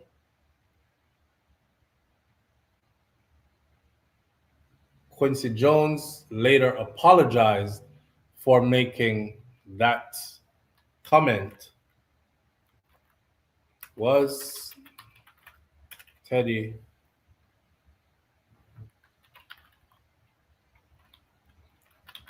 Y'all got me invested now. Hold on. Was Teddy Pendergrass? There's no public proof or official confirmation that R&B legend icon Teddy Pendergrass was gay or bisexual. Public speculations about his private life largely intensified following his tragic 1982 car accident because the passenger in his car that night was Tanika Watson, a transgender nightclub performer.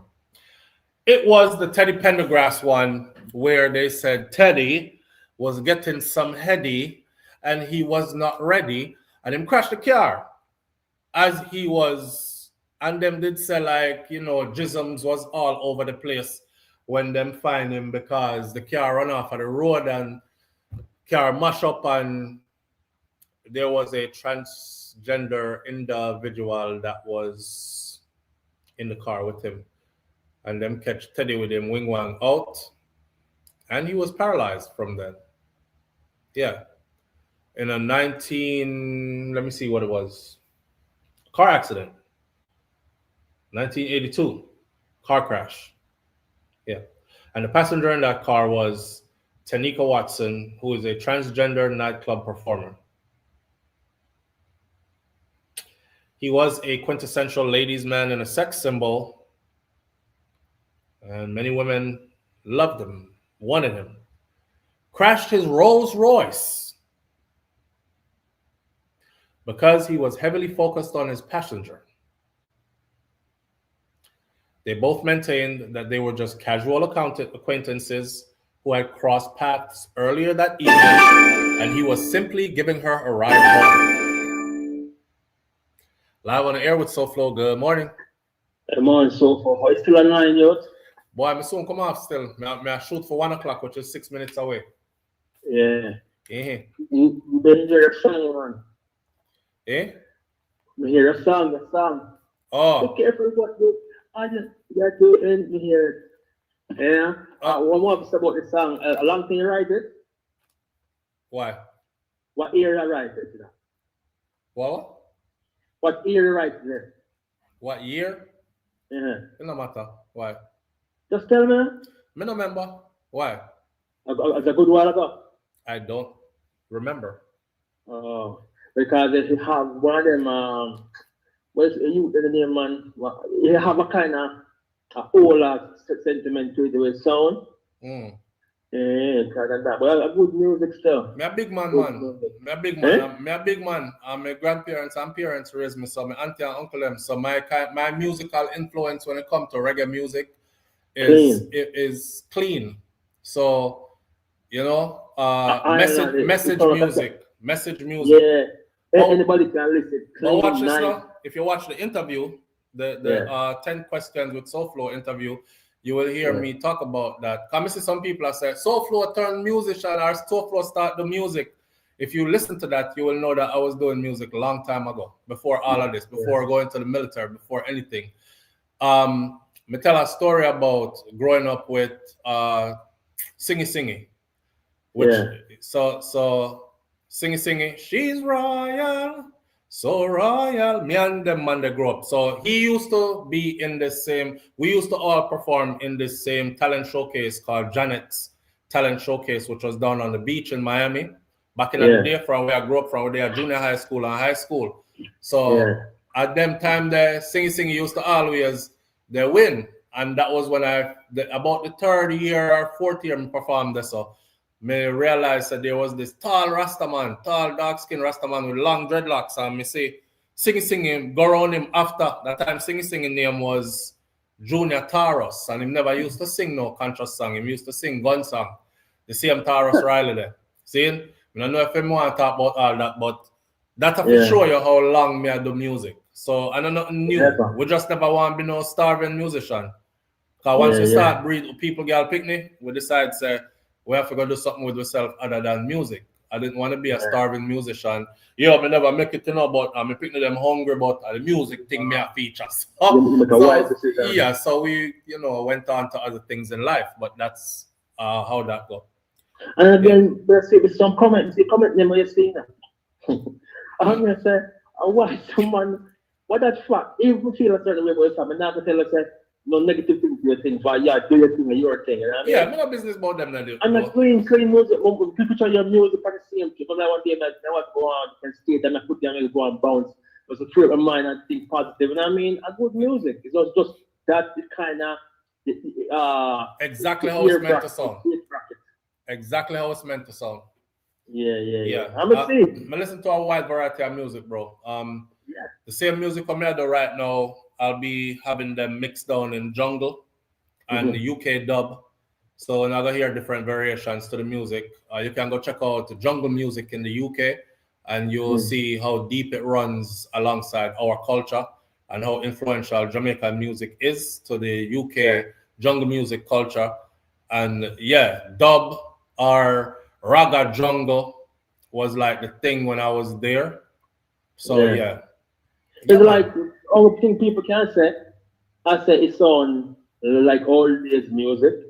I never hear enough of that now. Music have no age. Discourage you. Me not hear none of that, brother. You are saying but me not hear it, because you can't tell me when me I go hear.